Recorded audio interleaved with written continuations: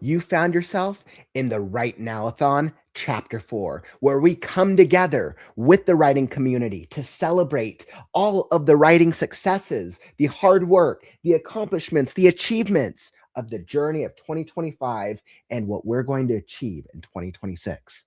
We have writing sprints, world building workshops, celebration workshops, Jeopardy right now, conversations, games, and much, much more in Chapter 4 of our weekend long festival, the WriteNow-athon. So make sure if you've missed out on any of the fun so far, it's linked down in the YouTube description down below. And if you're here live, sit back, relax, because we're about to hop into all the fun. And by the way, welcome. For those of you who don't know me, I'm Kaufman, daily writing streamer, 730 consecutive streams and counting, and many, many more, on a mission to help writers with the writing process. So we're going to be hopping right into it. And let's just do a quick reminder, quick shout out for those of you who've been joining us and having all the fun. Don't forget, we have some games, some activities for you to partake in with the community. Let me throw up. We got our bingo. Don't forget your bingo, because we definitely have some great things as we fill out our bingo cards together. I was like, I don't know, a bingo card went somewhere. Bingo. Yes, found it. So I had my bingo card here. This was fun. And we'll do my screen share. Oh, no, I have to do a screen share. So definitely almost there as Kaufman gets his life together. All right, and here we go. So make sure you join us with the bingo. They're completely randomized. Courtney, if you want to throw up another bingo card in the chat for anybody who hasn't gotten a bingo card yet, come join us for bingo. You see, these are a couple of the ones I marked off on mine, but it's completely randomized for each one. Let's see. I think we had Tech Gremlins, followed someone new, change writing view, ignored end of sprint timer, entered a giveaway, hot mic, host wrote, I don't, my apologies. Seeing if I've actually hit any of my other bingo cards. I haven't looked at it since the last chapter. Eating during stream, I definitely did that. First draft read on screen, set writing goals, self-care sprint. We did a self-care sprint, so I feel like I'm making some progress. Whether you make a line or you're the first one to get a blackout, let us know, and we will definitely celebrate that in the community. Let's see who can do that with the bingo. We also have our Mad Libs. So make sure if you're wanting to partake in the Mad Lib craziness, it's under the WriteNow-athon Discord. All you got to do is you just got to give us a couple of these words: adjective, name, noun, liquid, and we have a whole list here linked over on the Right Now Discord channel under the WriteNow-athon, as we are building a story together with our Mad Libs. And let me tell you, building a story together, we're going to pick some of your best suggestions for the Mad Libs. All you got to do is pick a couple of those words, go drop it in the Discord, and we'll be going over our favorite Mad Lib story at the end of the WriteNow-athon. So make sure you come join us for that. That's going to be absolutely epic. And then we are all queued up for the next let's see, for the next session. We are at 6 a.m. Eastern time with our next part of the schedule. So we are actually kicking off the hour with the Let the Dragons Fly writing sprint. So we're hopping straight into the dragons. Ooh, who doesn't love dragons? I know, I'm stoked about dragons. And then we're going to be looking forward into 2026. We're going to be celebrating how do we do writing stories with celebrations, holidays, and traditions. That's actually going to be a really fun conversation. Then we're going to be diving in with a world building expert, Marie Mullany, who with her World Building in Time YouTube channel, she gives incredible information. Marie is absolutely incredible. So we're going to be doing some world building fun. Then we'll be joining the Breaking the Block team, as they're going to help us get unstuck with our writing blocks for those of us who've been struggling to get back into the writing vibe lately. And then, of course, for anyone who wants to join Jeopardy right now, let us know if you want to join in the fun, because we will be offering a prize to the winner of Jeopardy right now. All right. So I wanted to make sure to cover all that, and let's hop into it. So without further ado, we're going to hop into our next session. And I think I have this all queued up here. Perfect. And we don't need this anymore. Here we go. So our next session, Let the Dragons Fly. It's quite popular to have dragons and other fantasy creatures in fantasy worlds. Let the dragons fly in your world during this 1 hour creative session. Without further ado, let me introduce and welcome to the stage Ilse MJ Mul. Welcome, welcome, my friend. Thank you, Kaufman. Thank you for having me. It's wonderful to be here. Of course. Thanks for joining us in this cool writing endeavor, this cool writing festival. I always love seeing other authors and other writers who I know are like part of the community, but I never get the chance to stream with until we do some crazy event. Yeah, it's incredible. I mean, having that connection with so many authors and just everyone participating in this event is Mhm. it's marvelous. I know, It's right? I'm feeling so motivated to write. I'm like, I already love writing, and I'm feeling even more motivated. I'm telling everyone, I feel like I now have to publish my book next week. So even though it's still a I lot can of work, but imagine. next week. I feel the same, but my book is far away from now. But Yeah, my book still yeah, has some work it's left, but you know what? I'm yeah, setting the motivation. exactly. Exactly. Yeah, it's so wonderful to be able to do that. Yeah. Now, for anyone who doesn't know you, do you want to just do a quick intro, who you are, what you do, and we'll get into it? Yeah, my name is Ilse. I am, like I often say, a magic building dragon companion and creator of worlds. And the world that I have created for the books that I'm currently writing is called Tergday, and it is filled with magic and dragons and all kinds of fantasy creatures. And I love that. I love that we can use our imagination to be able to make creatures that you might see in this world, but you might also only see in a fantasy world like Terganay. And that's what I wanted to go into with you guys today. Um, Let me show you one Awesome. thing. I know Yep, I'm so excited for dragons. So, Elsa, yeah, so what you can do is you can screen share on your end and we'll throw it up on screen for you. Um, perfect. mhm. I've got it. It should run. Yes.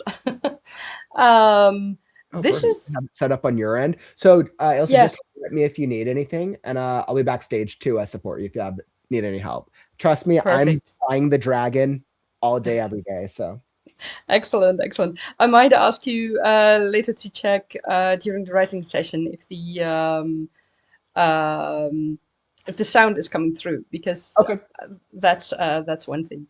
okay. Um, All right. but When we start writing sprint, we'll ask the chat, and I'll give you a tech check as well. excellent. Thank you. Thank you. So yeah, fantasy creatures and how can you get inspired? Well, one thing I saw it was the Mbari deep dive, I think, is this golden orb they found, and they had no idea what it was. And as far as I know, they still don't know what it is. They did find out that it is organic matter, so that's fun. So, yeah, I mean, what can um, come out of such an orb, and what kind of creature can live deep under the sea?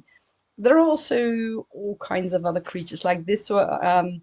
The slug that I found earlier, it's the inspiration for me for how do you call it? What has become a saying in Terganay, freckling lizards. And what you see here, the cactus dragon, is from the wonderful Andy Fraser. Um, and this is one that's a lichen, and it's so much fun to be able to see that and to make some dragon or other fantasy creature or a whole race of it to to use in your world. And it's just everyday things that you find. It may be like here, like on a tree. And this was an old tree log, and it's just enormous. And you can, if you once you've seen one thing, then you keep seeing other things like shapes in the clouds and maybe a spot on a wall or a door where you see something and suddenly you see a creature in there. And that's the fun part of writing fantasy and writing dragons. And fantasy creatures are not just dragons. And what I found, the first dragon that I um, met or got to know was Falcor from A Neverending Story, and that dragon is based on the luck dragon from Chinese culture, and that's what made me think about dragons in general, and all kinds of dragons, not just the European more violent dragons, but all kinds of dragons. So that is what I have in Tergne.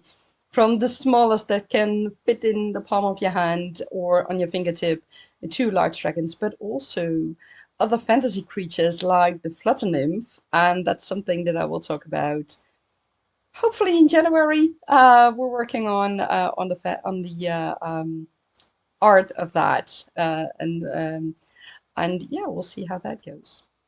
So without further ado, I like to get into our creative session, and I would like to challenge you guys to write something with a fantasy creature, and let's see how far we can get. So, um, Catherine, if you can check, wait a minute, can you check if you hear the bird sounds? Because we should hear them. Yes. Let's see. Let me check. Okay, so I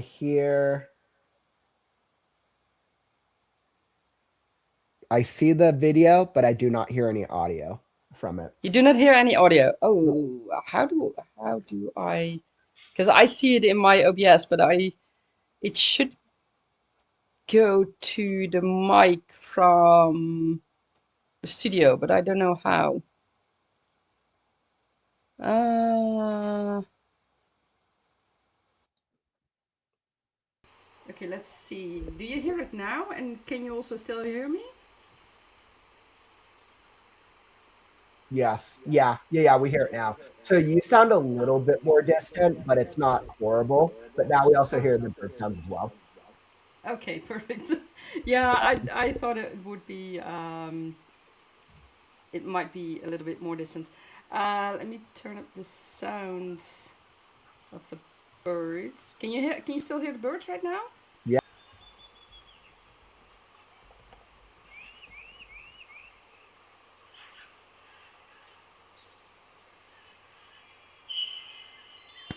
And that is the end of our creative session.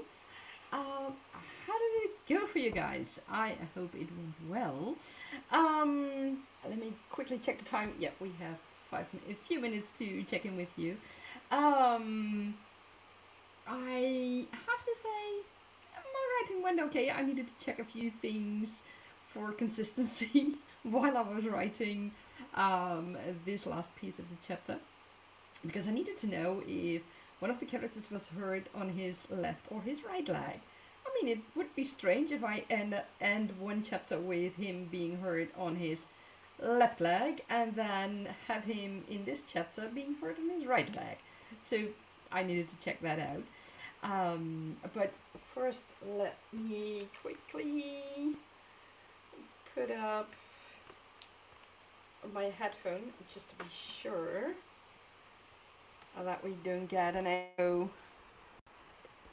That would be handy. Yeah, here we go. um, so yeah, that's what I needed to do, what I need to check, and I'm now really in the part where I can close this chapter. So that's a good thing, because I've been working on it for quite a long time. So let's check in with you all. um, Oh, thank you, Rachel, for linking my shop as well. In the future, there will be also art with the Flutter Nymph, or merchandise, I should say, with the Flutter Nymph, and with some sayings of that I used in Tergane. So thank you very much. Thank you so much. Angel, you wrote 77 words as you just started. Excellent progress. Excellent. Jenna, sneezing fit in progress. Yay, morning allergies. Oh, I know that feeling. I mean, here in the Netherlands, it's winter, but I mean, if it's just the last few days, it has frozen just a tiny bit, but that's not really enough to stop the alders and such from blooming. And yeah, if you have hay fever caused by a birch allergy, I totally know what you're going through. Um, and just say, Jan, take care of yourself. Richard, you got 285 words in and coffee. That's great. Coffee is important. Well, for me, it's hot chocolates. That's my cup of poison, so to speak. And Rachel says, I feel you, Jenna. And Penumbra, mine, Ellen Mart, you got caught up on your social media post for time travel authors. You write time traveling. That's interesting as well. It's something I can't wrap my brain around, so it's not something I will do. But yeah, time travel stories can be really fun if done well. So I imagine it can take a long or deep research, I should say. And you made a cuppa. Excellent. And Angel, you had lunch before writing. That's great to hear. Well, for me, it's how should I say that? Just a quick check, by the way. Yeah, I think you guys hear me. Can you still hear me correctly? um, so yeah, I had my hot chocolate with me, and in this chapter, um, the the fantasy creatures are not presents in this chapter, but they are talked about. The dragons are talked about, and it's a fun thing because the dragons are. I need to think. Is it sapient beings when they can talk to humans and have emotions and things like that? I always get those mixed up. I think it's sapient beings. Um, so yeah, there's that connection, and the Flutter Nymph is in this story as well. I'm currently writing a short story that might turn into a novelette. Um, I mean, I'll see how it turns out, but it's most certainly not below 10,000 words because it's already more than that. um, but yeah, it's called Go Fly, and it takes place 10 years before the main story of the Tagne Chronicles, and it started as just a background story for something that I wanted to know, that I wanted to. It's something, an event that's been referenced in the main series, and I wanted to write it, and now I was like, okay, you know what? I'm going to make it a free story in the future for my future newsletter subscribers. Not having a newsletter yet, that's in the future. So it's fun to write this and to be able to share it with you guys in the future. So yeah, that's it's fun. Yeah, it's incredible to be able to write that. All right. Well, Ilsa, I think this has been absolutely a great way to cue off our Thank you. morning session and hour. I feel like I was really getting into the animal vibe. The story that I'm working on is a world full of animals, creatures, and beasts. So I'm Oh, like, all right, perfect. perfect. Definitely was giving me some good vibes. I was thinking of my scarecrow characters. I've Oh, never that's great considered to using hear. animal notes before. That was great. Yeah, it's fun. Thank you. And Mhm. I'm happy to hear that it really worked for you and for the Mhm. others as well. Yeah, and I could definitely tell a number of our writers here in the chat we're definitely making a little bit of progress. I know we saw some, it looks like Angel, you're just getting started. No worry, we still got many hours of writing celebration to come, my friend. So, We're just at the beginning of our morning session. Rach got 285 words in and some coffee. It's always a nice plus. Always a nice plus. I think I'm still at the tea vibe. I was like, we'll see if when I get more caffeine fix. Yeah, Ah, sometimes you need your caffeine. well, wonderful. So, Ilsa, we're going to transition into our next event. You're, of Awesome. course, more than welcome to join us. If you want to join our group of writers, we chat about 2026. Oh, interesting. Mhm. So how do I do that? Do I just stay on or Yep, it's how? like the hardest thing ever. All you have to do is just stay there, your wonderful self, and I'll bring Perfect. everybody on stage. So, Oh, that's nice. in that case, Ilsa, give me just a second. I'll bring you back up in just a moment, and we'll bring up Mm-hmm. the others on stage with us. Yeah. In a momento. All right. And let me just do a quick call out. So, by the way, welcome to the Right Now community. If you're just hopping into the Right Now-athon, this is our epic end of year writing celebration where we come together with all the writers in the community and celebrate the writing progress. So, make sure to hop in, tuck in, tune in, join in, grab those pens because we have an awesome conversation lined up next. We're going to be looking forward into the future, into 2026, into what we have planned for our writing goals, our notebooks, our characters, all those crazy worlds in our brains. We're going to be talking about it with the other writers in the community. But first, if you've been hanging out in the writing community and you need help, you need consistency, you're trying to figure out, okay, what are these techniques I need to learn? Then I highly recommend you sign up for the Art of Writing newsletter. This is a weekly newsletter that sends writing tips, articles, and updates with Right Now streams, all designed to help you be a better writer, help you finish that book, that script one day faster. So definitely sign up if you're interested and you're not already signed up to the Art of Writing newsletter. I will drop this in the chat. It's also linked down in the YouTube description. Highly recommend Art of Writing newsletter. I just wanted to get a quick subscribe, quick ad in there as I try to get you writing articles and writing tips to help you with the writing journey. Awesome. So we're going to hop into our next writing session as we queue up and we go into our 2026 right writing vibes. Here we go. So yep, so here we go. So as you can see, we're gonna be joined by our other writers and we'll look forward to 2026.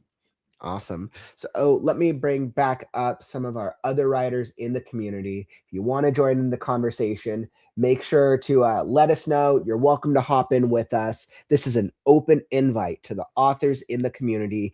If you're thinking about, okay, what maybe this year we didn't have that much progress, or maybe you did, but let's talk with each other. Let's see what is the writing goal going to be like for next year. So without further ado, let me bring back to the stage Ilsa. Welcome back to the stage, my friend. Mama Thank Maggie, you. welcome back. Awesome. So Hello, definitely, lovely. Hello, hello. Can you yes. hear me okay? I had to put my headphones on because the winter has arrived in Colorado finally at last, and the wind has started blowing heinously, like howling. So if I vanish, it's because the power went out. Yay. No, Oh that would not no. be good. That would suck a little bit. Um, Yeah. so awesome. So like it's really interesting because I feel like we've spent so much time during our Right Now-athon so far looking into the past and looking back at the year behind us. But as we're kind of approaching and as we're moving forward into closer to the new year, I start thinking about and pose this question to you guys and the writers in the chat. What does 2026 look like for our writing journeys? Do you guys feel hopeful? Excited? Do you have some major plans? What does 2026 or what's your plans for 2026 right now? I'd love to hear from you guys. I'm going to throw it down in the YouTube chat as well. We want to hear from you. Drop a comment. Well, for me, it's finishing my Go Fly story. That's one. That's the first thing I really want to finish, and the next is continue to work on the Technic Chronicle series. I decided early on when I started writing the series as it is in concept right now, that I want to finish the entire series before I'm going to revise and edit and things like that, and go to pre-alpha readers and other people with certain technical knowledge that could be helpful for me. So that's what's in the future for me for 2026 is go fly and yeah, continue my work on the main Technic Chronicle series. I hope that I'll be able to finish at least the first book coming year. So yeah, that's it. It sounds like you have a lot planned for next year. That's actually super cool. Yeah. What about you, Mama Maggie? How's your 2026? Oh, okay. Wow, you have a lot planned for next year. I wasn't expecting that. So, Oh my God. this is my Kanban board, my lovely Kanban board. And this is actually writing, editing, and rewrites, at formatting and publishing. Wow. 2026 through 2028. Oh wow. Oh my goodness, I love that. So, Well, wait. Okay, all so yeah, okay. So wait, break down for me. So each of those things, you said you have publishing, writing, and editing. writing, Uh-huh. editing and rewrites, final edits and formatting, because Mhm. that it is its own monster, Mhm. and then actual publishing dates. Right now, I only have two things in the publishing thing, Okay. which is finishing up the Relic of Time Wars, which is my Okay. massive sci-fantasy series. Wow. All right. So you're finishing the last book in the series? I am currently writing book 13. Book 14 is already written, so I just have to do the final edits and publishing on that one. Book 13 was the big project for the second half of this year. And then I have Pagosa Stars, which the last two books are already written. I just have to repost. And then the big ones, Servants of the Moon is one that I have to do.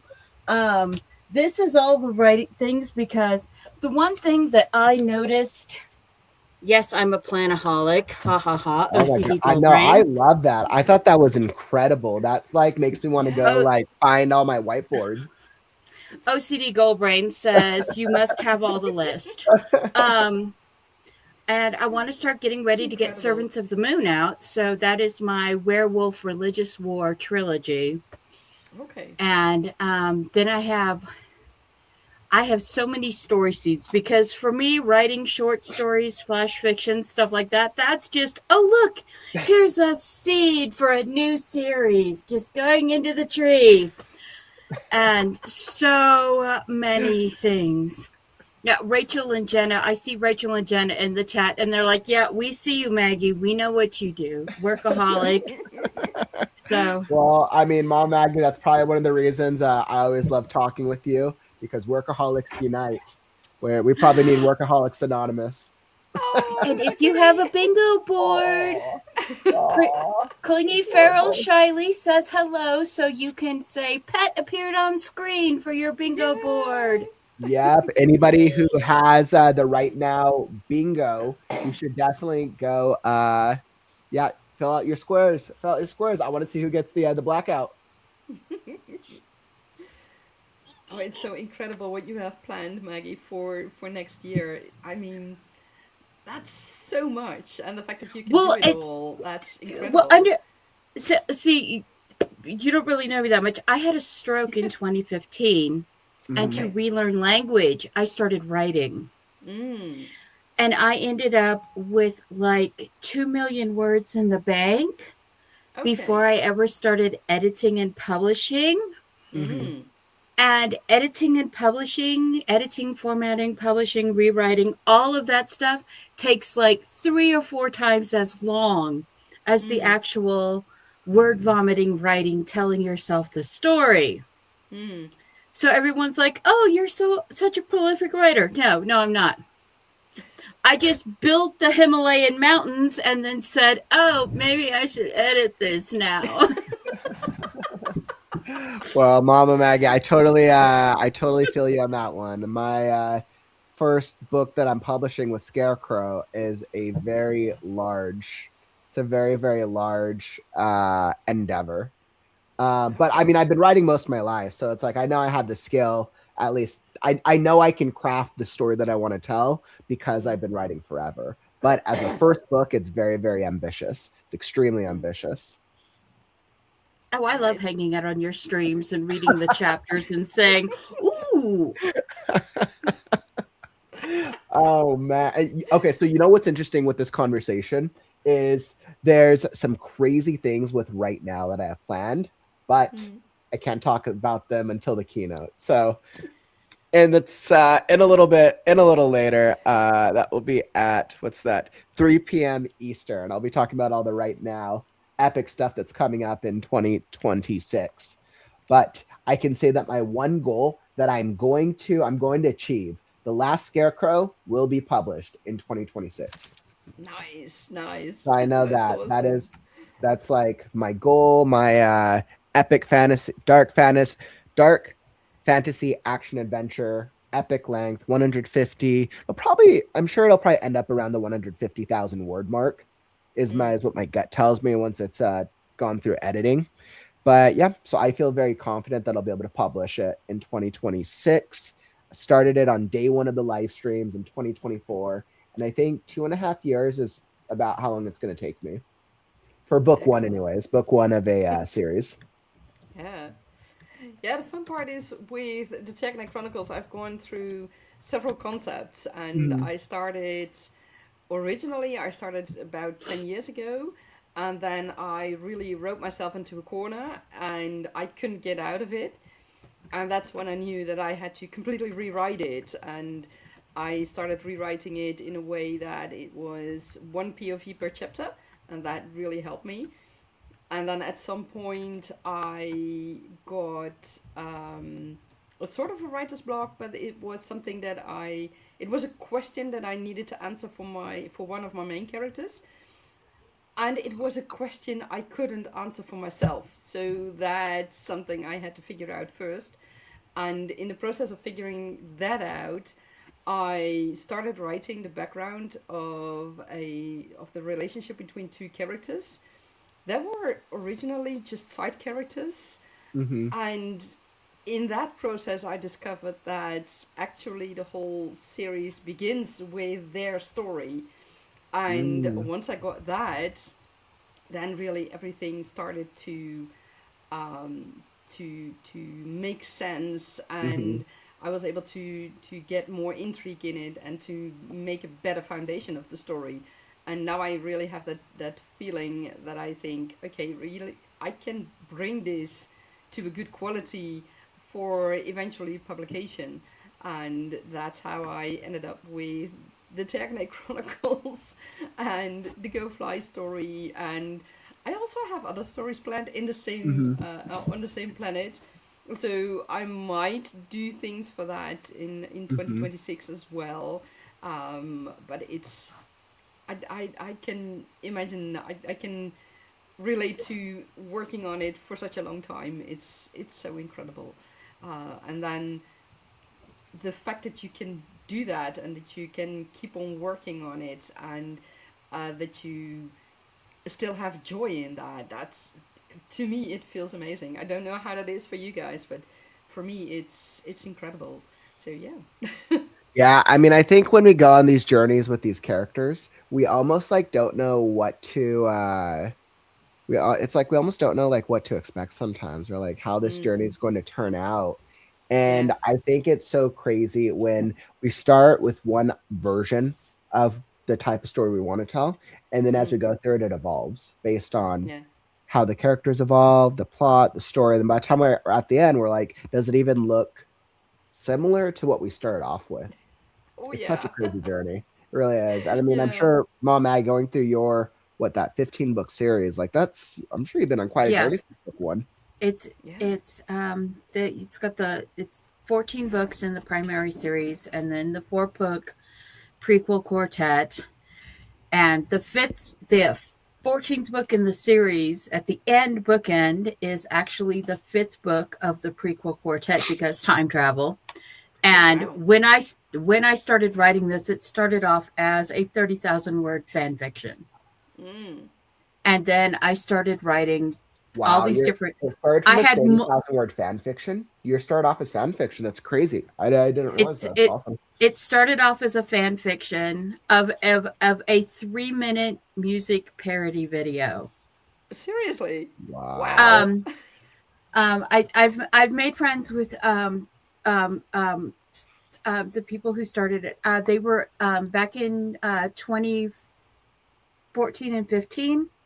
My kids were obsessed with watching this series on YouTube by Jorge Cyanide Epic, and they were and Kristen the Mike and another content producer named Carflo were doing this Jurassic Craft Minecraft series where they were using Minecraft as an animation engine, as a role play animation engine. This was back in 2014, 2015. And right before I think that was still YouTube 1.0. I think that was before that. That was the I think that was before that Apocalypse, actually. Yeah. And they but they were using it as and this is how diverse creative sources come from. And they made a parody video, and the middle and the youngest were always obsessed with having a little brother, which unfortunately they did not get. And there's this scene where this little boy is running through a garden with an iron golem. And if you play Minecraft, you know what an iron golem is. It is a protection robot made out of magic. And they were like, who is that little boy? Tell us a story about that little boy. And this was right after my stroke. So I wrote them a story about who this little boy was. And he was the secret prince, son of the immortal. And that little 30,000 word fan fiction called War of Prophecies ended up blowing up into the 1.4 million words of Relic of Time Wars and The Huntsman. And and I don't write in order. A lot of fantasy writers are discovery writers. And because I have brain damage from my stroke, I need a little more structure than that. My Kanban board is a perfect example of my need for structure. But I write a method called writing the tree, where you write the leaves or scenes, pivotal scenes first, and then you go back and create the characters and the plots. And so that's what I did. So I had scenes when I was writing book 1. I had scenes for book 10 and book 8 and all the other books in the series. And the last book of the series was actually written before the war arc of the series, which is the climax, the last 4 books of the series. So I had the bookend of the series done before the last 4 books of the series done, because it's time travel, and that book ties into the very first 4 books of the prequel. Wow.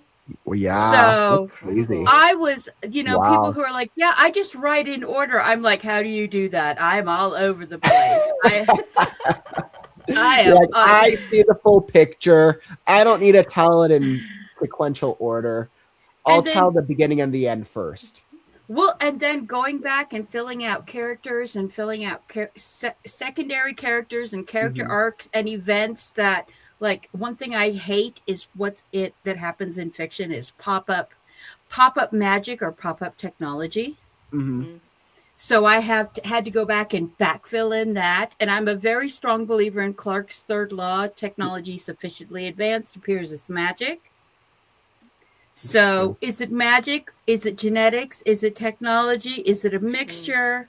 It's what I love that challenge. I love that challenging debate, by the way. And my series, Scarecrow, the series actually questions that philosophically throughout the series. And what is the distinction between magic and technology? Yeah. Magic and through this whole developing a writing process and everything, I developed my 30 characters every author should interview their 30 questions every author should interview their characters with, and the 30 questions every world builder should ask themselves when they're writing a thing.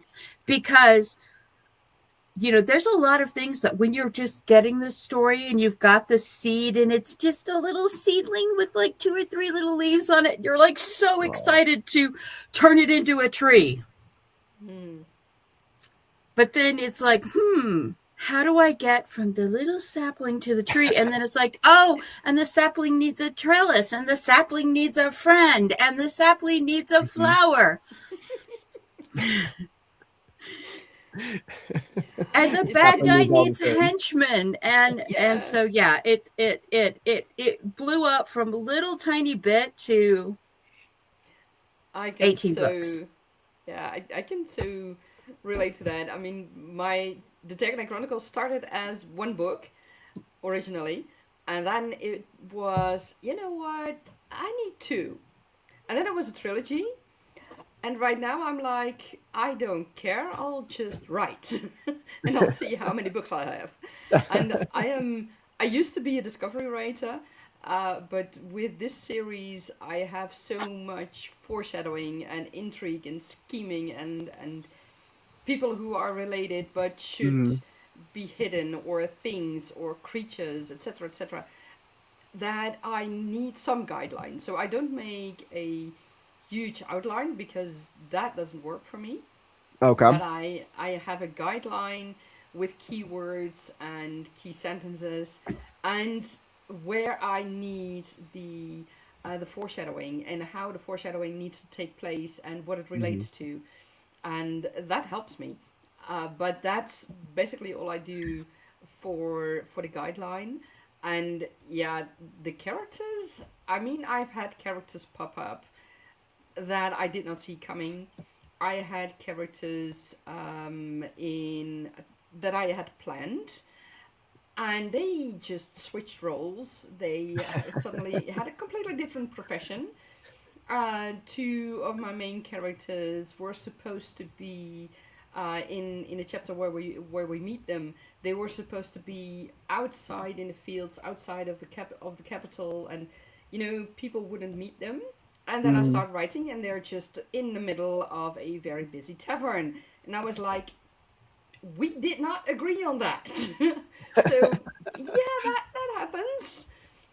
But in the end, it worked. And yeah, other characters just also keep popping up. And sometimes it's also that I hear something on the news, or I see something on YouTube, or other places. What's it called? Board Panda, I think. They also have these fun stories, and I'm not like, okay, I can use that, and I can see that happening in Tergane, and it might just be a very small, insignificant character that my main characters will just see while they're working on the market, while they're walking on the market. But it might also be a character who brings vital information, for example. And yeah, that character just came out of nowhere. And I just let it happen. And that's the freedom I give myself. And that's something I will continue to do in 2026, because for me, that works. That way of writing works. And if I have a very strict outline, I'm too limited, and I find that that I get stuck because my mind wants to go elsewhere than stick to that very strict outline. And that's why I decided to use it as a guideline of which I have the freedom to deviate from. But yeah, that's wow, I think that's absolutely a really, really cool strategy, being able to let yourself explore with the characters. I try to like ask myself how much exploration I allow myself. I think in the early stages I explore, I just do discovery to an extent, but then by the time I think by the time I got about 20% of the way through the book, then I was like, all right, now go back and create a full outline, and then use that as the roadmap. Because I asked myself, like, what's the story that I want to tell, and then how can I make the character beats stay true at each of the major beats, and then that gets me excited because then it's like putting the pieces together. But even with that aside for a moment, though, we had some really, really great calls from the community. It looks like a lot of the writers here are really looking forward to some of the things that they have going on in 2026. I know Jenna shared that in 2026, they want to get to a specialist for these allergies, asthma, publish a trilogy that's half written, and maybe publish Beta Design, writing with metaphysical tools dice. That's kind of cool, actually. That Yeah. sounds really She cool. just finished season 1 of the Myrna Annals, so she's got 5 books out in her Mm. first season, and she's starting on the second season, and now she's working on the new Fae series, and it's just and her editing business and Uh-huh. her tutoring business, and Jenna just goes, and Jana does a little bit of everything. she's Incredible. amazing. Oh, Yeah. I love to hear that. Definitely, always really cool to see fellow writers and authors. We're all doing the hustle in one way, shape, or form, right? Mm, certainly. I Oh, know. Jenna, if I Mhm. may, I see that you're going to see a specialist for your allergies and asthma. I have that too, so I can speak a little bit with experience. Seeing that specialist can really help you in getting that information of what you're allergic to, and they can also give you very good advice on what you can and can't do, but also from my experience, how you can deal with certain situations. And it helped me so greatly.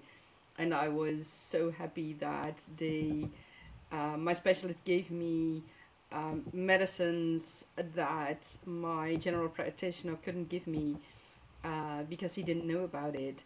And that helped so enormously with, for example, my hay fever.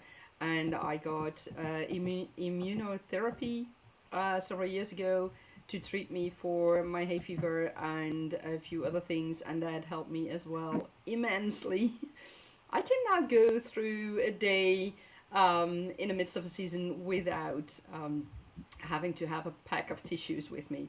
So yeah, I'm very happy to hear that you are going to such a specialist because they can really awesomely help you.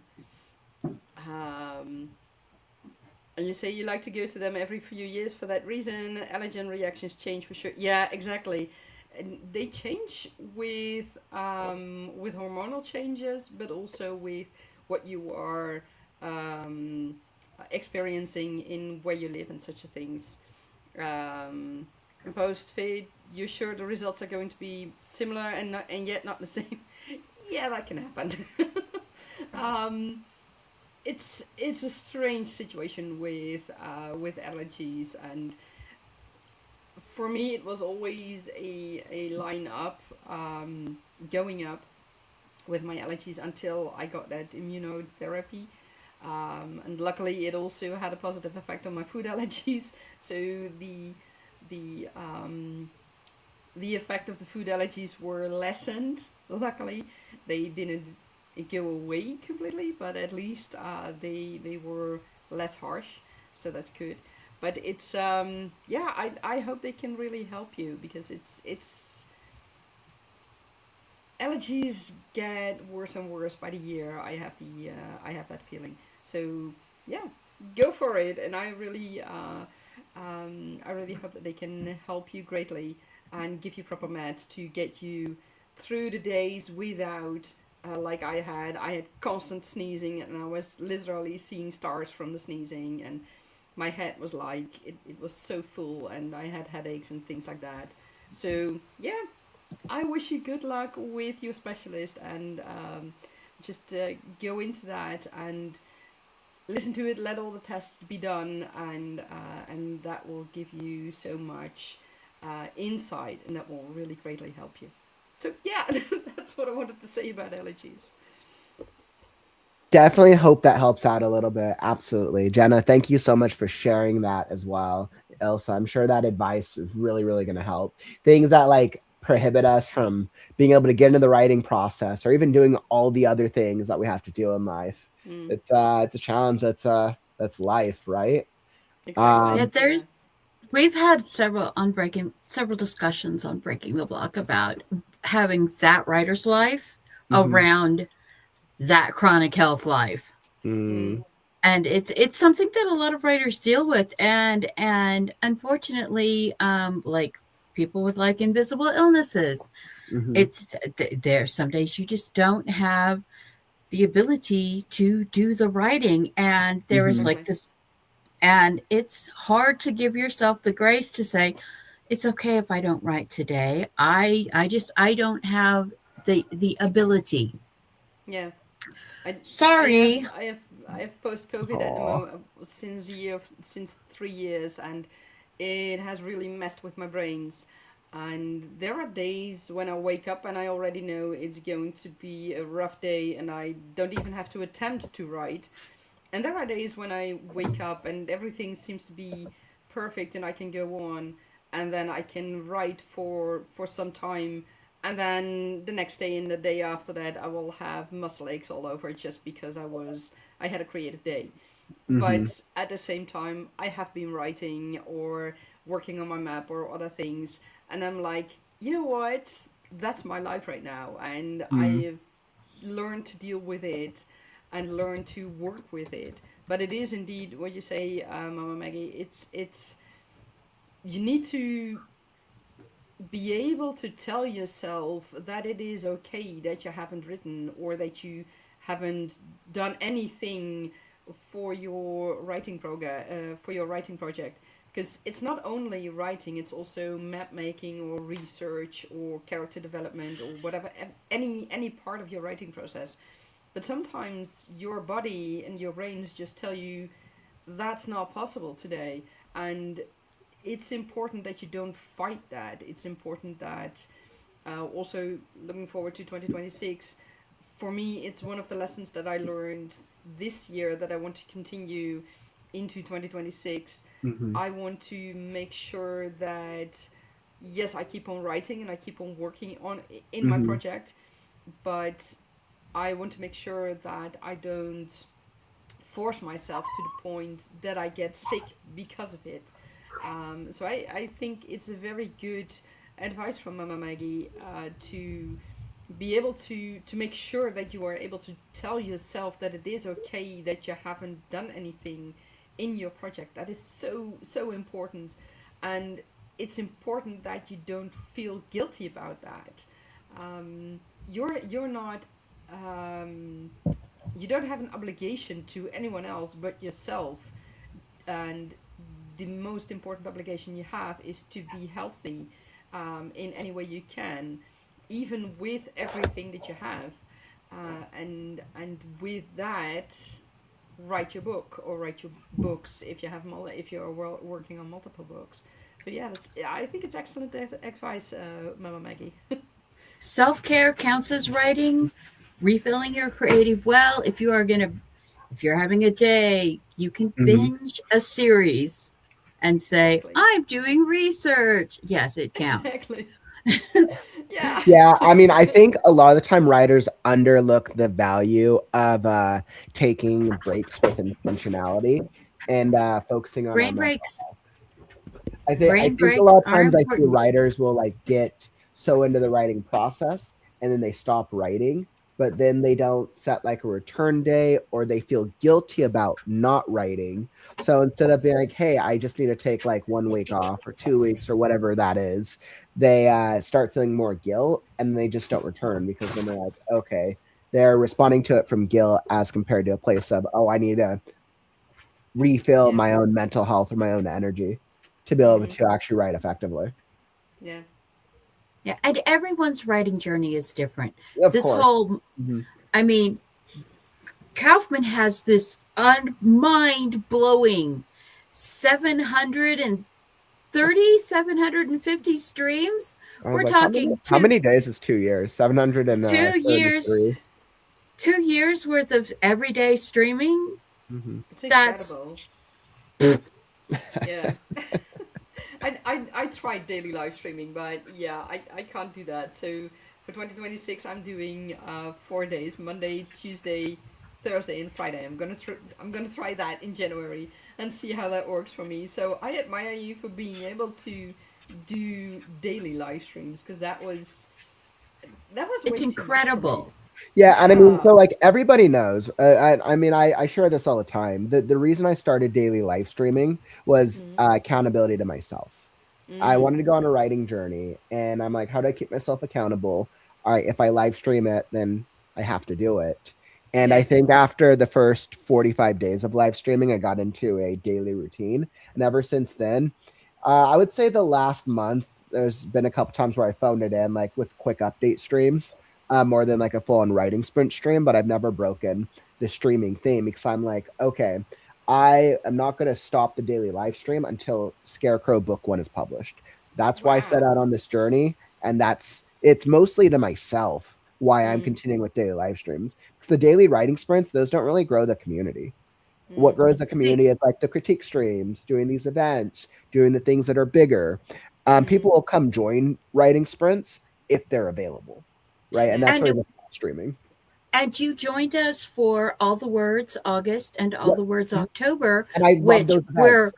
I love which those were events. routine, which that's one thing we talked about. 2024, 2025, it seems like everybody fell out of their routine or struggled Oh, with their actually, routine. yeah. It was a grind to get your routine done. And so we started the All the Words challenges in August and October, which had different day counts, which you can do it 2 days a week, you can do it 5 days a week, you can do it 7 days a week.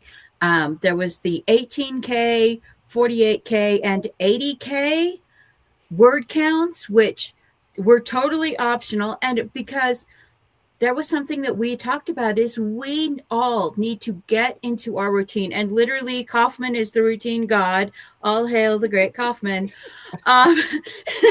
Made you laugh, That's I why I find win. it so weird, Mama Maggie, because like I've been in Well, such like a routine and like a role and a cadence for 2 years, but then I see so many people have struggled this past year, and I see it I in the conversations 5 I have with a.m. writers. Writers Club. Yeah, I 5 see a.m. it. Writers Club. I used to every 3 times a week. I was always there. 5 a.m. Writers Club. 2024, 2025. And Pull the that's hand why grenade, stick it consistent. in That's why my consistent mouth, and just routines. blow Yeah. my brains out. Mm-hmm. And just redeveloping that routine is something that we try so hard to encourage, and that the Right Now community encourages with the Discord sprints. And Rachel, who helps run the AuthorTuber and Oh writing my goodness. sprints, Google Rachel is like Sheets, Rachel is Rachel and incredible, Kat, not just and with like all those marketing, people but with who everything. keep that Google Sheets active since we lost Evan Cutting's channel, they have just been amazing, because you can click on there and go, oh, look, it's 12 to 14 hours worth of sprints every day. And you go to the first page and it's hundreds of author tubers that you can look up and you can follow. And that part of the community that helps you get back into your flow, or the hopping over into the reading booktube community and doing the reading sprints, is something else that helps refill you. And just because you aren't literally sitting with a notebook or typing to write does not mean you are not participating in some kind of creative. By the way, I know Rach, I know you hopped in. I think this is actually your first time on the stream for the WriteNow-athon. Right. Welcome to the community. Let me Thank tell you you. guys, Rach has done all of the marketing you've seen. Rach has been a part of for WriteNow-athon. Absolutely incredible. We wouldn't even have half of this stuff without our expert marketing lead over here. You're amazing, Rach. I try. I'm glad to have you doing an with us. awesome job. I know you were I know I saw some of your comments in the chat, but if you want to just real quick for anybody who's new, who are you? And then what was the 2026 thing that you were kind of looking forward to with your goals? I am, for those that know me, as far as, and it's time for me to get up, by the way. Kay understands that I get up early sometimes, and today was one of those days. Anyway, I have 2 series out that are from the same world. One is a prequel series called The Life and Loves of a Dragon, And then the main series is an urban fantasy paranormal romance called the Dragon Tasker series. And I have a co-author named Dawn McClellan, and she is usually with me, but she had a rough night last night. But she and I have been writing for over 20 years together. We started in fantasy collaborative writing groups, and we moved into fan fiction together. And this idea happened to be one from an original urban fantasy idea that we had. And one of our friends said, "Hey, I want to do this, as a Yahoo group." So at the time, or it was, I think, Yahoo Clubs at the time. Anyway, we tried it out, and he wound up going on to be a professor. So he didn't have time to deal with it anymore, and we just decided to keep our idea and go with it into a series. Right now, I am also, because of going through the path of publishing it myself, because I wasn't sure if I could handle giving up control of my book babies to somebody else, and also because our themes are so different than, or at least at the time, they were different than mainstream. We decided self-publishing was the best way to go. And so we've done that. And over that time frame, I have learned a lot of things. So now I also have a little blog called Aggressively Helpful Writing Advice, because I tend to be like the person that's like, poke, poke, poke. Hey, you should try this. Hey, you should try this. I know, Rach definitely has some very, very helpful writing advice, which I think is very, very important.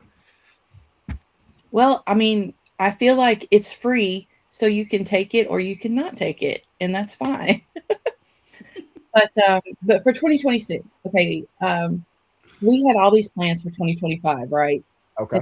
My husband wound up with surgery. And now got pushed into 2026. So I was like, all these health things came up during 2025, and we're just pushing it off. And that's the adaptability of being into creative stuff, is that you can take it and be like, okay, well, I did part of it. We did release the one book, but we're going to release the last book of the series, the last book of the prequel series, and 3 novellas planned for 2026, all in this connected world. So we're very happy about that. Since you guys had the subject up about the author tubing and the sprints helped me focus. And one of the things that I noticed in my experiment, which I like calling it that, the experiment of December, was that Mondays and Tuesdays, Thursdays and Fridays, late at night.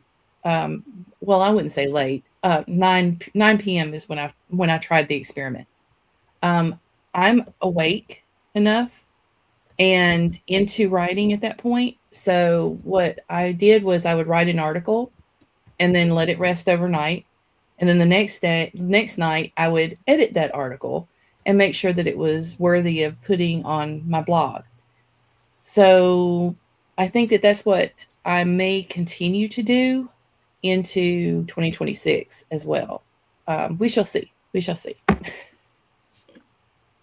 Sounds good. It's been, and I shared the AuthorTube and Writing Sprints list link, by the way. It's been a crazy year for a lot of writers. Oh, and I have to give credit too. Most of the year I did the AuthorTube spreadsheet, but Devin did come back in the back side of the year.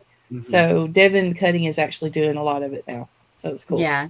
And there was definitely, I think, a lot of events in the AuthorTube space that helped contribute to a lot of writers and AuthorTube growth.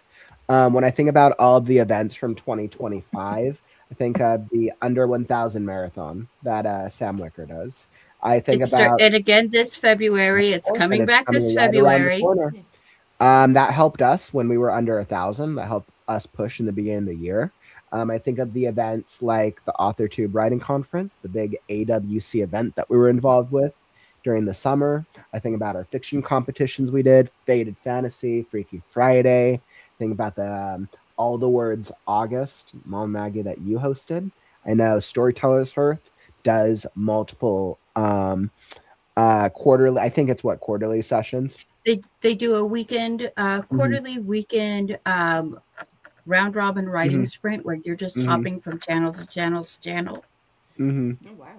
And I mean, I think there's so many different types of ways to kind of try to get motivated in the writing community. And we each keep trying to come up with more ways to, like, okay, well, how do we all try to help each other do the same thing, which is to write now? That's really what it is. We're all trying to help each other right now with consistency and routine.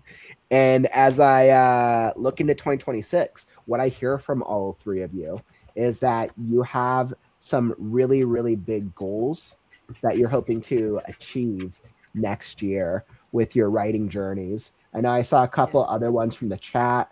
I know Angel said 2026, finish draft 1 without losing chapters again. Oh, I'm sorry, my friend. It's happened to me too. So I understand your pain very, very well. Find beta readers and work on my book cover. Get that book cover out. You'll be so proud. Well, I mean, with the book as well, of course, but the book cover is definitely important. So that's very, very cool. Hope you're able to achieve that. Stephanie, welcome, my friend. You're like, a 2026 writing goals include a novel-length holiday book and make significant progress on what is known as my talking fish story. All right, I want to know more about a talking fish story. That's actually a really good elevator pitch. That's a great elevator pitch. Like, I have my story. It's a talking fish story. I'm like, I don't think I know many stories with a talking fish. Cute puppy down there. All you guys and your furry mascots. Oh, I've got a farm. I've got more than enough animals, and my grandpups are here. So I'm like, yeah, all the fur babies and all the extra fur babies, and nice. She's my old lady. I saw you guys dropped a couple of the links in the chat. That's awesome. So we're wanting people to, if you're under 1,000, Sam Wicker runs the under 1,000 subs author tube in January. I'm like, I don't think I can participate anymore. We're not. Well, actually, we're looking for. Huh? We're looking for people who are over 1,000 that are willing to help out as far as get the word out for the ones that are under 1,000. So that's the idea. All these things that everyone, I love helping out with them. Yeah, absolutely. Absolutely. I think it's always a reminder for me. Also, the people who don't have a lot of experience with streaming, they can be volunteers. And that's what I want to push, because we have a lot of authors. I just know a lot of authors and writers in general, but a lot of up and coming authors who are just publishing their early books, who are kind of getting into like that process and that mindset and that realization that they got to build some type of online presence, whether that's social media, a website, a newsletter, whatever it is their heart desires. A lot of them recognize that. And everyone knows, like, the thing that I'm good at is live streaming. I've figured out this daily live streaming for myself. And I think anytime we can kind of help push our other writers into these types of events, it helps give them what is most important, which is experience. That's the main thing. For me, it was experience, networking, being able to understand the background work that goes into it. When you're a volunteer, when you sign up for it and take the chance. We have a lot of people that co-hosted, so they were learning the ins and outs of, and also learning to be able to actually be on the camera and not be scared of it. So I think that helps people a long way too.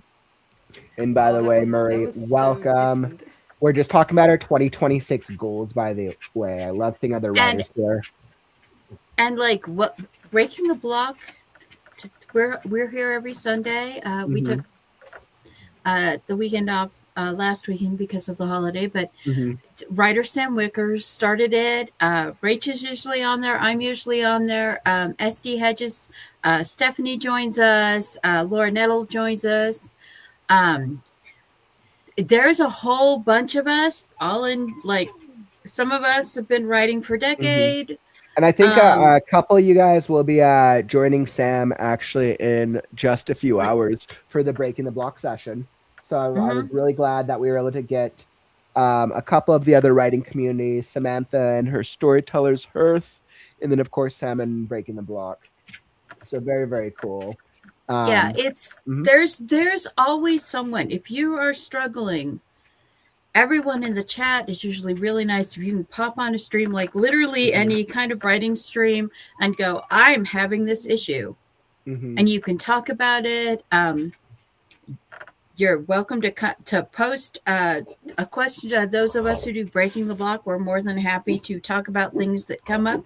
What? Yeah, if you have any writing questions, or maybe if there's something that you want to try for next year, drop a question, let us know, as we're kind of like thinking forward to 2026. And like the one thing that we do know for certain is if you don't have some type of online presence, you got to get something. And I'm not saying go master social media. It's a journey. Got to figure out all the moving pieces, but make it simple. Start with one easy thing, whether it's a website, a newsletter, and figure out how to make it possible. And it there is no one set way to do all of the there's like all of the like 100 different ways to AuthorTube social media. And if someone says that they have the one system for $9.99 easy payments, 4 easy payments of $9.99, buyer beware, because there's not everything works for everyone. And when you're becoming a writer, there is no one ring. Yeah. Hi, Kat. Hey, what's up, Kat? I think the best way, when I think about it from a psychological perspective, at the bare bones idea of it is, if you tell somebody about your book and they want to know more, where do they go? If you're like, hey, go to my Facebook, and you don't really have your Facebook set up for anything, it's just a missed opportunity, right? Exactly. You want to send them somewhere, even if that somewhere is what's the link tree, right? Even if the somewhere Linktree is really wonderful. Linktree is like easy mode. Like, at least get a Linktree that sends to your socials. Linktree is like easy mode. Because the thing is with Linktree, they may not have the socials, but if you have at least an author presence in each of the socials, or a website that they can go to learn more, then on the Linktree they can choose where to go. That's a good point. I mean, of course, like the website is the number one. Like I think we all agree website should be number one. But and there are free options available when you first start out, by the way. So it's usually you're just giving up time, right? So, and I think that's always the trade-off. So if you don't have the resources saved up, then you have to give the time to figure out the skill. I still don't have a Linktree. You've got to do that. You have a digital presence though, right? Because I do have it. The one thing that I did right when I started my author journey was get Penumbra Mine, Ward on all platforms. There you go. And Mama Maggie, same here. I don't have a Linktree either, but I know like my home is the YouTube channel or my website. And I know I can link to everything on those. Yes. So for me, a Linktree is unnecessary. But if I was starting out and I needed a place, it would be different. I know it's just like a good tool. Exactly. Yeah. Like everything else, it's a tool. Agreed. Exactly. Yeah, for me right and now also, it's YouTube, and next year I'm gonna set up my my site, and those two are the main ones, and it's way too much to keep up with all the social media. I mean, it's wonderful if you are able to do that, but you don't. If you are not able to do that, just focus on one or two things and go from there and see how it goes for you and how it works for you. And I think that's the most important. You shouldn't feel how shall I say that, obligated to do everything, because if you try to do everything, nothing comes from it. So you'd better focus on one thing or two things that you are capable of managing. Yeah. And then that will work way much better than doing a little bit on all social media. At least that's how I I have feel to it. say, Marie, you gave I absolutely love your message, by the way. So Marie said, I mean, I usually post some TikTok about my books that have the most reach there. I'm not confident in my ability to make a good website within my budget, which is fine. But I am having fun with doing my promotion, even if at a slow pace. And the key word here is that you're having fun doing promotion. Keep Exactly. doing that. That's part of the journey. And give yourself the flexibility that it takes time. Have fun doing it, especially if you're having fun on TikTok. Yes. TikTok book talk is very, very popular. Like if you can figure out book talk, you'll be very well set up. That's one of the platforms that if you can figure it out, good for you. More power to you. I've stayed away from TikTok for now because I I also mean, you don't have to be on it. I feel mean, we it's were talking about this earlier too, yeah. actually. When you think about social media platforms, your options are TikTok, Instagram, Facebook group. Generally speaking, there's some other ones, Mm, but those are the three predominant social medias when we think yeah. about book. I mean, of course, YouTube, but YouTube, AuthorTube is very much like niche and probably the hardest of the ones to go after, Mm, unless you're really willing to, unless you're able to put in consistency and time to either live streaming or learning how to make videos, which is its own yeah. process. Which I fully approve. I think video is the best, hence why we all do it. Exactly. Yeah. Well, I feel I mean I haven't published anything yet. I feel I'm still for myself early in the whole process. So posting about that on TikTok feels a bit strange. It's I don't have that much to tell from what I feel. Let me put it that way. So that's why I haven't been on TikTok yet. It feels a bit overwhelming, the whole platform. So yeah, Like you're not sure what to post on there. yeah, exactly. I mean, I I have mean, nothing. Yeah. TikTok's an interesting one. I mean, when you start looking at the algorithm and what people post on TikTok, generally you either have the writer who's doing info vids and giving helpful advice. That's one Mm, popular format. Another popular format is book reviews, talking about the books or breaking the books up into segments.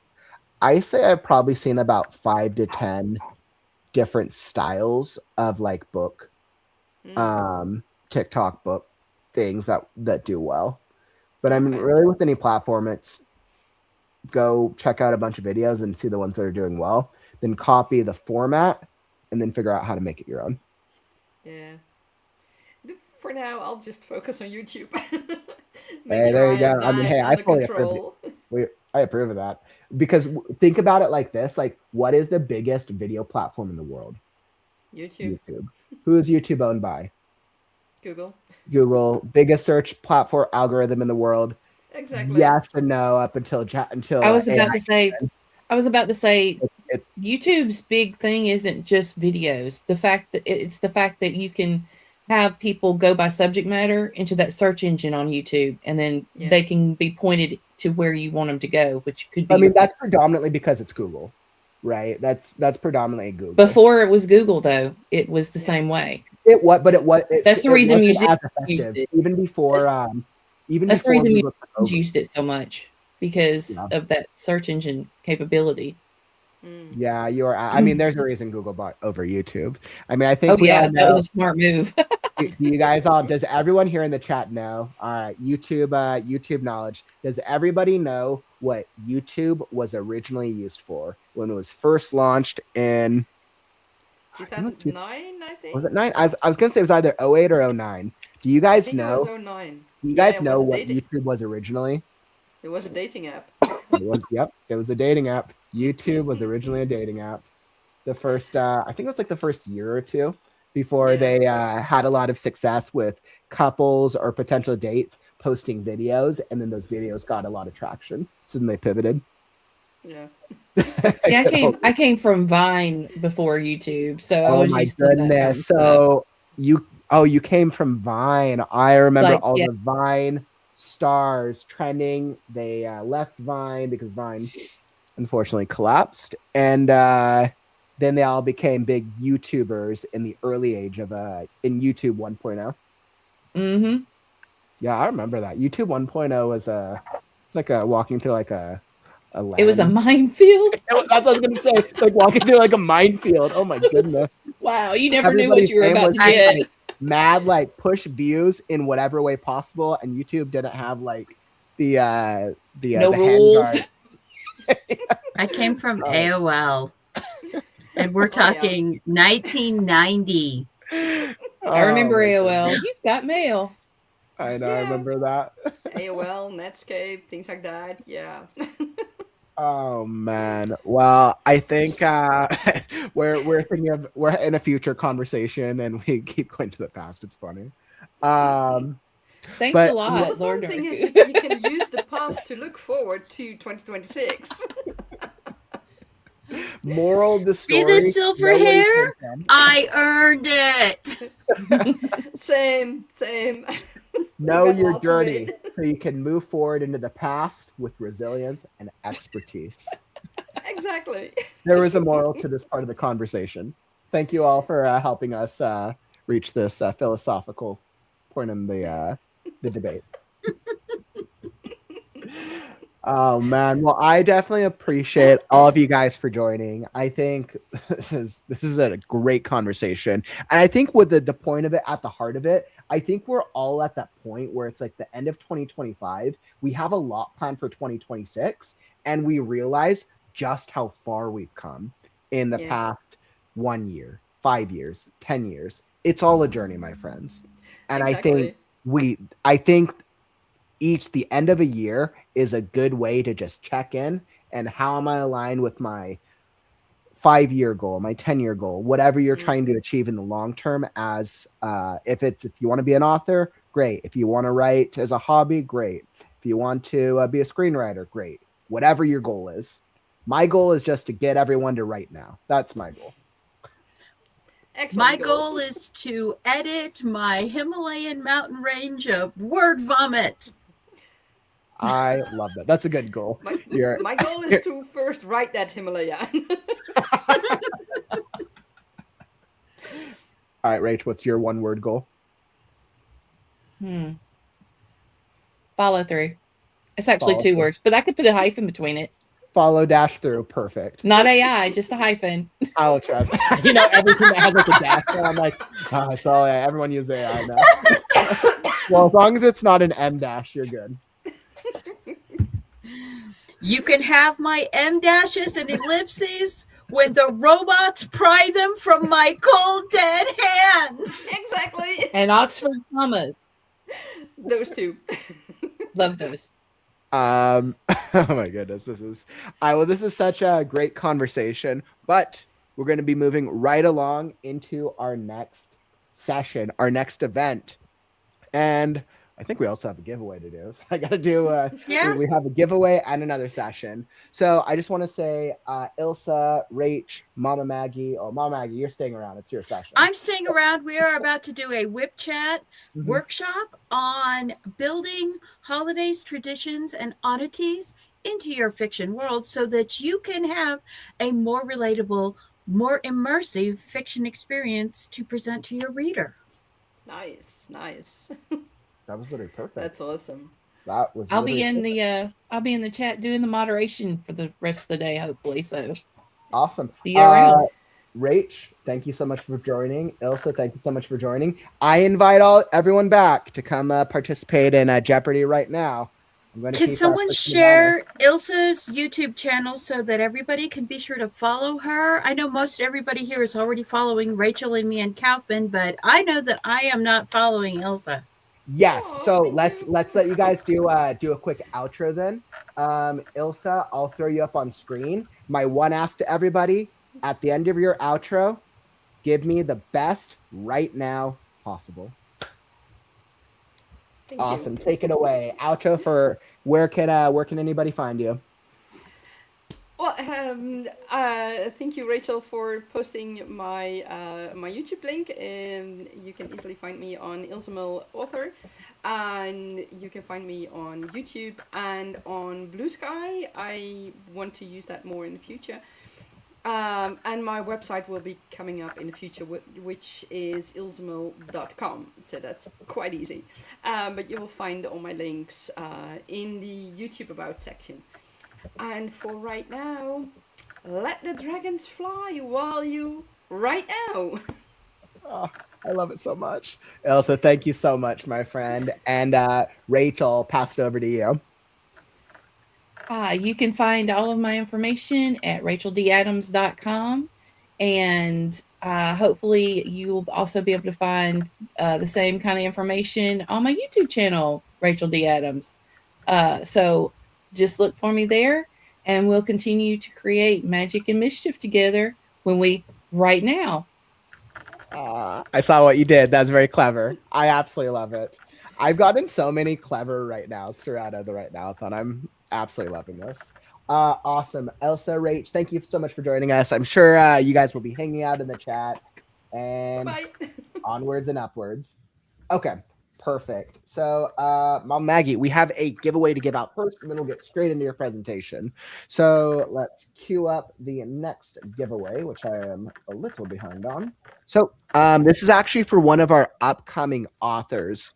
Let's see, because we have, here is, okay, this is what I'm going to do. So Mom Maggie, let's queue up your giveaway item. I'm going to queue it up on screen. Okay.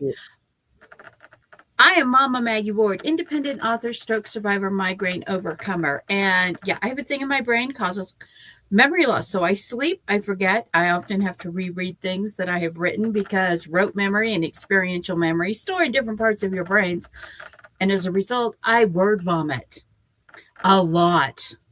For the first 6 years, 5-6 years after my stroke, I did nothing but bleh onto Wattpad and ink it.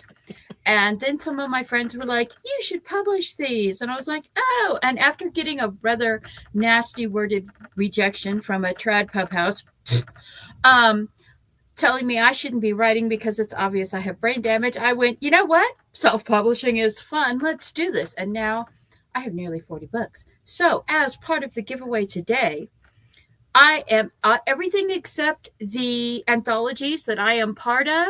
You can go to my Amazon page, look at a book and say, I would like an EPUB of that book, please. I do have prints of several books, and if you are in the contiguous United States, I will send you a signed copy of one of the books that I have prints of. All you have to do is reach out to me for something like Pagosa Cliffs or Relic of Time Wars, or my favorite, How to Become a Crazy Cat Lady to Survive the Zompocalypse.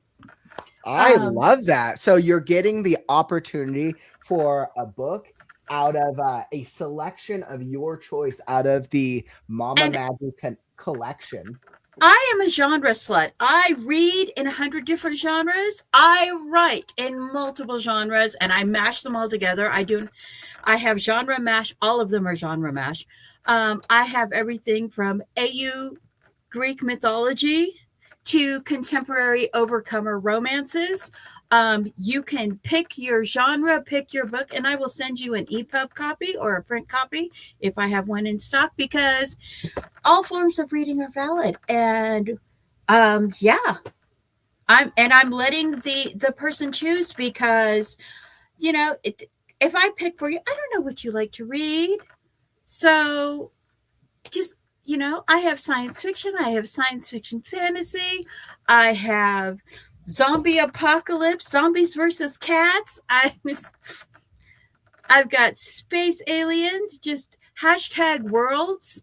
Yep. So type in #worlds into the chat for a chance to be entered for one of Mama Maggie's collection. I feel like you're like, this needs like an official name. Like what's the author name you go under? Is it Penumbra? I go by MM Ward. MM Ward. This is like it feels like this is like the platinum, the MM Ward, the platinum collection, or like. Well, it's my LLC is Penumbra Mine, which the penumbra, in case you don't know, a penumbra is the area of a shadow in an eclipse between total shadow and total light. It is the gray. It is the not dark part. It is the dark but not completely dark part. It is the light but not completely light part. It is the area where we all live.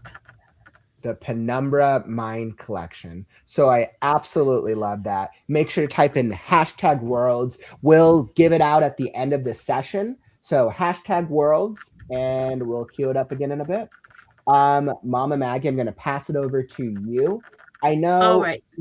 Did you want to screen share some slides on your Yeah, end? I am about to start screen sharing the slides for the discussion. And please, just A1, just A and the number for your answers, because this is a discussion and workshop session. And everybody's input, we want everybody's input. We want everybody to talk about it. And while you're sending that up, we're celebrating traditions, holidays, and traditions in fiction. A 7-question discussion workshop about adding celebrations and such to a hashtag WIP world to create a more immersive reader experience.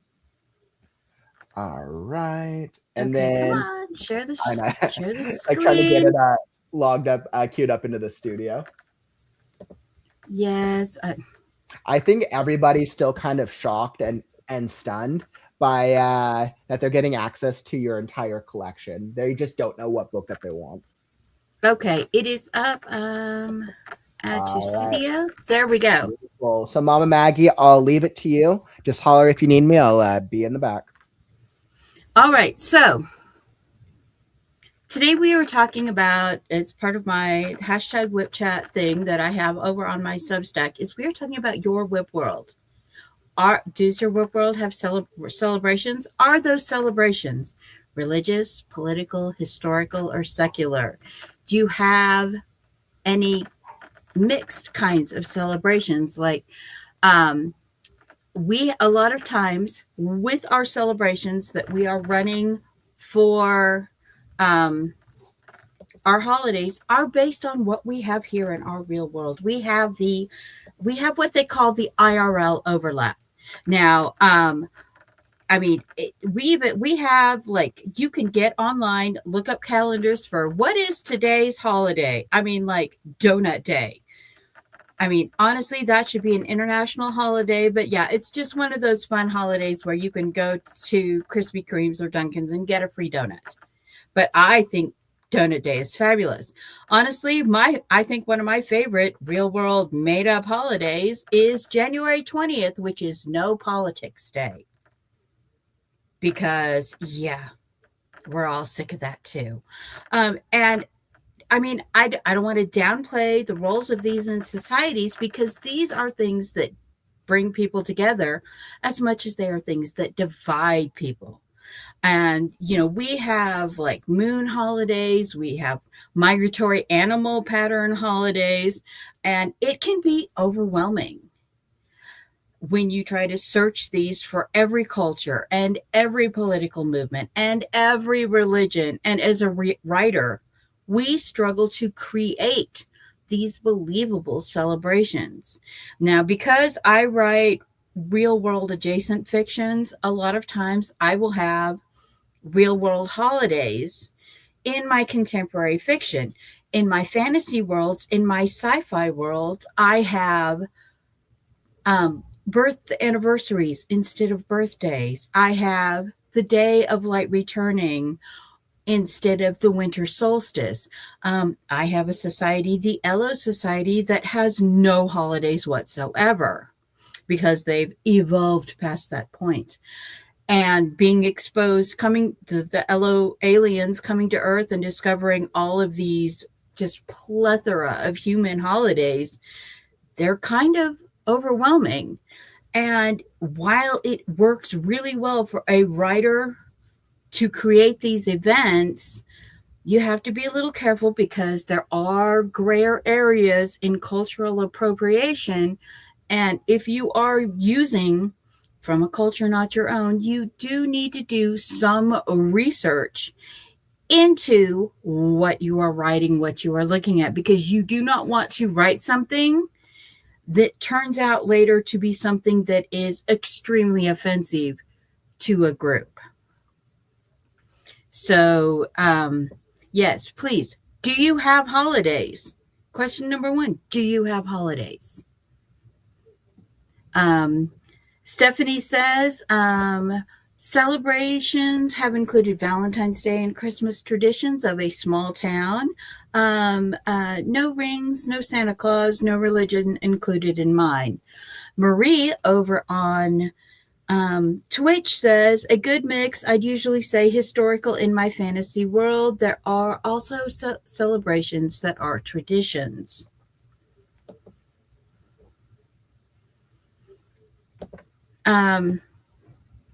So let's carry on to question number 2.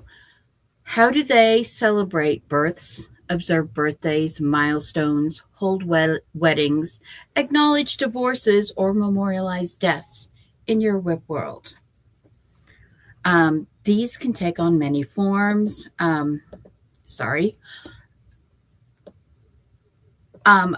In Ghost with Ink, which is my sci-fi trilogy, the Elo acknowledge inkings or marriage, but they have nothing in the ways of celebrations.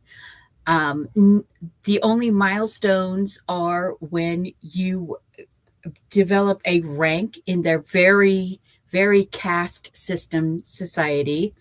They don't celebrate anniversaries. They don't celebrate births. They don't celebrate deaths.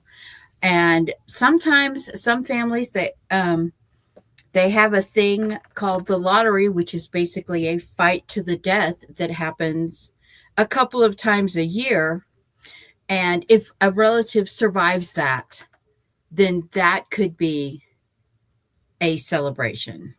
In the Relic of Time Wars, birth anniversaries are normally celebrated on the decade because Ethereans live for thousands of years. And so celebrating a decade instead of yearly makes more sense to them. Weddings are usually held after the age of 400, which the Ethereans consider themselves to be the equivalent of like a 20-year-old human at that point. And so a lot of these milestones are dependent on the lifespan or the culture of the people that are celebrating them in my non-human adjacent worlds.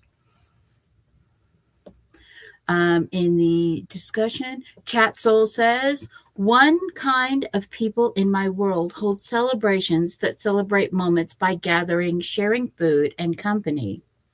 Rachel says, we may be writing urban fantasy, modern day / crossover fantasy like world, but each species has their own cultural traditions and holidays. So don't let the placement setting limit you. Stephanie says, weddings are a family and friends gathering together. Birthdays are the same. No divorces yet. Mine are contemporary so far, so I haven't explored those things. Very good. In my contemporary worlds, I have all the usual Midwestern mountain community ranching life events that happen. So those worlds in Pagosa would be very, very familiar to all of you. As just the typical thing. Question 3. Describe the biggest or most significant celebration in your WIP world. Is it a wedding? Is it a funeral? Is it a holiday? Is it a party? In the Ghost With series, the Elo's biggest thing celebration is, besides the inking celebration, where it is basically a wedding, is the birth of a daughter, because the Elo species is going extinct because they are to a point now where there are only a few hundred daughters born every generation. And in the latest generation, there had only been, when the books happened, there had only been 12 female births across their entire species. So That's a very big deal. In the Relic of Time War series, the royal weddings are the biggest event, and they are held at dawn on the day of light returning, which is the morning of the winter after the winter solstice. And that is pretty much their biggest celebration until the war ends. Let's see. Where am I at? Chat Soul says, my world has Trenhall. I hope I'm saying that right. A funeral only held for elders or young children, where many caravans gather together from a long distance. Jenna the Soul Writer says, this is why I miss writing gatherings and masquerades from season 1. They often happen in tandem, everyone together. Why not? And the shenanigans. Yes, I'm sure Frey is involved in many of those shenanigans. Stephanie says, wedding and winter holiday celebrations have been the main focus for my contemporary.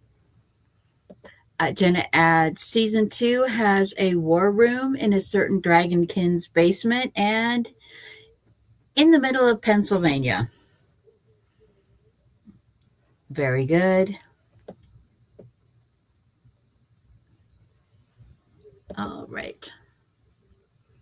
Yes, it's very interesting to have specialized things like this in your worlds, because we all have the relatable holidays, but then having the unrelatable holidays makes you see that there are different aspects of value placed on certain things. Is it a birth? Is it a wedding? Is it a joining? Is it a funeral? Is there a specific holiday that is more important? Rachel says, winter solstice is something most important to them that they celebrate in the Dragon Tasker world. A lot with the werewolves in the winter solstice. All right, moving on. Question 4. How do traditions dictate behavior in the society of your WIP world? Do the traditions influence the actions of your main characters and side characters and their roles? Do they follow or resist traditions? Now, in Elo, among the Elo people for the Ghost Witch series, Annie's a human living on the outside of the Elo culture. She's having to assimilate to this, and the Elo are very, very set in their ways. It's especially Tall, who is the main male lead. He is because he is basically the admiral of their fleets.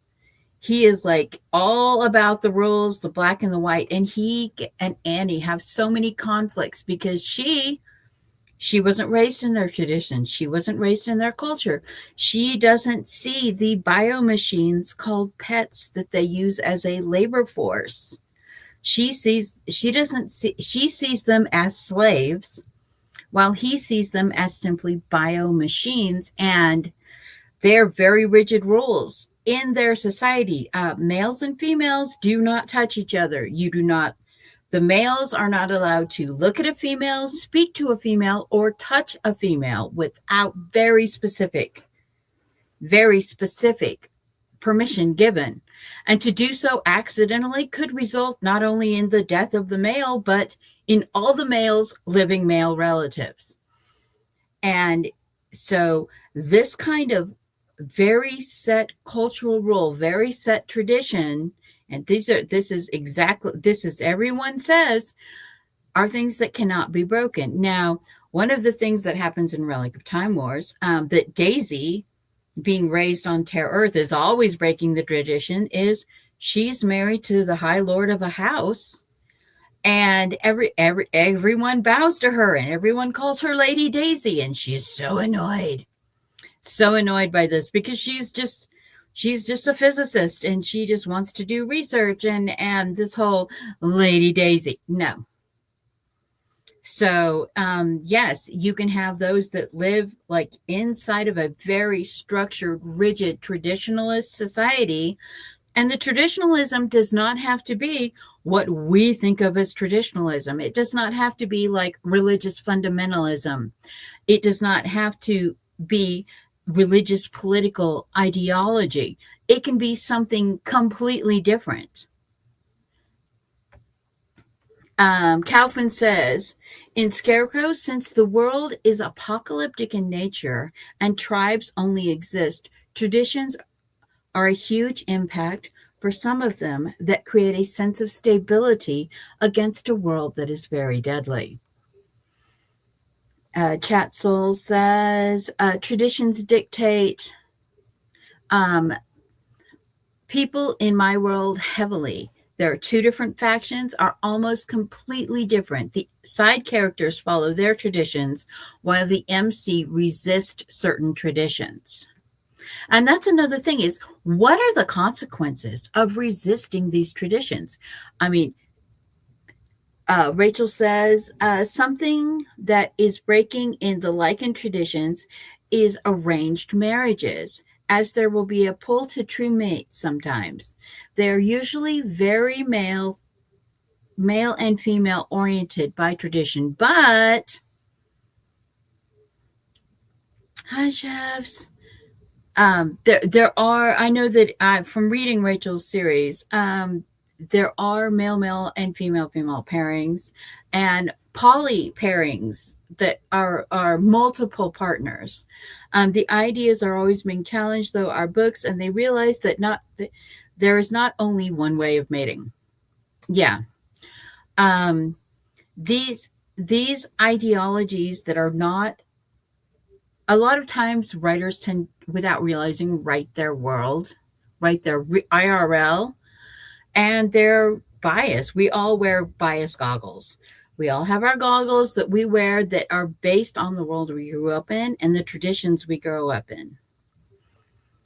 Season 1, Myrna's had their own traditions intermixed with human origins, depending on who is in charge on the council. Season 2, definitely living in the human world and doing their holidays, minus funerary rites, which are warrior honors.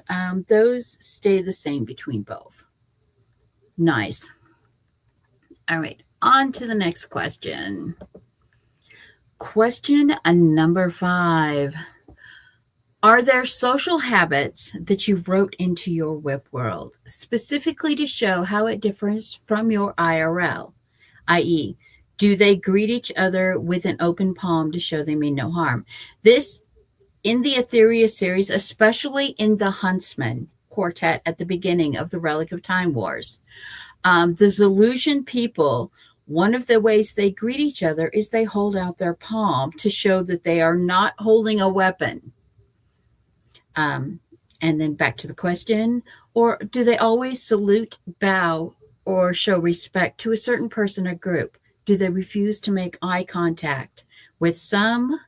Do they have specialized seating arrangements? Do certain people of rank wear certain style of clothing that no one else is allowed to wear?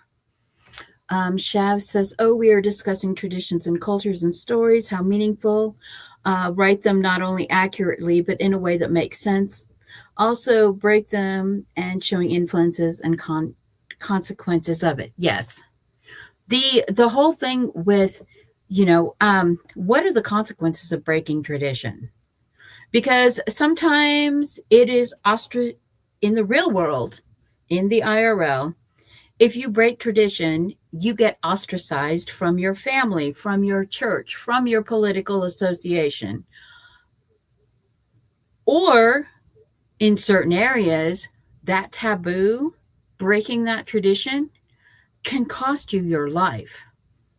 It's not just you're not invited to Christmas dinner anymore. You're not invited to Shabbat anymore. You're not invited to spend Ramadan with us anymore. It is, you are dead to us. And it can be in the most literal way. In the world of the LO for the Ghostwriter series,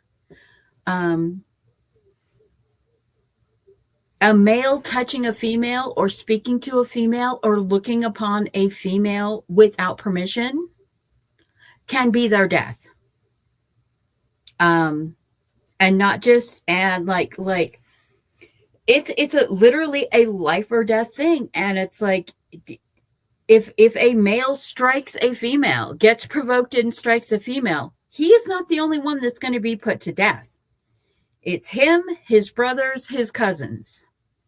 Three rungs out from the person who committed the offense can be put to death.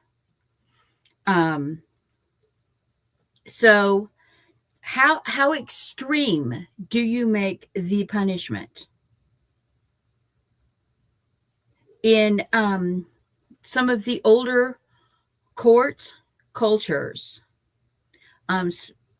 especially in the Middle East, or in the Far East in Asia, servants did not look upon royalty. Only certain servants were allowed to touch them, to handle their food, to handle their clothes.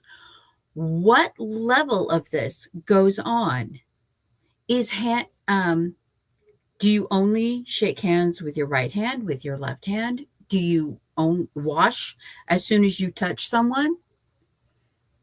What are these things in the IRL that can bleed into your WIP world to make it more relatable? Rachel says, let me scroll back up. A5, dragons are physical in their stances, even in human form. They are very lively with hand movements. How they stand, learn when in human form. That's their dragon forms, mirroring their dragon communication. Shav says, major story filled things in tons of culture and traditional tensions and the divide between the older and younger generation, one preserving and holding on to the old ways, and the other trying to build new traditions and bridges where they didn't exist prior. That's another thing. When there's shift in tradition, there is going to be resistance. Now, how violent this resistance is, how punishable this resistance is, how easily acceptable it is, that depends on your characters. That depends on whether they are totally maxed out on their stubborn ideology scale or whether they are more malleable in their belief system.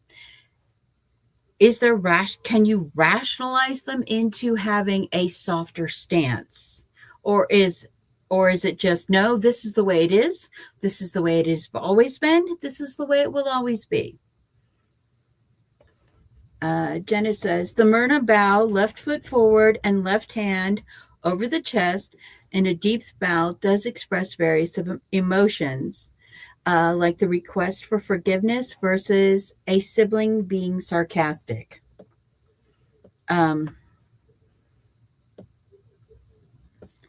Rachel says, A5, like can do a handshake like a grasping forearms, which if offended as a snub.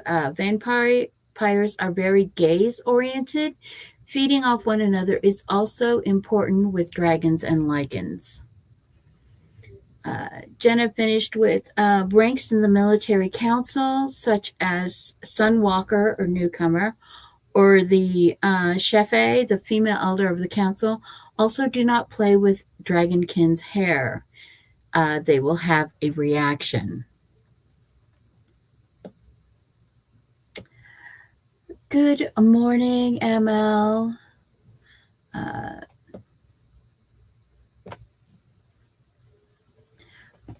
So in French court, I said seating arrangement. In French court, if you were sat below the salt, like the head of the table, and then people sat according to rank, and the salt usually fell about the middle to a third of the way down the table. And if you were seated below the salt, that was considered a place of dishonor. The further away you were seated from the end of the table, the more of an insult it was. And these are all things that you can add in Yeah, but like I said a few slides ago, if you are using something from a culture not your own, please do some research.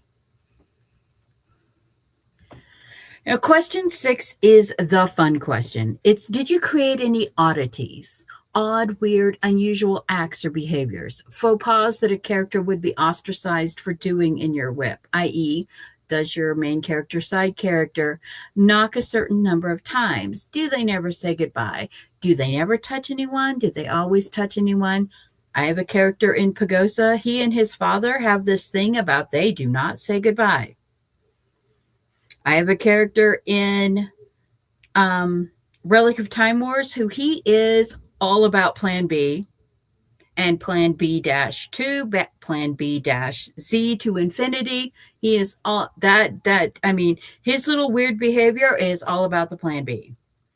My Oracle Daisy, her weird behavior is that when she gets on task for a project, she doesn't sleep. She doesn't eat. She doesn't self-care. She is all about solving the box. Whatever is in the puzzle box, that is all that matters. And it may seem like a weird OCD behavior to have to make someone sleep and eat because it does not occur to do this when they're working. That is a weird thing. Do you have a character that like has to knock on every surface 3 times, do the Sheldon Cooper thing, turn the doorknob so many times, knock, knock, knock, penny, knock, knock, knock, penny, knock, knock, knock, penny? That is considered an oddity of behavior. Do things have to be folded? Do they only sit on one side of a certain person? Are they the person that always has to have their back to the window or their back to the wall, their face to the door? Do they always wear something that is, are the cuffs on their socks always turned down? These are all little, and people have odd behaviors now. People have the tism, and they have the tism. I have my daughter, my eldest, always has her headphones around her neck because that way, if she starts to get overwhelmed, she can just go whoop. Instant isolation.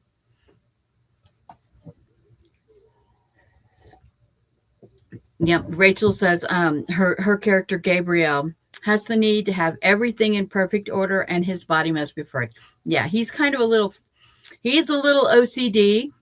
If a little was a train car and being with a dragon who basically like used to be a warlord, did not really that big of a care about grooming and order. Yeah, he's basically dating an entity of chaos. So hi Sarah, welcome.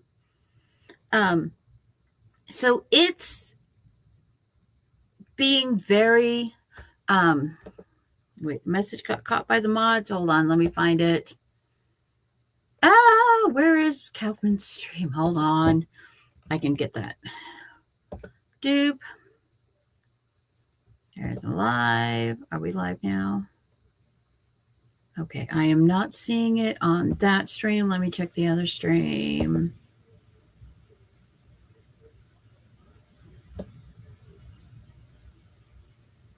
Oh, did someone already grab it? I'm not seeing where it says the message is being held for the mods. I apologize. Can someone on Twitch grab that? Yeah, is that I am not a mod on the Right Now Twitch channel, so I cannot see the question. Hey, so sorry, I had to go grab it. Oh, no. What was it? Shav. So just so you know, the mods haven't touched it, or haven't even touched that specific comment. Sometimes with StreamYard, I don't know why it does this. It doesn't. Sometimes it skips certain comments from Twitch. I think it might be something to do with permissions, but I'm not sure. Happens every once in a while. I'm gonna read it aloud. So Mama Maggie. Okay.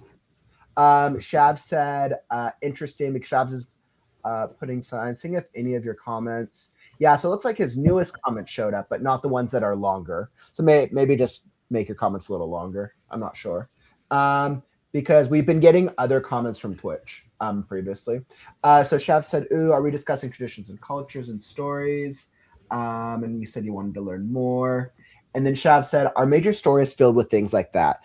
Tons of culture and traditional tensions and the divide between older and younger generations, one preserving and holding on to old ways, and the other trying to build new traditions and bridges where they didn't exist prior.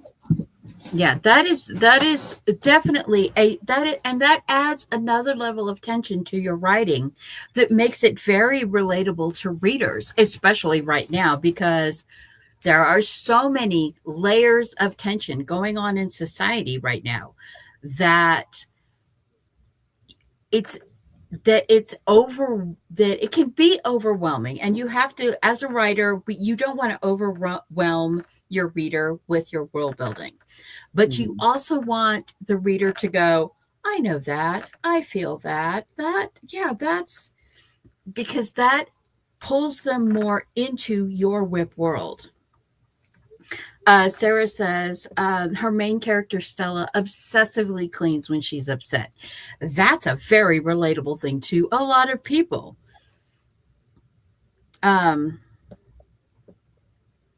There's there's another message. She said, Shav says they'll send it again. But these things, these little idiocracies that people have, like a character that, for example, hates coffee, but will eat coffee flavored ice cream or drink frappes. Okay, Shav says they sent it again. It's not showing up. Yeah, it's because it detected it as Twitch's auto detected as spam. That's why. They wanted to connect with you so they could ask you more questions about script writing and writing in general. I have Whip Chat. I have a Substack that has most of my Whip Chat things on it, and yeah, I've done several of these workshops for the AuthorTube Writing Conference and things like that, because these are things that I really like to encourage, because if you write paper dolls in a white world, in a white room, nobody's going to buy your books. And these little weird habits are what fill out your paper doll for your characters. Yep. So here's what I'd recommend. Go check out Mom Maggie's stuff on Ko-Fi, or you can join us in the Discord. Is another good way to connect with all of us. I'll drop the Discord invite.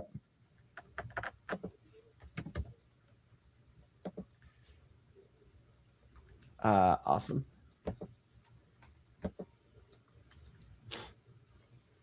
Yeah, here's hold on, pull that out.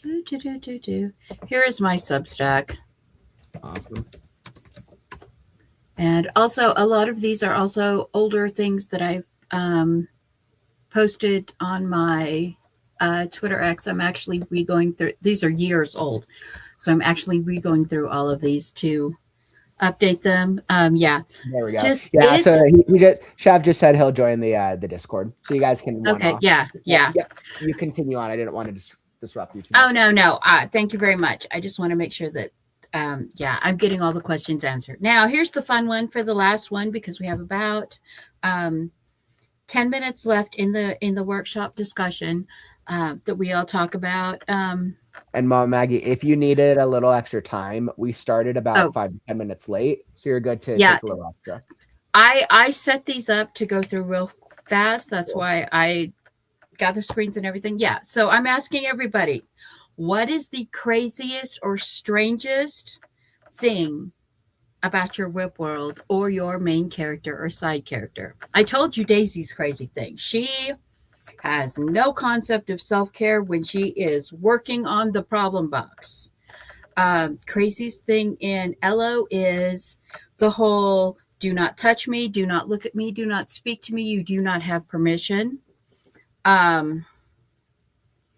So, I have these things. I like to write in these little quirky little odd things. Character. I'm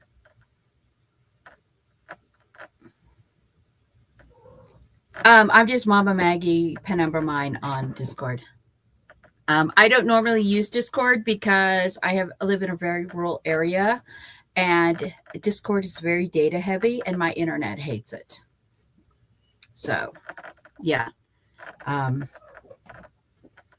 I know that in Rachel's world, in the Dragon Tasker world, one of the stranger things is that when you're jumping to the other realms, particularly Ordia, that the werewolf, fae, dark fae war thing, even though it's not a thing anymore, that the biases and stuff are still there, and it is very relatable. And that there are certain species that from Ordia that are not supposed to be on Earth, like under penalty of death. They cannot make the jump from the fantasy realm into the Earth realm without the secret Crimson organization coming after them. And that there are certain species that are on an immediately we shall kill you list. If we catch you, we shall kill you. And it is very heavy on this level of discrimination that most Western societies don't have. I mean, we used to have back in the day, but it is very, very thing. Rachel did a thing. She just said, this species are very discriminatory, and they have slurs for each other. Which that is a very real world relatable thing, but it is in a fantasy setting.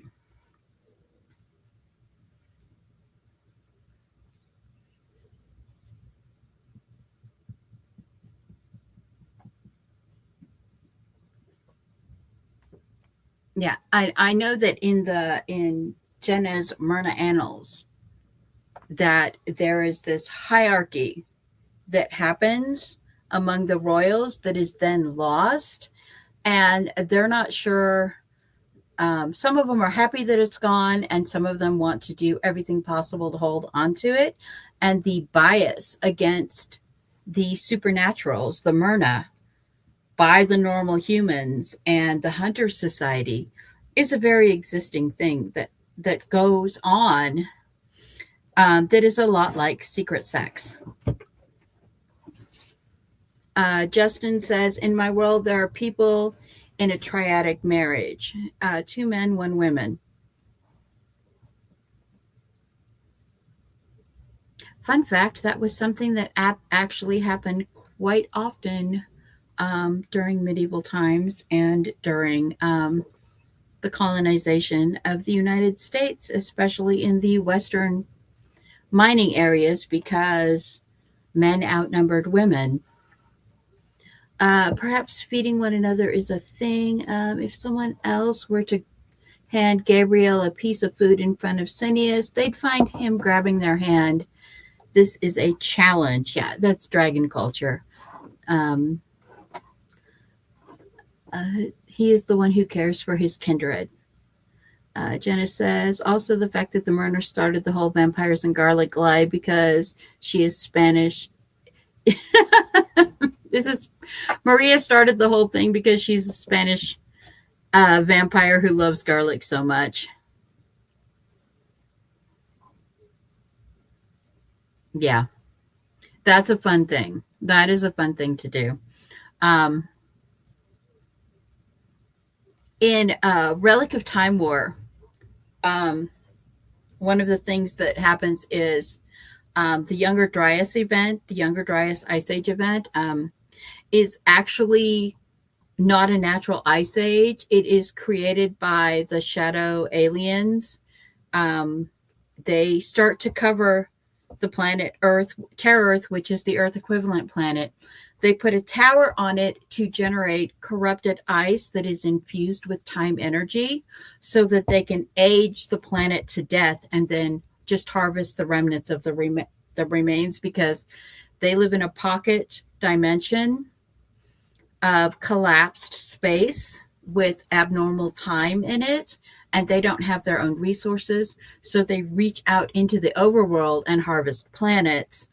And so the Younger Dryas Ice Age that I have at the end of the Triassic period is actually a alien attack where they're trying to freeze our planet so they can shatter it and then just go through and pick through the debris for the resources they want.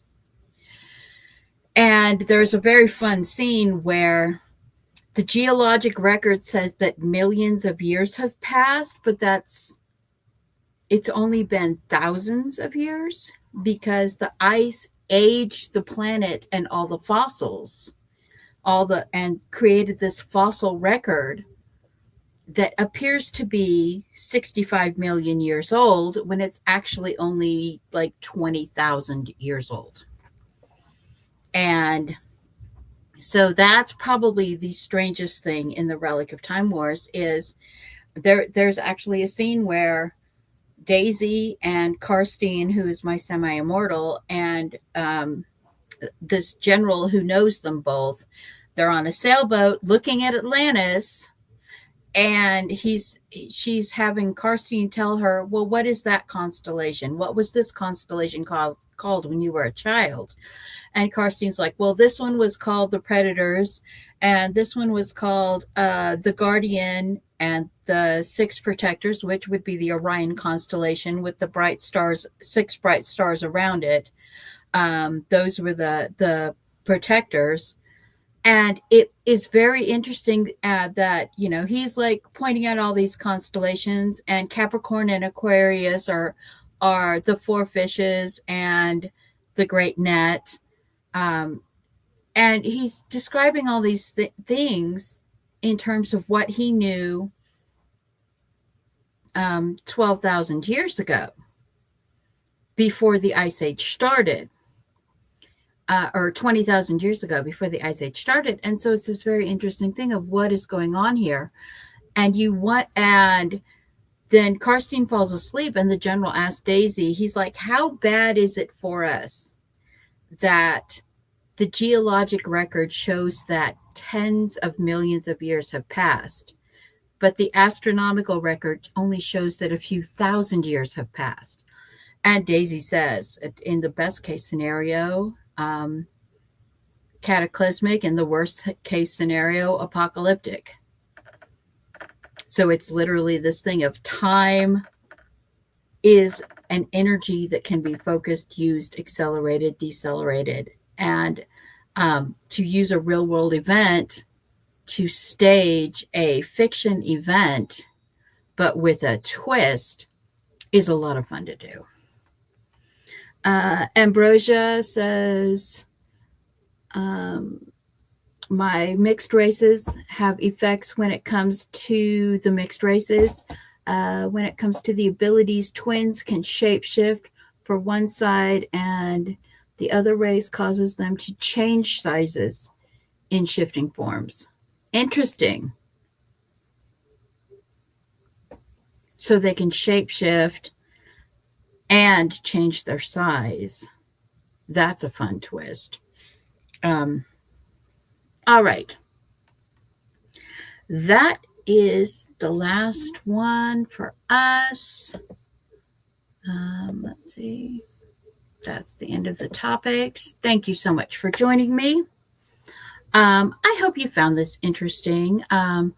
I hope that you will find more resources that you can use. I am a huge advocate of sharing resources with everyone.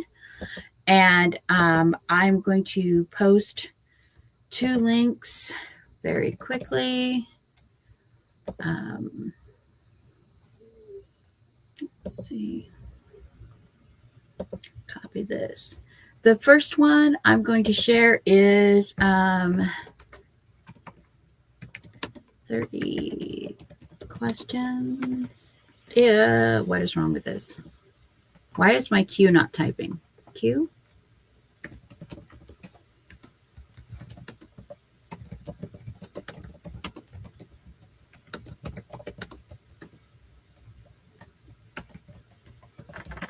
These are just some resources for you. 30 questions that every writer should ask their characters, and no, that's not that document. Yeah, trying to make sure that you had the right one there. Well, while you're doing that, let's do the giveaway. So if you want to get an option, a choice of one of Mama Maggie's giveaway items, you should definitely join the raffle right now. So to do it, all you have to do is type in #worlds. Type in #worlds into the chat. Let me get my screen share. I'm sorry, for some reason, my Google Doc, it is not giving me the links from my Google Docs. That's all right. So totally odd. So odd. Good. Okay, let me try this one more time. Okay, yeah. Let's see that. Okay, there it is. 30 questions every writer should ask their characters. This is a character interview sheet to help you make a more interesting character. The other one that I'm pulling up is 30 questions every world builder should ask them, should consider building into their world, because the more interesting your world is, you don't have to put all the interesting things in it, but you want to intrigue that reader to stay in your world.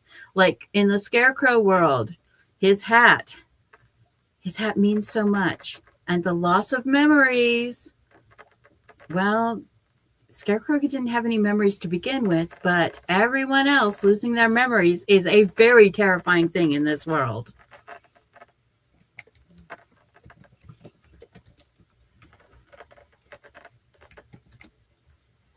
And please check out my Amazon page and #world in the chat so you can qualify for the drawing to pick any book that I've written besides the anthologies. I can't send the anthologies because I don't have the rights to those, but everything else, I am willing to send you.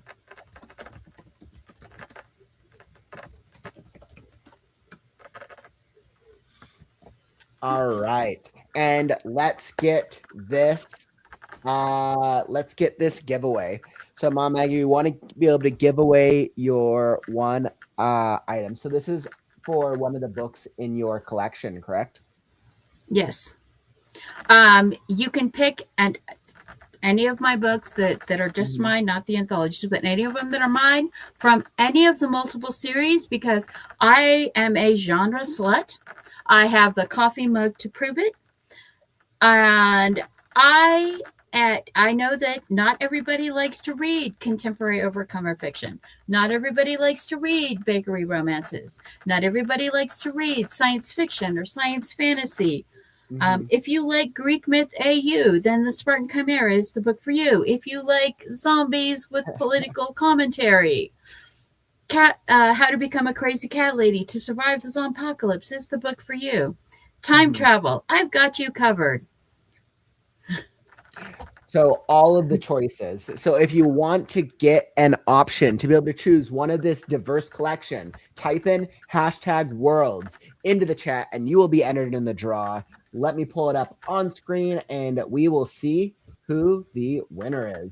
Let me pull up our things. I have the giveaways here and let's roll the raffle. Let's see who wins. So we are going to draw and let's do it. Who's going to be the winner of one of Mama Maggie's? Megan, congratulations. Congrats, Megan. Really cool really cool job on winning this. You will absolutely be able to find a book that you really like. So let me drop in the giveaway thingamajigger somewhere around here. Yeah, and Megan, you can reach out to me. I am pen number mine, MM on Blue Sky, Twitter X, Instagram, MM Ward author page on Facebook, and I am here on YouTube. I try to be everywhere. And just be sure to reach out to me, and So, Mom Maggie, what we're doing is we'll collect all the information, and then we'll get you guys connected. We'll make it super easy for you. So, Megan, fill out the giveaway winner form, and we'll get you and Mama Maggie connected so you can get the free book. And we'll get this. We'll set it up next week. Awesome. Just drop that in the chat. So really, really, very much appreciated, Megan. Glad you're able to win it. I think you're going to have a great time reading, and you get to choose the book. It's choose your own adventure. You get to choose the book that you want to read. So I think that's awesome. Awesome. Well, Mama Maggie, it's been great. I've loved having you join us. So much fun. And I hope you'll come back for Jeopardy. We got Jeopardy. I will be back for Breaking the Block. I believe I have a 1 hour break, which I have to go do the whole farm life thing because, that's the dogs have already come to the door like 3 times and they're like, why are you awake and you haven't fed us, evil, lazy human? Like, you need to come. Where is my scrambled eggs and rice? I am very a sad dog. I am starving and wasting away.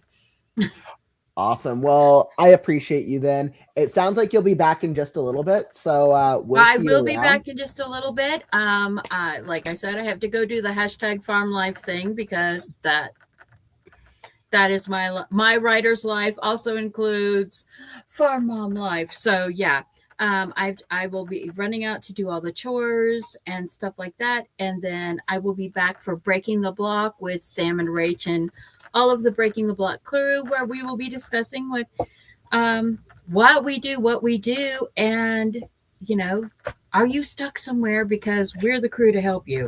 Mm-hmm. We're not professional writers, but we do profess to love writing. Absolutely love it. All right, Mom Maggie, I'll see you back in a bit. And perfect. So we're going to move right along ahead. I know I'm very excited about this next one, actually. This next one, what we have for world building next in store for you is going to be epic. So, but before we do that, real quick, if you're enjoying the stream, follow and subscribe. We're here every day with the Right Now community, 733 consecutive streams and counting. If you need a writing community with all styles of writers, all formats, just to help you be more consistent, to help you finish your book, reach those goals next year, whether you want critique sessions, writing events like this, fiction contests, or something else in between, make sure to tap that follow or subscribe button and you'll be alerted when we go live.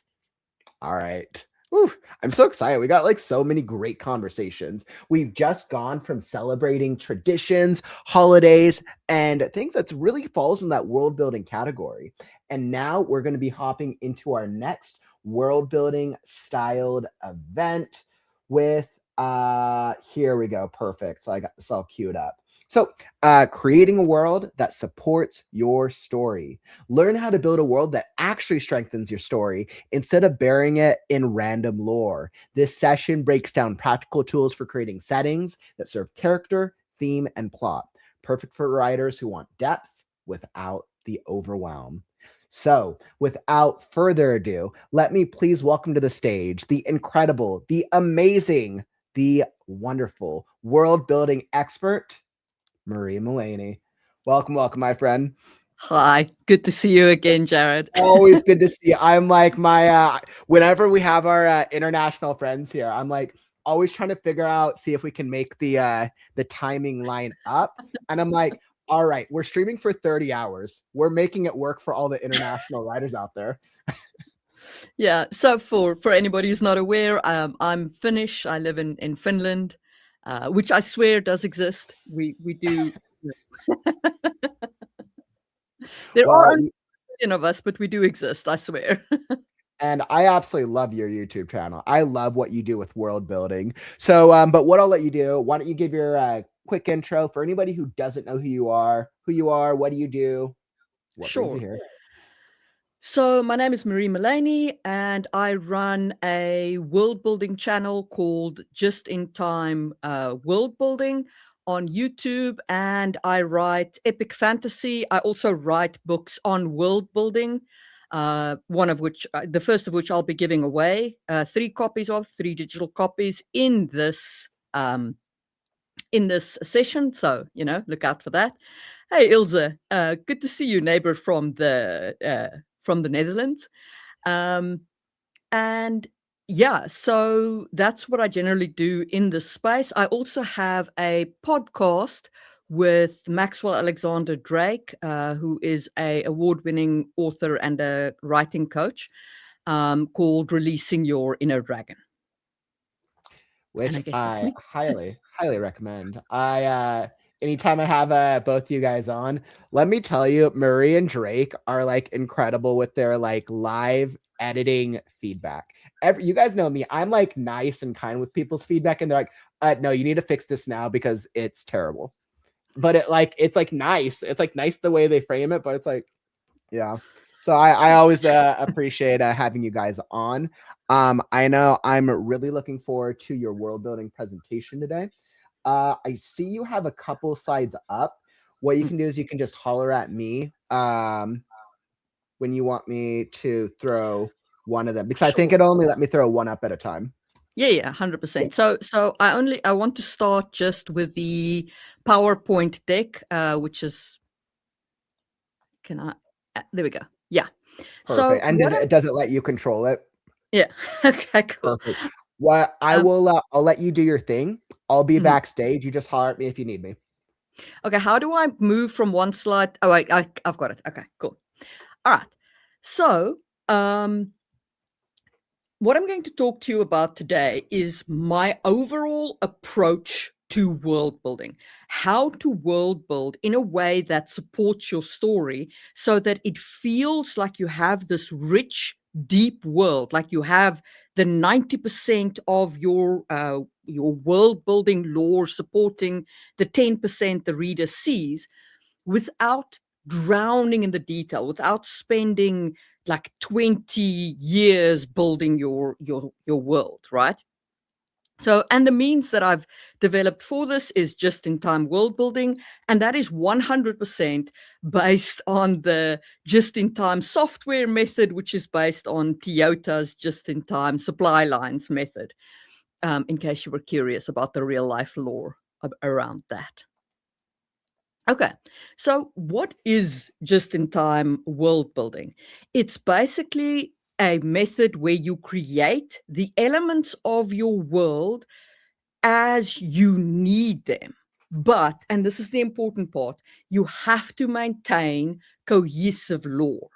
Okay, so as we're doing this exercise, or as we're going through this presentation, what I want you to do is to think about either your current WIP or just a random new world. Treat it like a writing prompt. And let's walk through how you create a North Star for your world. Okay, because that's what this comes down to. You have to create a vision for the story you're going to tell so that all your lore coheres together and creates a world that feels as though everything fits together, but still allows you to create the lore as you write, rather than having to create all of that lore up front. Okay, so where do we start with that? We have to identify our audience. So who are we writing for? Remember that no story is written for everyone. Secondly, we have to understand our story. What is the core of the story we're writing?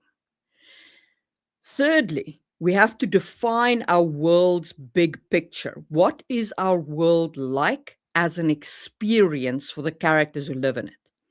Then we create plot beats and character arcs, and then we write. Okay? You can literally just finish these exercises and start writing almost instantly.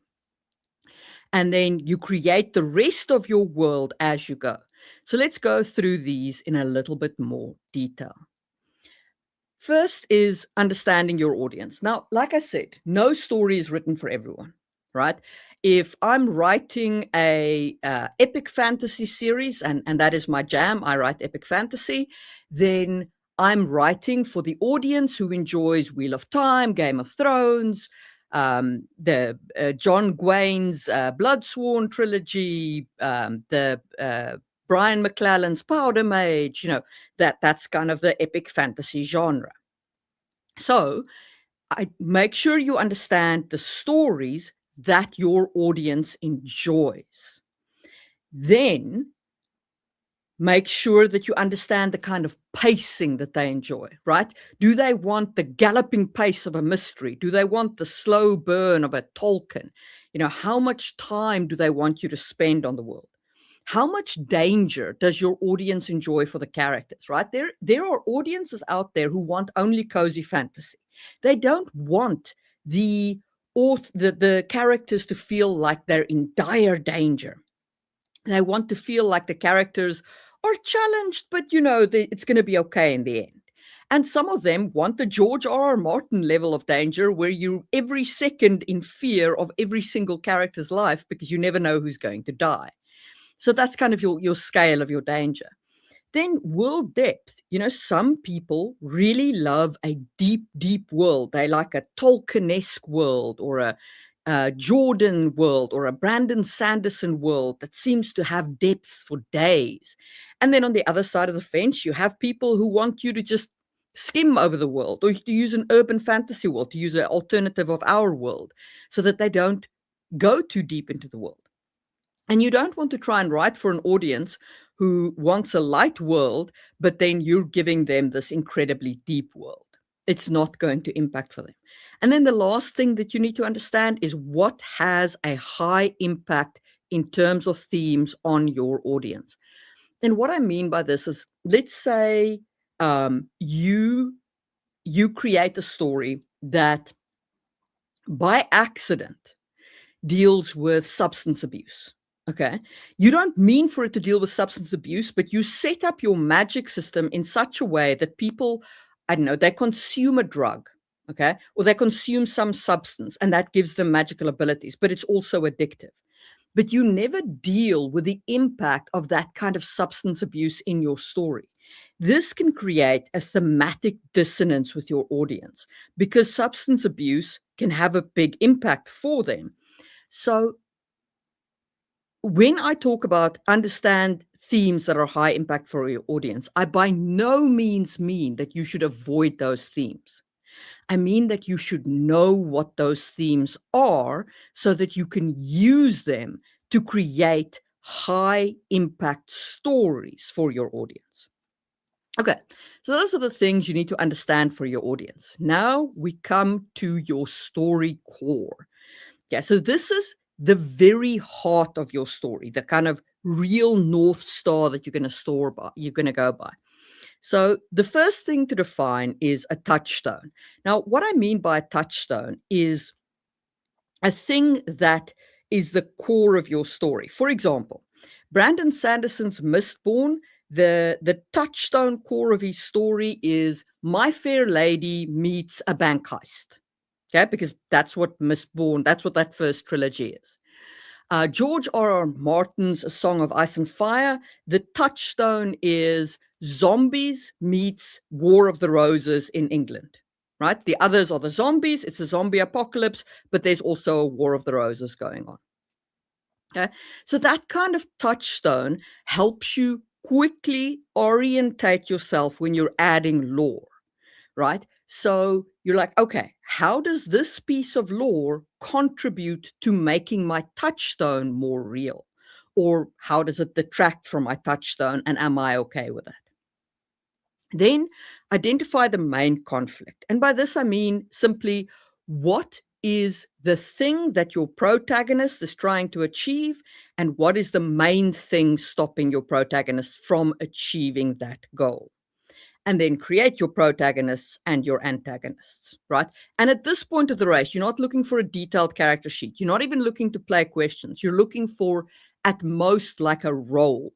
So when I go through this, generally I will say like, okay, this is the prince character, or this is the Justicar character, or this is the pirate character, right? So you basically just define a character by the role they're going to play or the archetype they're going to play in the story.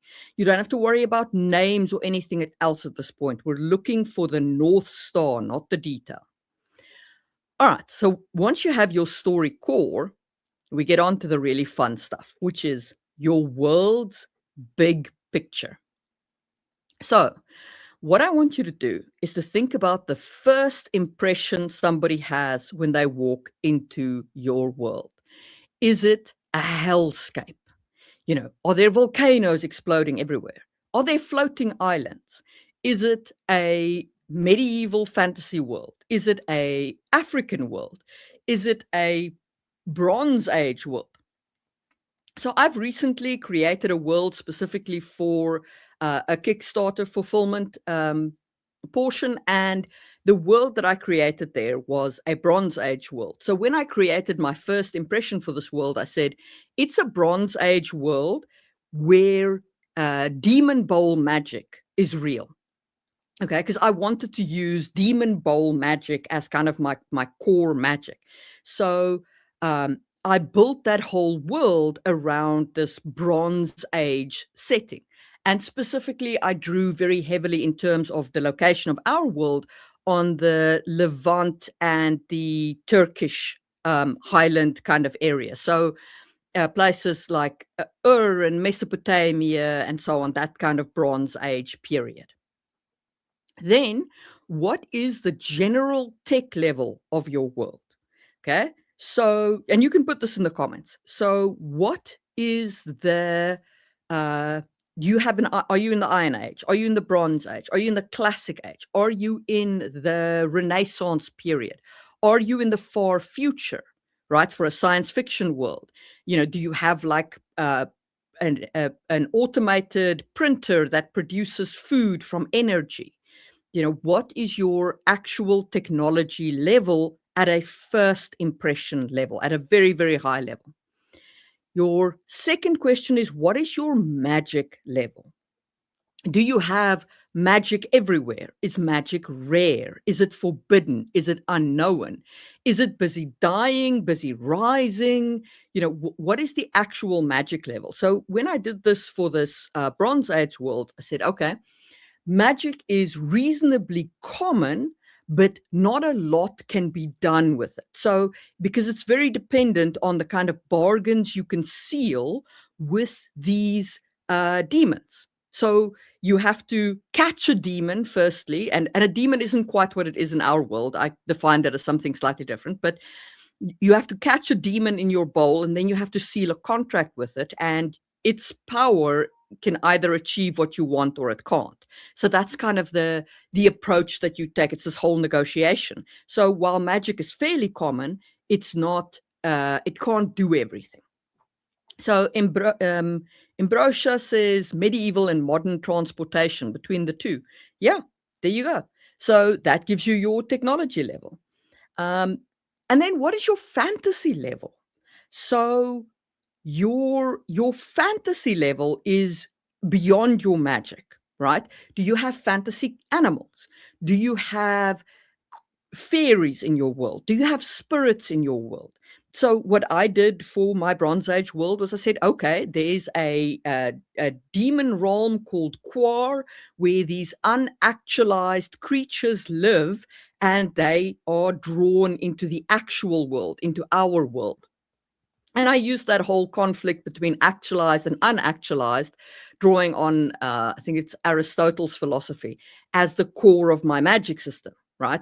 So unactualized power can be turned into actualized power. And that was then how I built my fantasy elements for that world. Yeah, magic born based off race and birth, and it varies more with the gifts. Exactly. So Percy Jackson meets Game of Thrones is a good fantasy level. Okay. And then lastly, you decide, like, what are your dominant cultures, especially cultures that you're going to build with your story. And at this point, you might just jot down a note like, this is inspired by the Bronze Age Egyptian Middle Kingdom, which is what I did for one of my dominant cultures.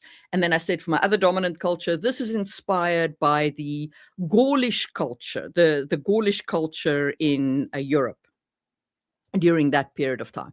So you kind of pick your places and your kind of culture that'll be the inspiration for your cultures that you're going to be creating in this world and how it changes. And that gives you a fairly strong idea of the overall direction that your world is going in.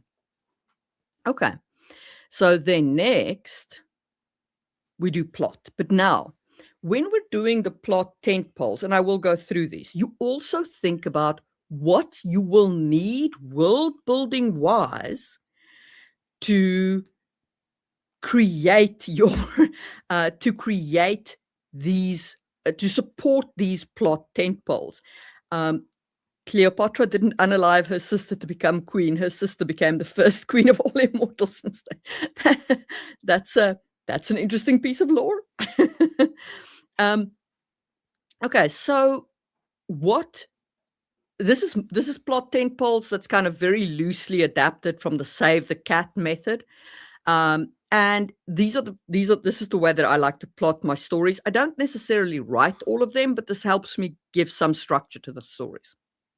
So think in terms of what world building do you need for each of these. So steady state is the state of your characters before the story. What is the world they inhabit in at the beginning of the story? And once you know what the state is at the beginning of the story, you then say, okay, what is the catalyst? What is the initiating thing that changes the steady state of your protagonist and your world? And then what is the point of no return? So the best example for exploring this remains Star Wars, just because beat for beat it fits in each of these. So if we think about the Star Wars A New Hope storyline, the steady state is that Luke is living on Tatooine and he is a moisture farmer.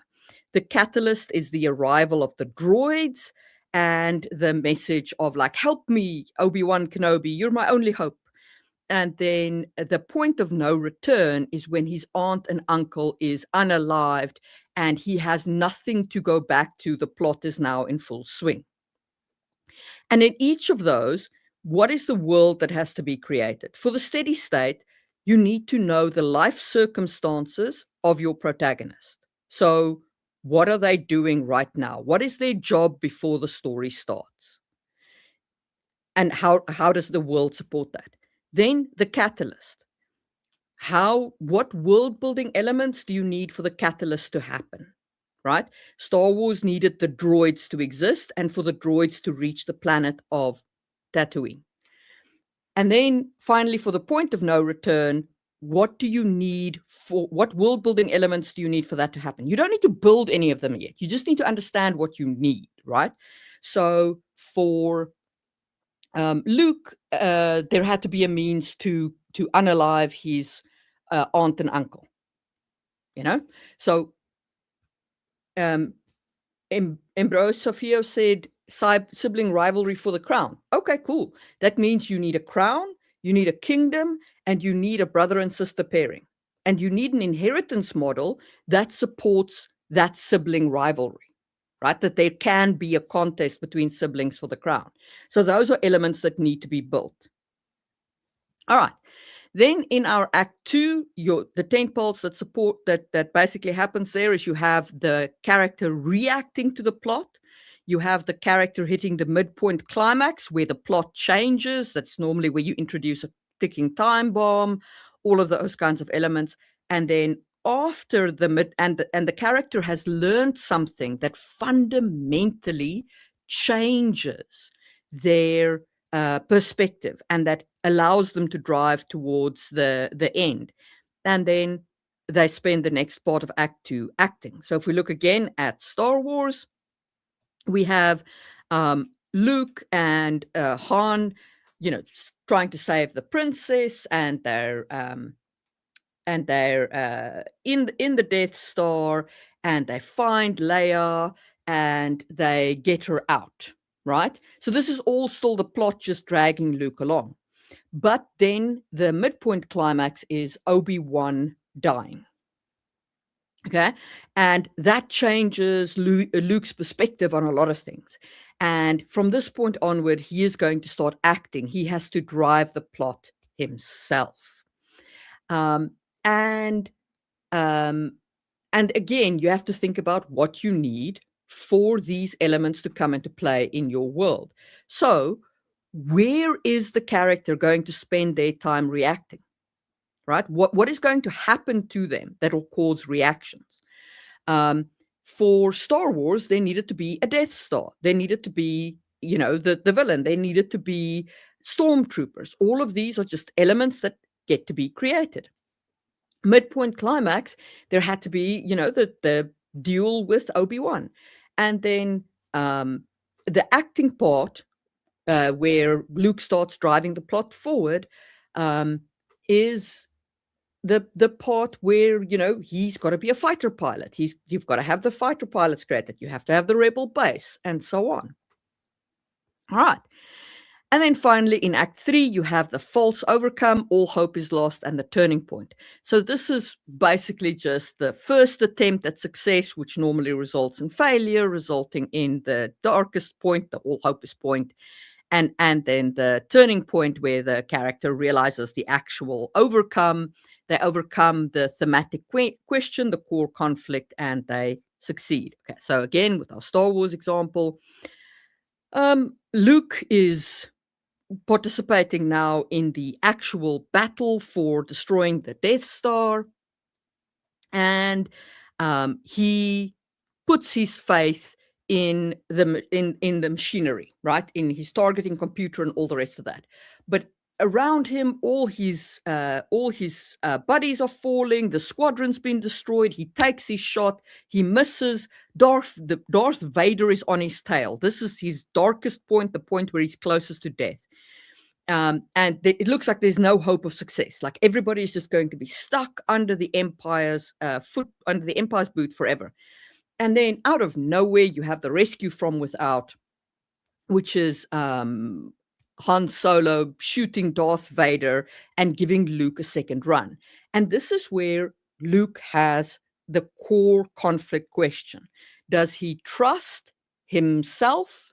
And does he trust in the Force, or does he trust in technology? That is the core conflict of Star Wars or A New Hope.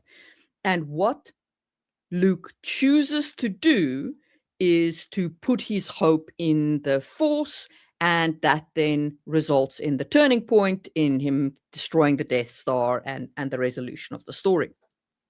So, again, what needs to be created here? Now, for your third act, you probably don't need to create that much world building wise, because ideally what you want is you want most of your world building introduction and creation to happen in the first two acts, and then the third act just flows along.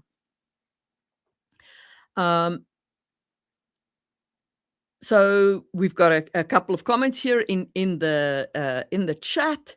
Sister was supposed to be a brother because of a long line of males on the father's side. So yeah, that is a great setup for your being pulled along through the story.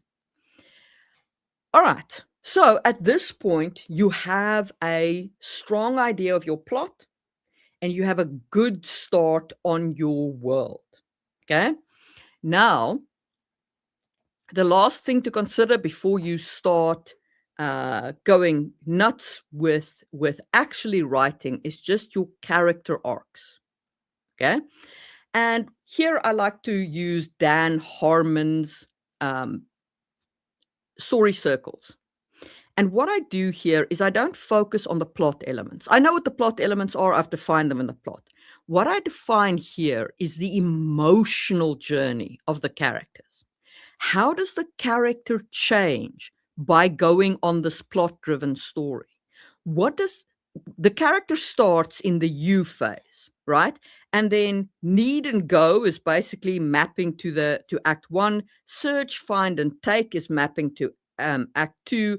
Return and change is mapping to act 3.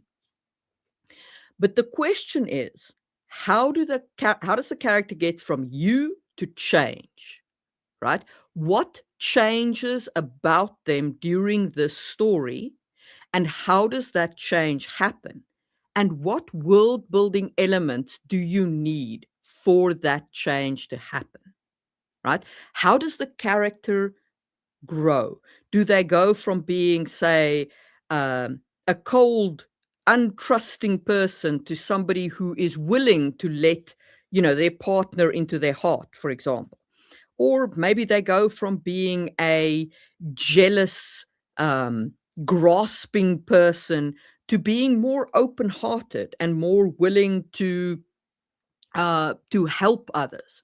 Or maybe they go from being a uncertain, maybe they go from being, an uncertain person, like with suffering from from crippling self-doubt, to somebody who is confident in themselves, right? Whatever your emotional journey is for the character, you map them on here. And what I also like to do here is map my antagonists onto a character arc that is negative, right? Because from the antagonist perspective, the story should read like a tragedy, right? So they fail to change in some critical way. And because of that failure to change, they fail in their story, and they are essentially destroyed through the story. And that's it. That's when I start writing. Okay. Now, you can see that at this point, I've only built at the highest level the world. I have only the North Star of the world.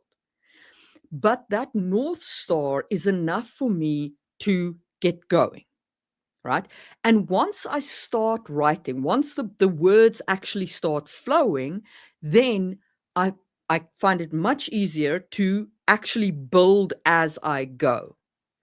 And the whole reason why I wrote World Building Blueprints, and could we swap to the screen I'm sharing?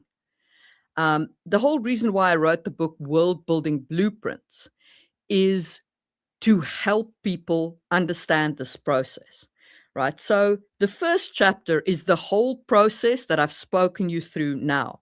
And then following on from that is everything else, right? So there's a chapter on adding your fantasy elements, creating your magic systems, where we talk about the purpose of magic. And let me quickly flip to a single page so I can zoom a little more.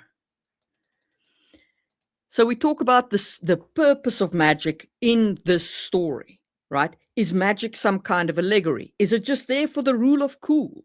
Is it just there for for a way to explore philosophical or ethical questions? What is the reason why you're including magic in your world? And then the actual, down to the knuckles questions, do you have, what is the source of magic in your world? What is the cost of magic? What can and can't be done with magic? How is magic manipulated? How do people become a mage, etc., etc.? So all of that is part of then this process, right? So all of these chapters come out of my process in terms that I'm like, okay, I'm writing. My character needs to cast a spell. Okay, let me stop. How does spell casting now actually work? Now I know, because I've defined it, what the core of my world is. I understand the kind of metaphysical overview. My world is based around bowl demon bowl magic and sealing contracts with demons. So in order for my character to cast a spell, they need a bowl, they need a demon, they need to have trapped the demon. Okay, so how do I then make this a reality? And that's when I'll come to the magic section and I'll be like, okay, let me now detail how the magic works in practical realities. Or my character needs to take a journey from one city to another. Okay, how am I going to do that? Well, I'm going to maybe create a fantasy animal. So in the add fantasy section, I might go to my fantastical fauna and flora and, go take a look here at how do I create a fantastical animal with evolution? Or how do I create a fantastical animal using pure mythic logic if I want to do that? Like an animal that couldn't possibly exist under evolutionary conditions.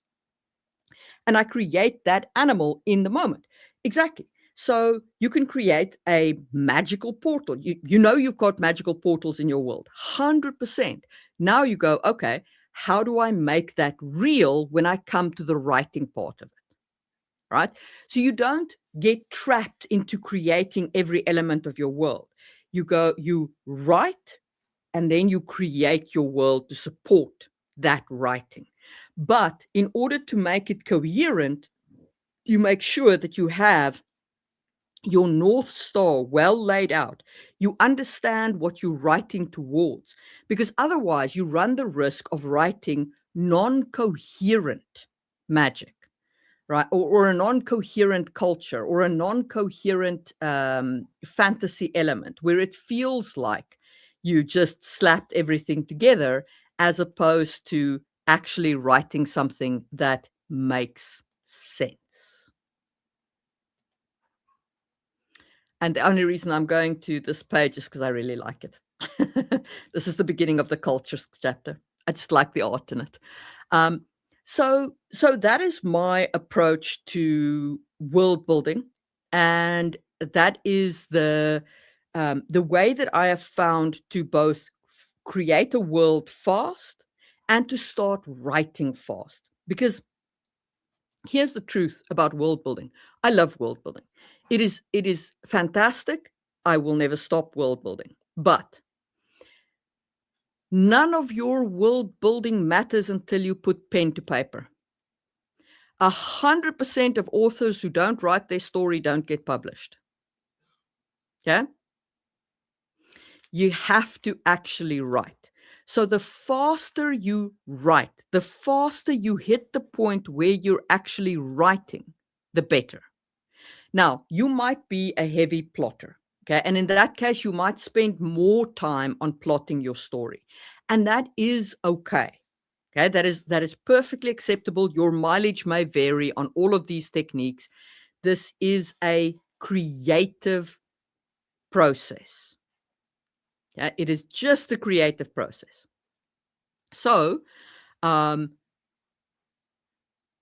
every person's process is unique, and that is 100% okay. Okay, but you want to get to the writing part because you want to actually finish the story. And that's what this process is geared around. So, questions are absolutely welcome. Thoughts, whatever you'd like to ask, or you can put, your thoughts around this in the chat, and so on. That is the end of my prepared remarks.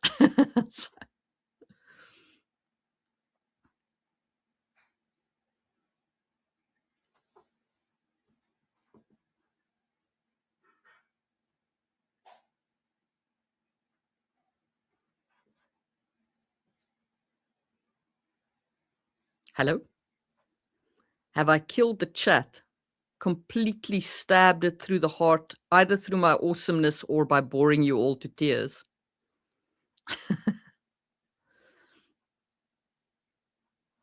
Hey, Marie, that was actually really funny. I think everybody's just so blown away and shocked by your all your world building expertise. I know I was literally picking up on so many different world building tips there. I was like, yeah. So yeah, that's my approach. And this is the book. This is the book that people can get a copy of. So. Yes, and that's actually a really, really good call out because we didn't get the giveaway lined up. So give me just a second. I'm actually going to get the giveaway going, which of course we're doing the giveaway for you, Marie. Let's see. Give me just a second as I continue to get my life together and figure out where I put the giveaway. No problem. Stuff. I'll talk to just Wendy Sports Corner for a second. How do you start building a world? So just Wendy, I would start with what story do you want to tell, right? So if you want to tell a story of, think about this in terms of what best supports your story. Let's say you wanted to tell a story of somebody who is wrestling with the question of what it means to lead a country. That was a very random example, but I'm staring straight into a book that kind of deals with that up on my bookshelf. So let's say that's your question, right? Somebody who's struggling with leadership. You're like, okay, so I want somebody thrust into a position of leadership. What's the best way to thrust somebody into the position of leadership? Well, obviously you could go for the royal, the monarchical approach of like a king. But what if you want to go sideways and you're like, okay, somebody's really randomly thrust into leadership. How about we use the Greek system of sortition? And you are put into a leadership position the same way you get selected for jury duty, randomly. Your name's pulled out of a hat, and now you're in charge of the city. Good luck. You're now part of the executive. The Greeks did that. They literally did that. That's how they selected the bull. Okay. So now you have a year where you have to serve as the executive of a city-state.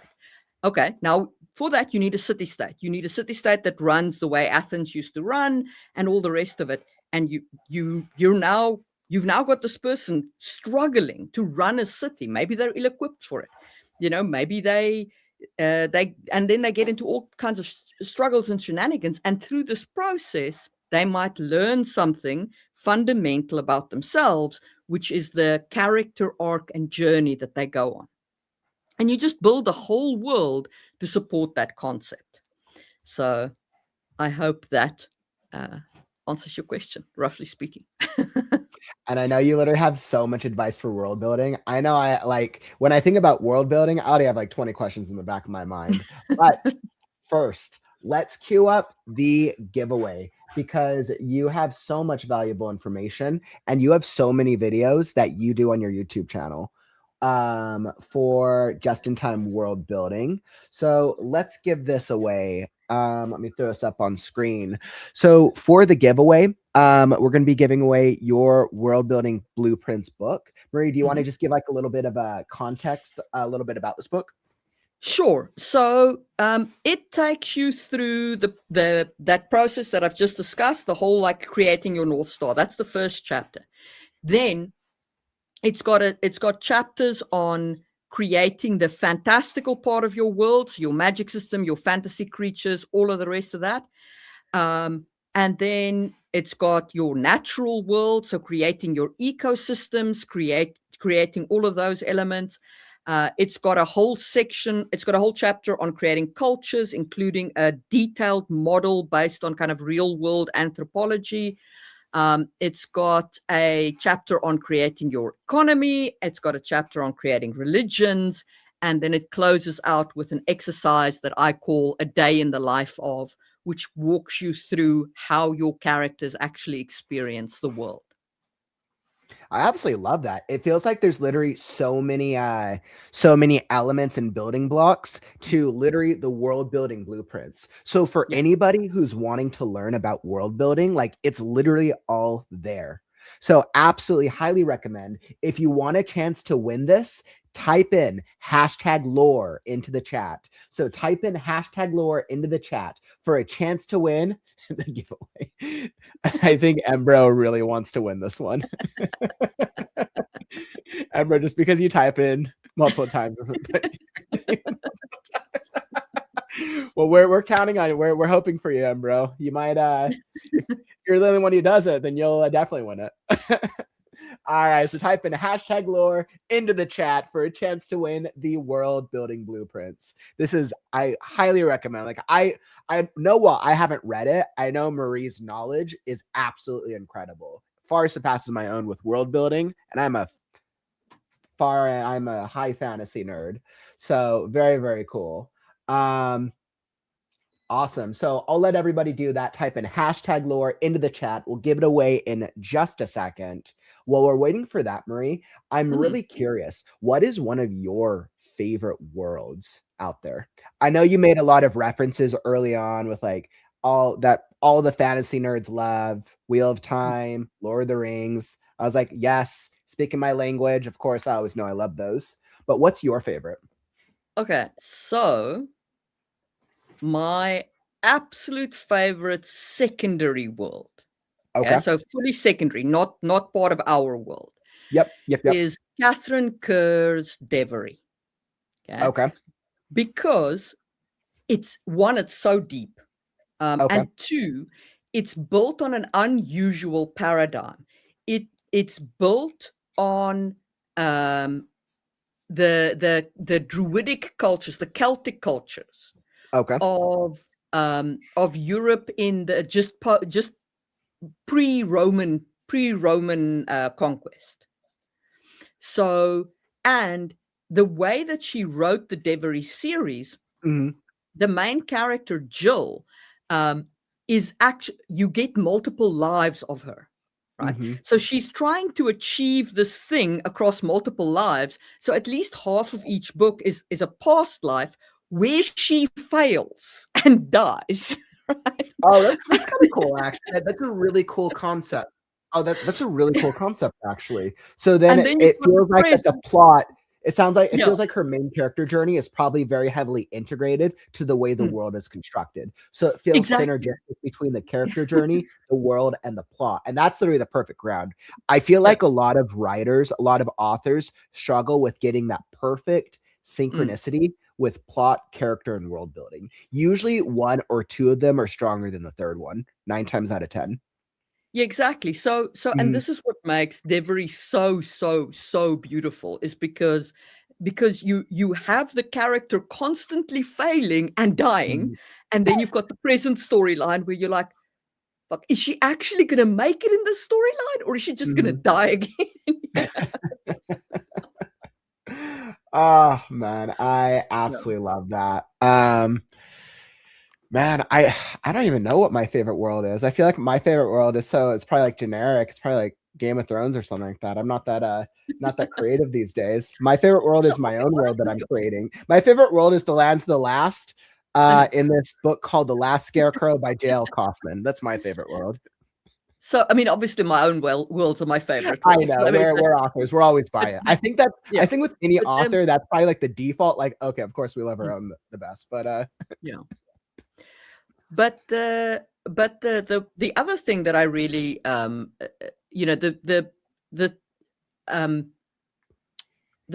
thing about Game of Thrones, for example, is I don't actually like the world building that much. I love Game of Thrones. I love the story. I love the character work and so on. But the world building, see, the problem is I know too much about the War of the Roses period. So I can see too much. Because we know a lot of what George R. Martin took was on those specific time, the specific. And it was those characters, you know, so there's and he's been very vocal about that. Yep. Yeah. So I love the story, and I really enjoy the characters, but I the world building isn't my favorite. And I'll give you the converse. Brandon Sanderson is not my favorite writer, but I love his worlds. They're beautiful. They're in depth. They're lovely. That is a really good point. I just find his characters a little flat. Yeah, I mean, I guess like when I think about my favorite world, it's hard because like I want to say Wheel of Time, but I think I love Wheel of Time because of the characters. I love the magic system. The magic system in Wheel of Time, hands down, one of the strongest magic systems. Yeah, I mean, I think but you could say world building, like what's the strongest world? It's probably Lord of the Rings, but like Tolkien is the grandfather of Lord of the Rings. So Tolkien's world is amazing for its lore, and it's got the best lore. Like it's got the best the magic system lore. in it. It's very like very, very, very soft magic system. Very, very like, and it works for the world. There's nothing wrong with it, but you know, so it depends on kind of what you like. Like overall, that's why I say like overall in terms of the support that it offers for its story, the one I love best is Devery. So would you say that is one of your favorite magic systems? Do you have like a favorite magic system? I'm like, my favorite thing is talking about magic systems and figuring out like why does a magic system work the way it does and how can it be, how's it unique? How's it effective? Yeah. So what I love, so magic system wise, it is a very light touch magic system. It's based on kind of the druidic magic systems, and it's fun. And I enjoy it, and it supports its story, but no, it's not my favorite magic system. My favorite magic system is probably Surge Binding from Sanderson's Way of Kings, the archive. Is that Stormlight Archive? Yeah, okay. Stormlight Archive. I'm reading through Stormlight right now. I've never actually been that big of a Sanderson fan, but I only knew of him from A Wheel of Time originally until recent. So I'm actually the other way around. I read Sanderson where I've never read Wheel of Time. I love I've tried. I've tried. I swear to God, I've tried. It's okay. I'll forgive you. That's all right. I could not get past book one. I just bounced off it. It's okay. Maybe one of these days you'll get to it. The TV show did a disservice to the show. To the series. Oh man, TV shows that just can't do it. Okay, I could get into Game of Thrones season 8 until the end of time. I can rant for days on season 8. I will rant until the end of I will rant until the grave, and so will George R. R. Martin. So okay, giveaway. So let's give this away. World Building Blueprints is going to be an absolutely great giveaway. If you haven't typed into the chat and you need help with world building, whether that's magic systems, cultures, races, geography, you name it, type in #lore into the chat for a chance to win this World Building Blueprints book. All right, and I'm going to pull it up on my end. All right. Last chance, type in #lore into the chat. And perfect. You have 3 to give away. Wonderful. Yeah. Wonderful. The code I sent you will work for 3 people. For 3. Beautiful. Excellent. I was like, we're getting more in now. Like 3 people. I think you're making people feel like they have a chance now. This is great.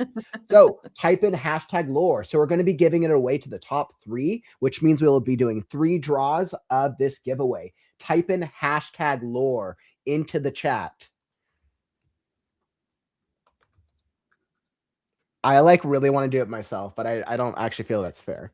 All right, type in #lore into the chat. Type in #lore into the chat for your chance to win. We definitely have some really good ones.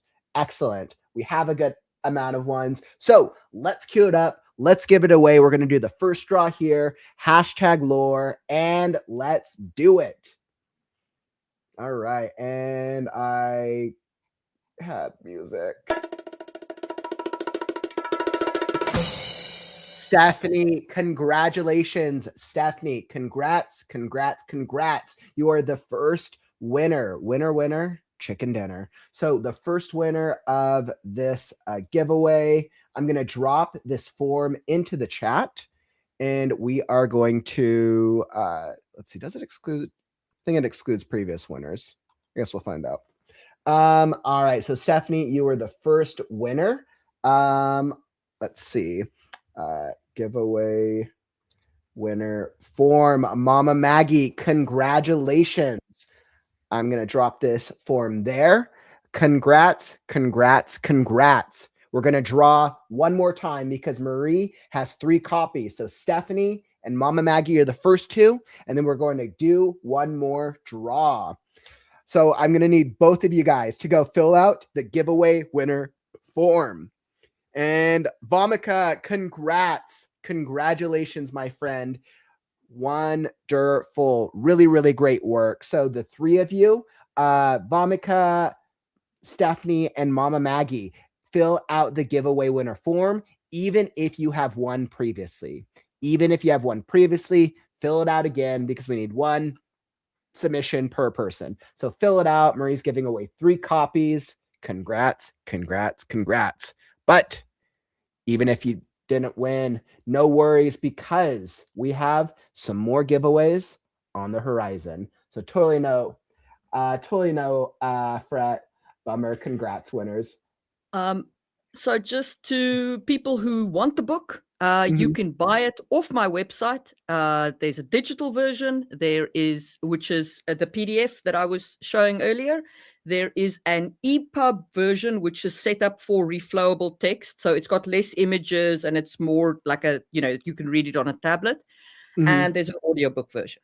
No physical version yet, because the physical version is it's still in the process of fulfilling its Kickstarter.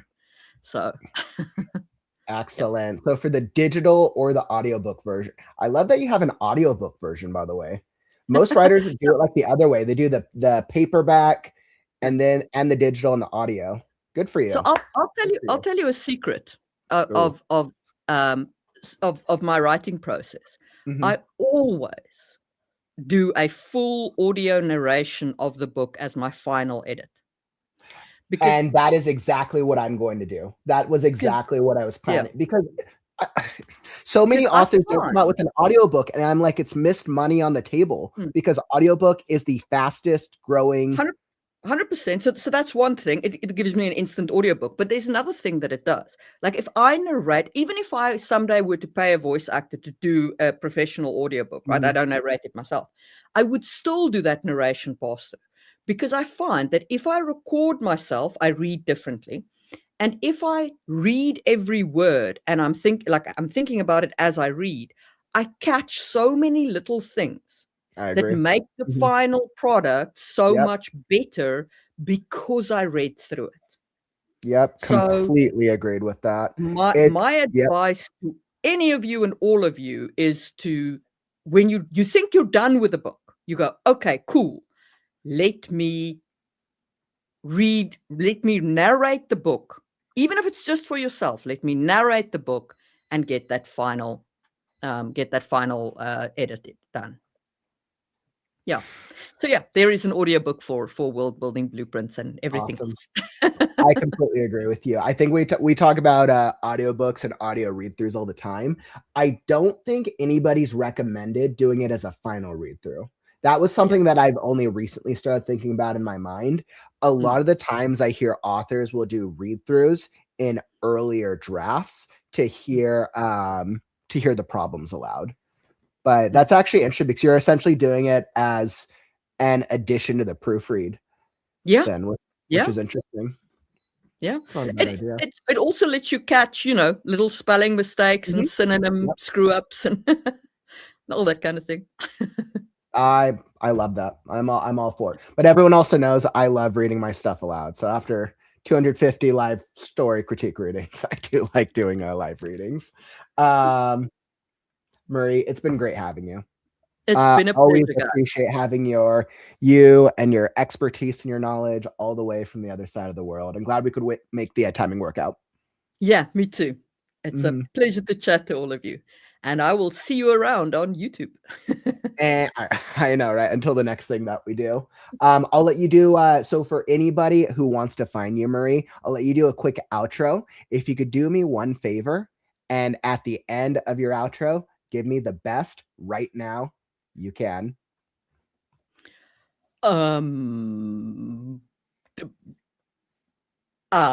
What? You want me to give you the best outro? So at the end of your outro, or at the end of your spiel, just say right now in whatever way you want. We clip all the right now clips together, and they come out really cool.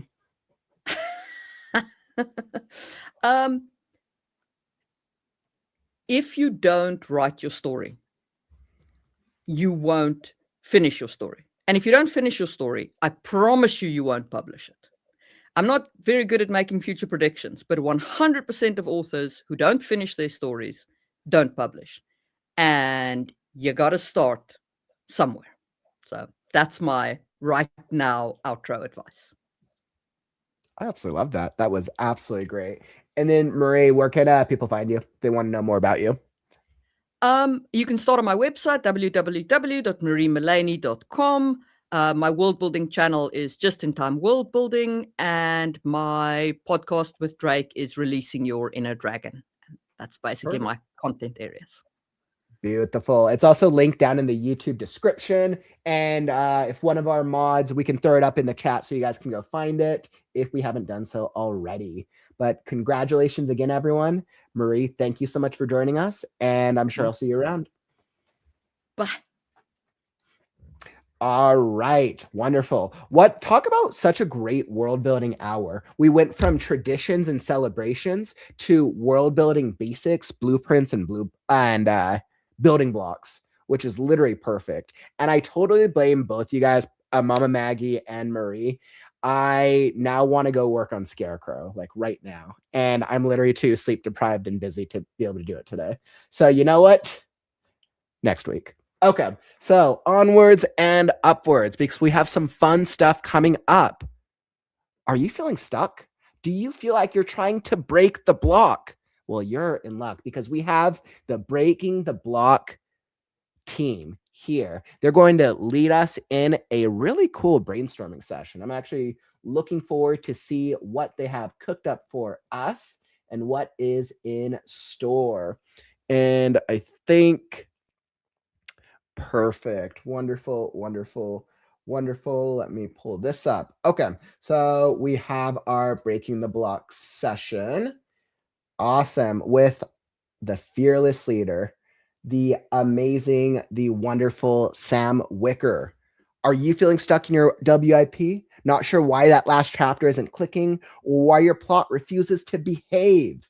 During this interactive session, where we'll use prompts, cards, dice, and collective brain power to break through creative blocks and get you moving again. Without further ado, let me welcome to the stage the amazing, the incredible, like I said, the fearless leader, Sam Wicker. Welcome, Sam. Hey, how's everybody doing today? Wonderful, wonderful, wonderful. I am so glad you were able to join us, and you were able to rally some of the troops and like get the team to come and do a little session. I've really been looking forward to this. Thank you. Let's see. So we'll bring the whole team up. So I know we have Mama Maggie. Welcome back.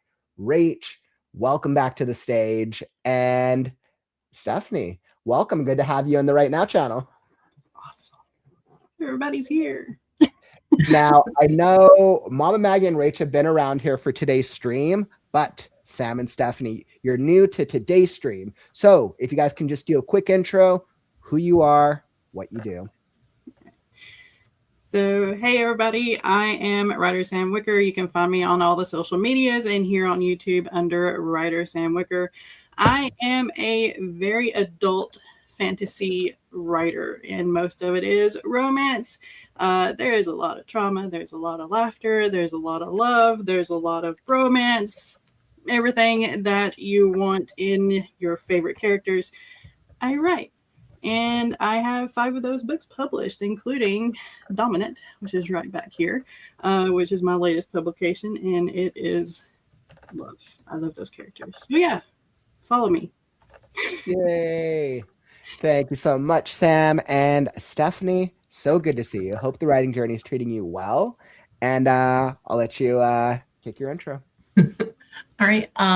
for anyone who doesn't know who I am, my name is Stephanie. You can pretty much find me by Stephanie M. Woodson anywhere, YouTube, Instagram. I even have a website, stephaniemwoodson.com, that has a link to anywhere you could possibly find any of my books. I do have a few out, and they are mainly small town romances. But this year I am doing some more small town romances, but also some fantasy as well. That's about it for me. Beautiful, wonderful, wonderful, wonderful. Now, before we hop into your guys' session, real quick, we have a giveaway. So we're going to set the stage, and Sam, I'll let you just give us a little brief description. So we're giving away the Breaking the Block workbook. If you just want to fill in the details, what is this? We'll start the giveaway right now, and then we'll do the raffle at the end of the session. All right. So I made this workbook just in case y'all are impatient for every Sunday's Breaking the Block session and you can't wait. So hopefully this workbook will help y'all work through whatever is blocking you, and it covers what your internal fears might be, some distraction syndrome things going on, and things of that nature to try to help you realize what's going on in your brain so you can actually get those words on the paper. All right, wonderful. And if you want a chance to win the Breaking the Block workbook, type in #block into the chat. Type in #block into the chat. You're going to see over the course of the next hour just how much fun these guys are and just how helpful the Breaking the Block workbook is going to be. And Sam, like you said, so Breaking the Block is every Sunday.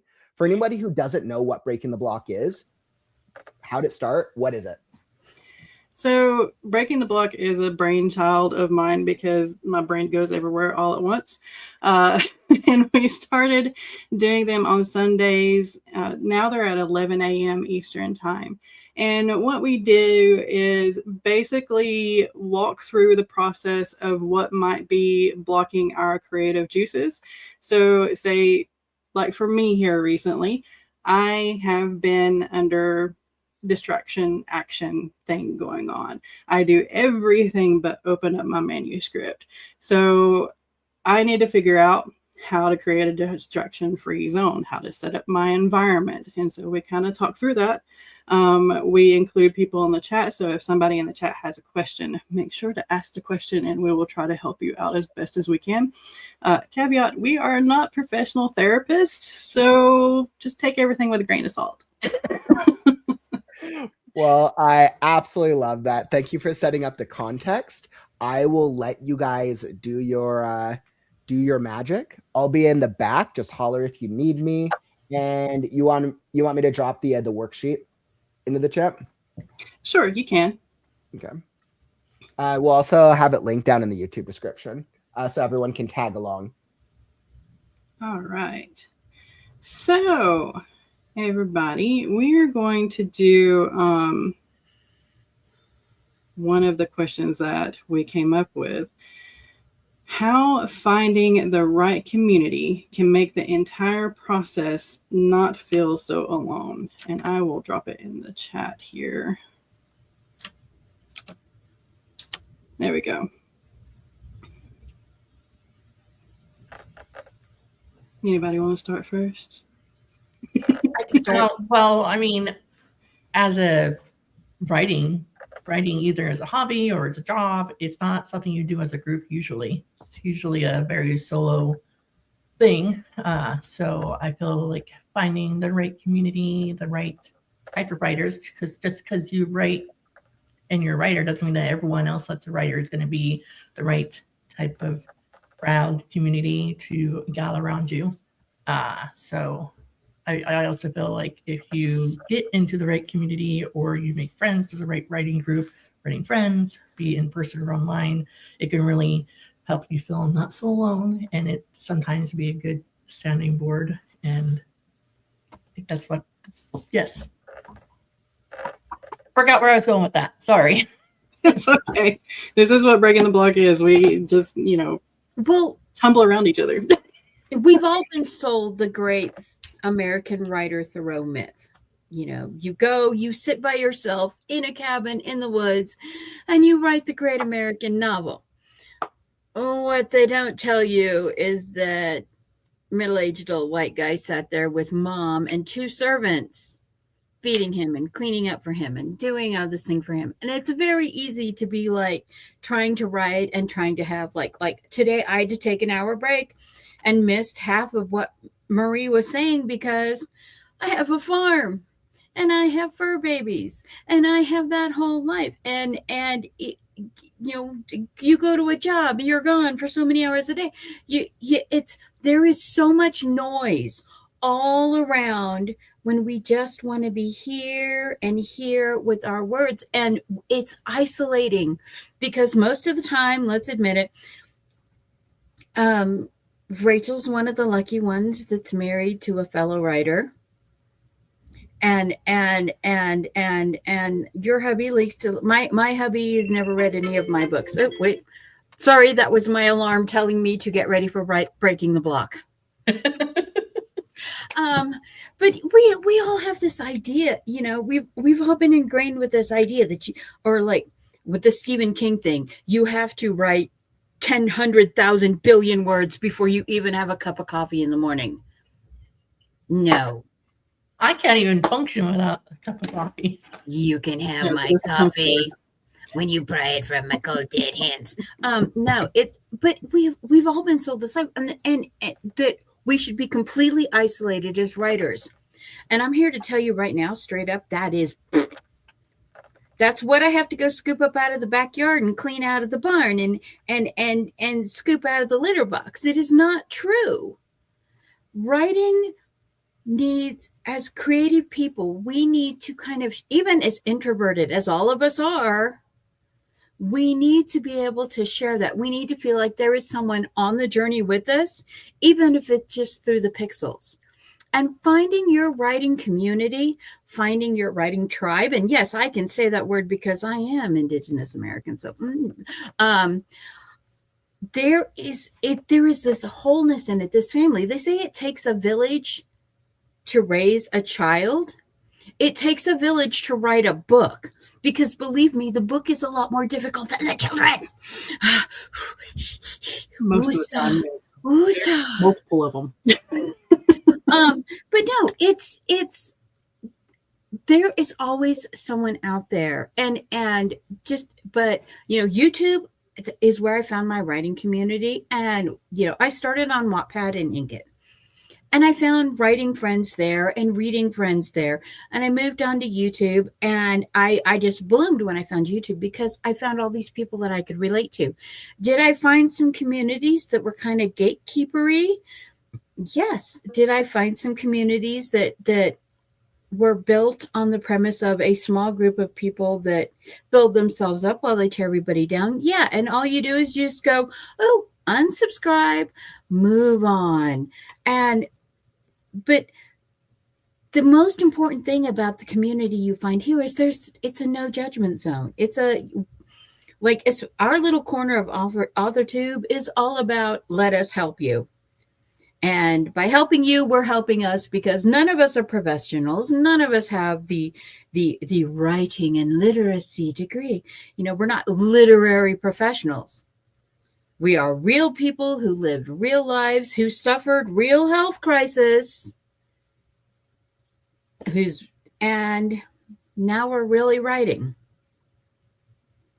Exactly.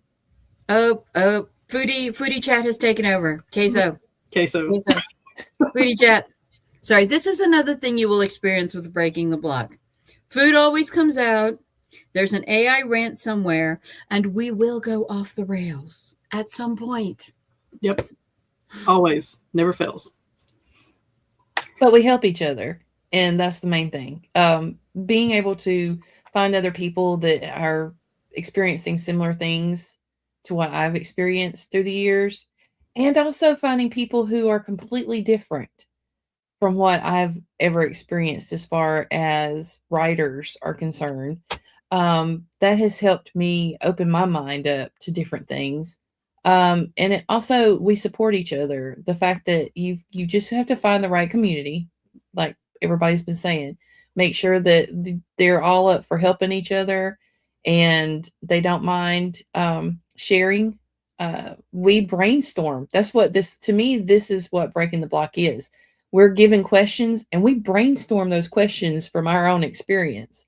And you can take advice, you can leave the advice, but we're just trying to help. And while we brainstorm, we wind up also moving on to other subjects that also might pertain to the situation or wind up helping somebody else that happens to be in the chat or here in the group itself. We've helped each other tons because we were brainstorming something and the next thing you know, it's like, oh, I didn't think about it that way.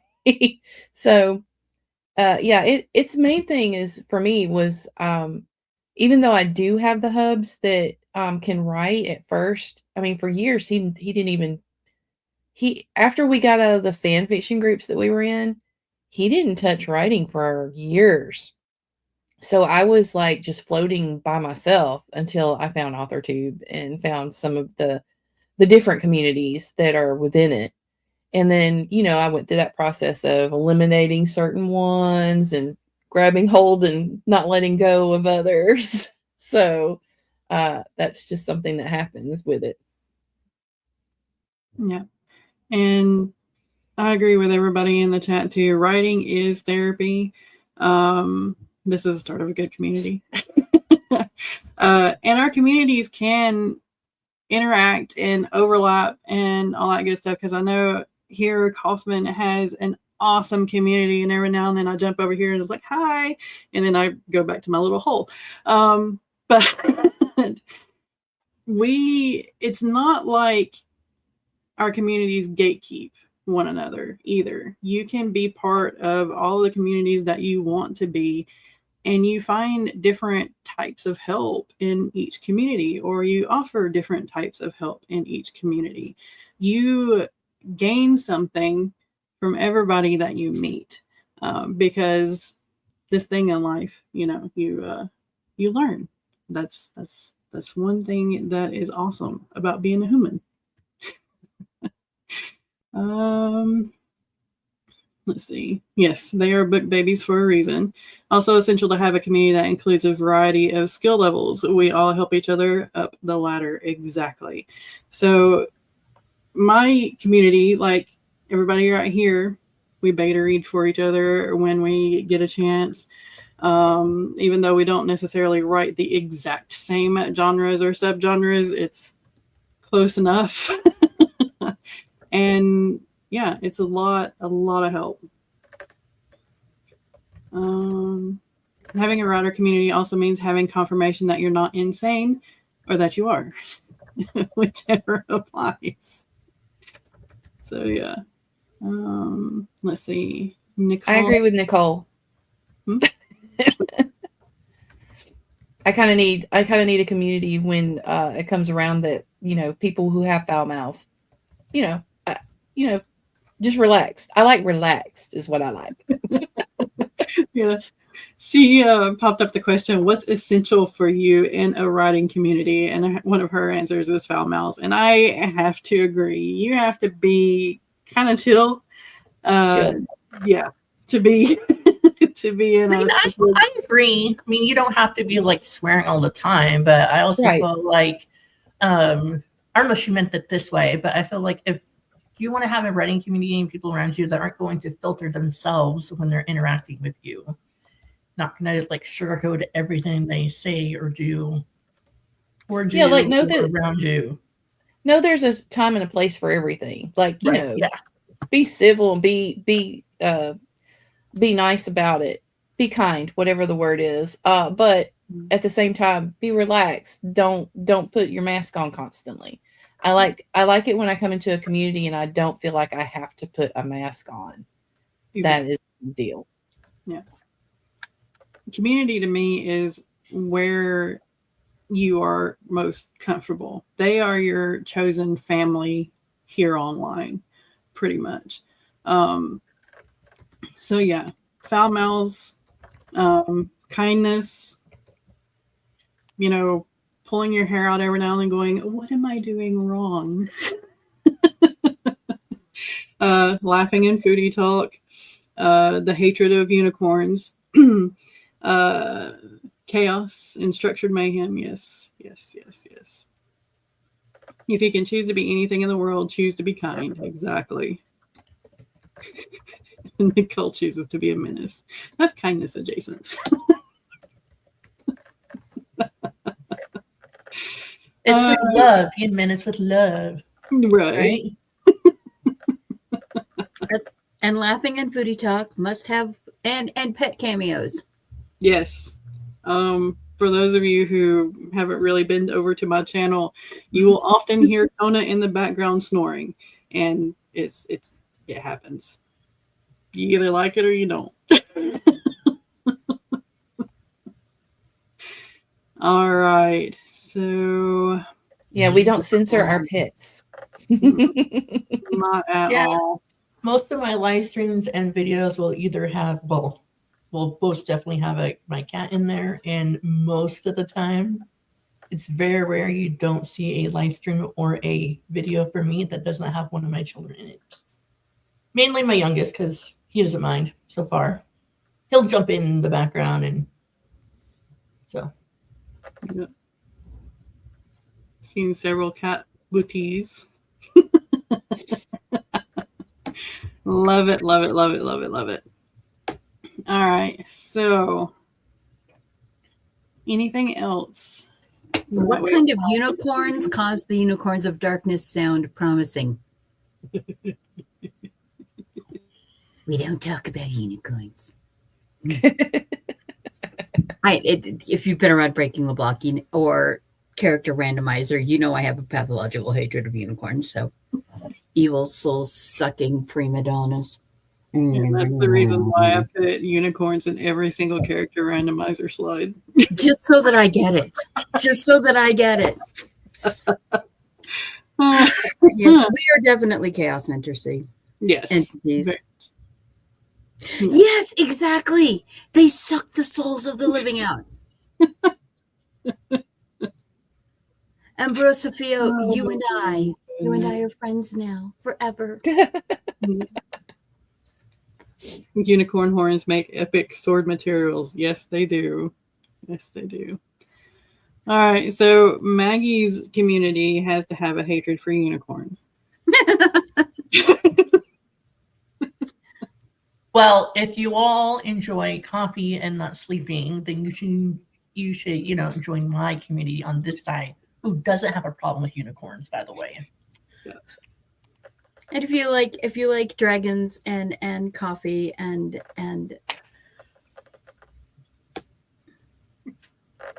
yeah, and doggos. I might join that community. My talking fish story has a dragon in it, so that'll work. There you go. All right. Mine, you just have to put up with rambling and a dog snoring, and we're fine. All right, so just to move right along, here is the next question, if I can get it over here. So, what are the reasons why you might fear your book being published? Off with your horns. Well, I can think back to my very first book being published, and that was the fact that people I knew in real life might actually read my book. And what if they don't like it? That was like a 2-week spiral of like, what was I doing? But eventually I got over it. How do you get over it? I don't know. You just go all in and hope for the best. I worried nobody would want to, no one would like the characters was one of the big things, because I really love my own characters. And when, people can say you're great with the technical part of your writing, but I always had this fear that they wouldn't like any of the rest of the stuff, that it would be like, oh, well, it's a standard this, that, and the other, and not really enjoy the characters themselves. But since pushing the publish button, I have gotten so much feedback about the characters being the reason they continue reading the book. So I'm very proud of that, being somebody who loves the characters. That's my big thing. I've never really worried about like sales and stuff like that. It was just mainly that part. I am a terrible writer. I love world building, and I need a place to put all that world building, so I do the writing. I just published because I had someone early in my days when I was querying tell me, you shouldn't do this. You have brain damage from a stroke and it's obvious you should quit writing. And I was like, really? Tell me no is the fastest way to make me run at something as hard as I can, because I live by this thing that I am going to overdo or fail gloriously. We still need the name and address of that person, by the way. No, I just sent them my Amazon page. There's a few things on there. Just a few. Just a few. So Nicole says, fear of people finding out that you're a fraud and really have no idea what you're doing. That, I get that. Mine is kind of related to that, but mine is mostly that my representation of certain mental disabilities and syndromes and everything will be seen as me not knowing what I'm talking about, even though those are related to my experiences with that syndrome, disease, whatever. So yeah,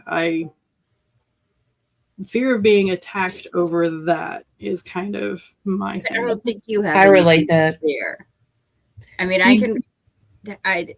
It's irrational though sometimes. Your writing's amazing. You shouldn't think that way, but we all hear the imp though, and we've talked about this on multiple Breaking the Blocks. We all hear the imp, and the thing with the imp is you hear it in the voice of the person whose acceptance, love, admiration you wanted to earn the most and never did. That person that you were never good enough for, that is the voice that talks to you back here and says, oh, your writing is crap. Your characters are stupid. No one is ever going to read your book. You are wasting your life. Mm-hmm. Yeah. And that is the last person you should be listening to. And the fact that, unfortunately, as adults, we've all had that one person in the background and they live rent-free in our head.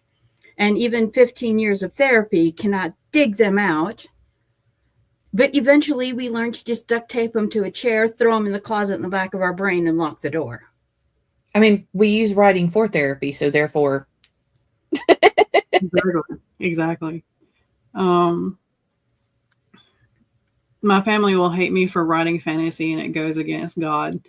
This right here, born and raised Baptist. Yep. You have gay characters? Yeah. Yep, that one. That was one of the rejections I got, is can you make your gay couple straight? Oh my gosh. No. No. The answer is no. So that is a very, very valid fear. And I highly suggest writing under a pen name, and you never tell your family at all. I have a huge family. There are hundreds in my family. And I guarantee that 3/4 of them have no clue that I have a YouTube channel or that I write. And there's a reason for that. I did tell my aunt, who is a preacher's wife, that I write, and I gave her 3 of my books because I'm waiting on it. There are some fights that you want to take.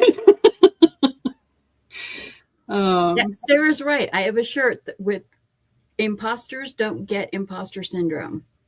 Yeah. Yeah. Exactly. Mary says a fear of success can be a fear of future expectations. this is true too for us introverts doing book signings or conventions or speeches or something like that can be a very real fear. And that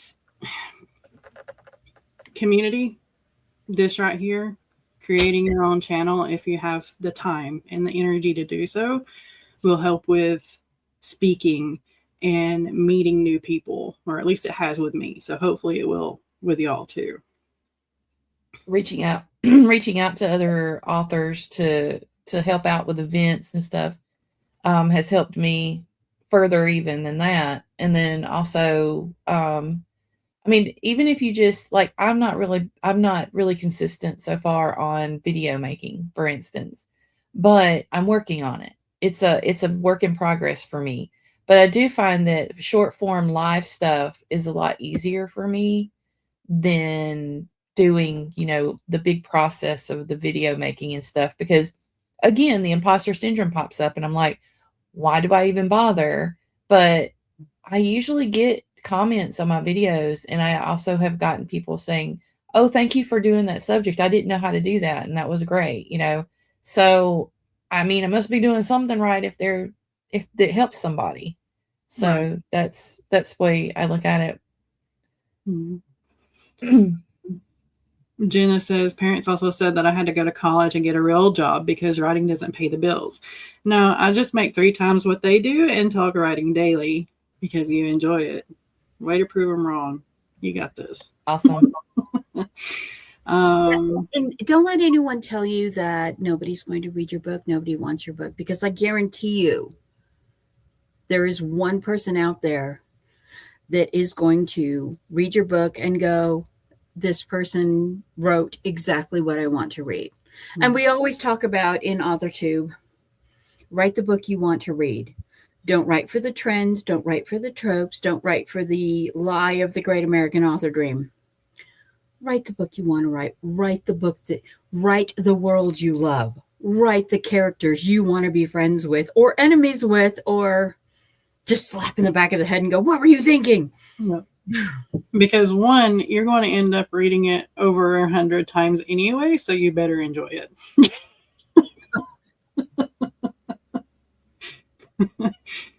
And 2, those characters are going to live with you forever. So yeah, it's. You are definitely not the only person that writes gay werewolves. No, I'm out. No. I have gay. I write gay dragons, gay werewolves, vampires.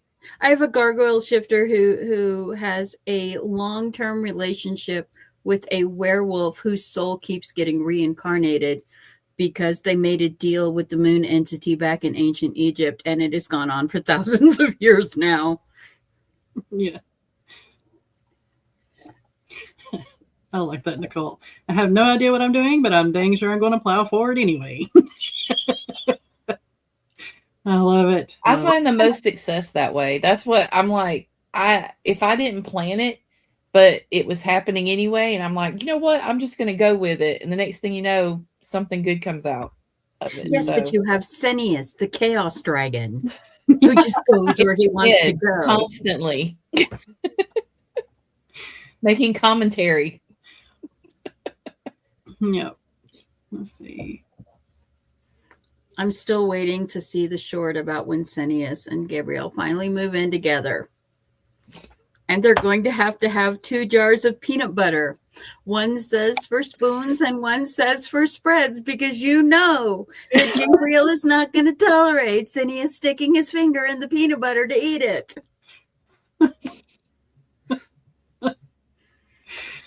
They've been together in our stories for so many years, and Senius will still walk into Gabriel's office and purposely move shit out of the way. He's like, let me move this. All right. And they'll let me watch as Gabriel goes over and neatens it up. And then just glares at him. Mm-hmm. Yep. All right. Let's see. Yes, and practice does make perfect. Like Jenna said, practice, the unhermit mode. I can talk today, I promise. I've only had 1 cup of coffee. So speaking of that, I always felt like, I've made lots of blogs and videos. I've been on lots of live streams. I felt like, oh, I could totally get in front of a real person in real life audience and talk about my book and it'll be fine. It was not the same. It's not the same. It's just practice. It's not the same. I'm glad I did it and it's over and done with. And I'll, if I ever get asked to do it again, I'll do it again. But it was just at our local library, so it was a very small group, thankfully. But it definitely did not feel the same. Yeah. Not really. Well, working through the steps, I mean, you think about it, Stephanie, when you were doing your Find Freedom vlogging. Yes. That was your stepping out. That was you beginning. And then you started your writer's journey and every people here got to be lucky to see the slope of that. And it's just, and it was like, there's a definite difference between there's a difference between me pulling out my camera and filming everything our family was doing as we were traveling across the nation from one coast to the other, as opposed to me talking about what I was creating. There's a definite difference between the two, but I do feel like me being, doing all the family vlogging, travel vlogging, it helped me as I went into my author journey and like sharing about that. I don't know how I would have done if I went cold turkey starting about my writing journey and not doing anything else before that. But yes, yeah, you were there from the beginning, Maggie. Yeah. So it's, and like I told you about me getting the rejection letter and just going full on board. Finding your group, finding people that are willing to match your crazy, because a lot of people think authors are going to, we don't talk to dead people. We don't see dead people. We talk to imaginary people. We talk to the voices in our head. Who says we don't talk to dead people? I mean, we turn dead people into characters so we can talk to them. Okay, that's the truth.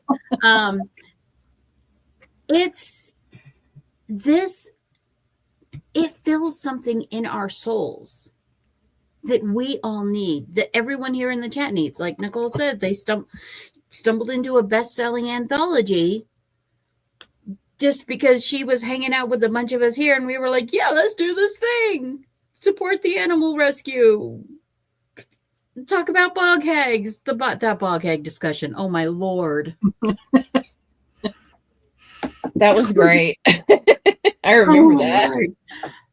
And Krampus just came out. So, bog hag and Beltane and Krampus, it's, little, and it's little things like this. And it's like we just needed somebody to organize it. That start the, and any idea, no, you're like, oh, this is a stupid idea. This is crazy. Nobody's ever going to want to read this. No, somebody will. Yeah. Believe me, we will. Yeah. No Karen's allowed zone. Yeah, 100%. Jenna says my characters sometimes come out of my face before I can stop them too. Yeah. Yeah, I'm not a mean person. I'm a really nice person, but I will kill you in my books. Over and over and over. That's the thing that I cannot do. If there is somebody that I hate with a passion, I am not going to put them in my books because that means that they're going to live forever. I just can't. I cannot. Jane, 100%. How boring is it in their heads? No story at all? Very boring. I can't. And that's another thing about writers. Most of us can't imagine not creating something, whether it's still in writing, whether it's doing some kind of arts and crafts or something like that. So that's another way that you can break the block too, is one, interacting with the community like we talked about. Two is, if you have a block in your writing, maybe going over to your crochet project or your painting project or something like that to take a break from your writing will also help too. But talking out in a community setting, like with us, with here on the chat every Sunday, 11 a.m. Or I'm sure in Kaufman's community as well, because I've seen a lot of chats where they're talking about their writing and working through the problems and all that good stuff. And on everybody's channel here. Yeah. Join the Right Now Discord. They have regular writing sprints. They have story development discussions. They have Are You Blocked? They have their own little section of their server that's Are you blocked? Are you stuck? Do you need help? And you can put it out in there. My coffee mug is donuts.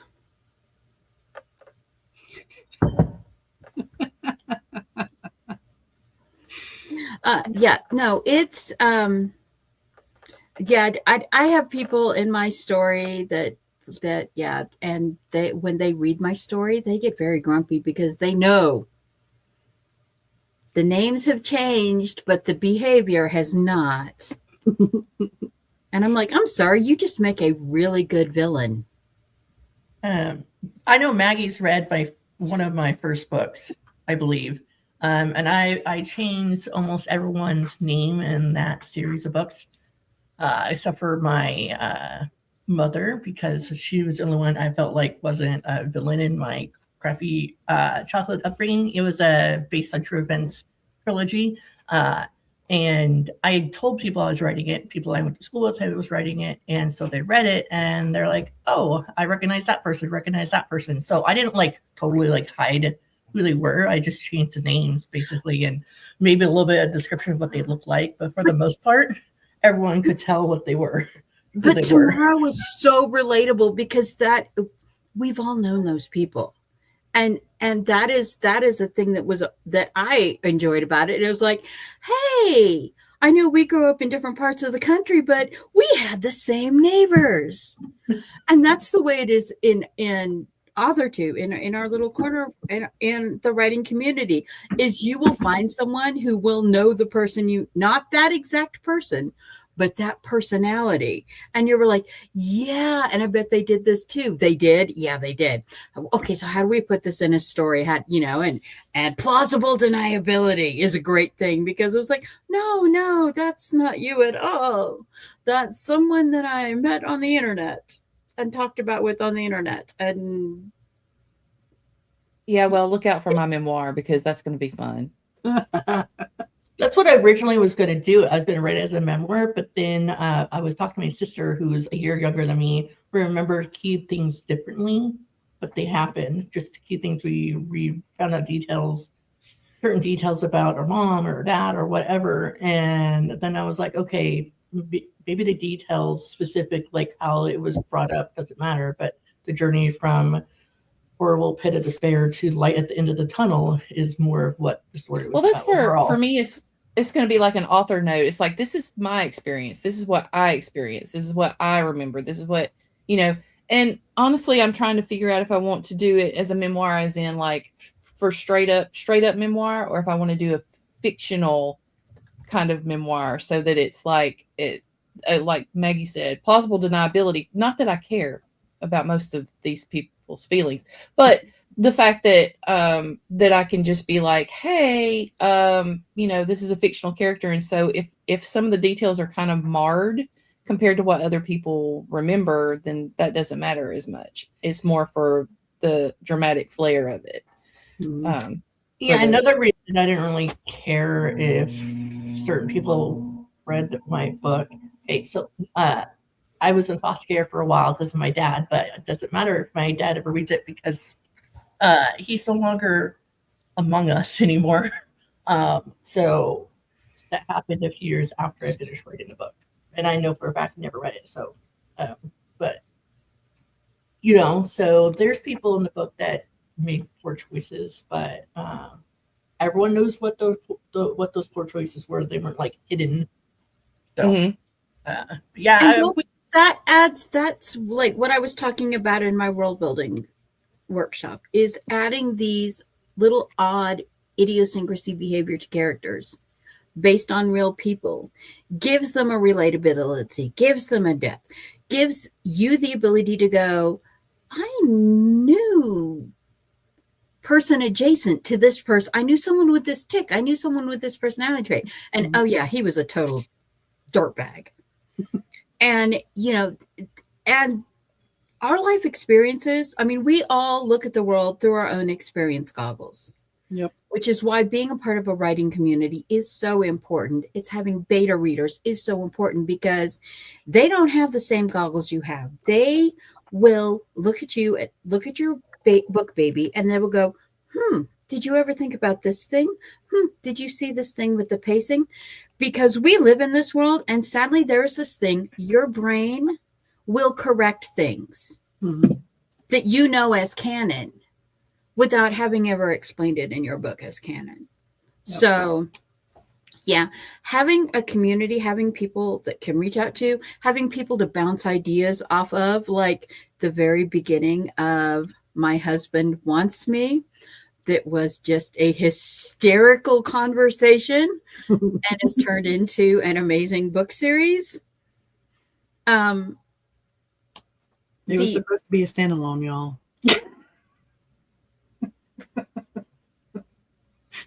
These are things that having a community around you, having people, even if they don't read your genre, don't know you personally, don't know the people in your life, don't know your characters, having someone from outside here looking at the things and going, you need to fix this, or this is amazing. That can really help with your writer struggle and overcoming the imp. Because even negative feedback helps tell you that you are going in the right direction. You don't just find your way over the mountain by climbing straight up the cliff face. You got to zig back and forth. You got to take the cutbacks. You got to scramble through the scree field. You got to avoid the lightning. But you will get to the top. Don't be afraid. Someone is waiting for your book. Yeah. And the same. Jane says my characters get, we'll say, antsy with me if I go too long without writing for them. And Embro says I feel like my baby is needing attention because my writing was my first child, but my flesh and blood took the bigger step at her birth. Now my book is that nagging middle child stereotype.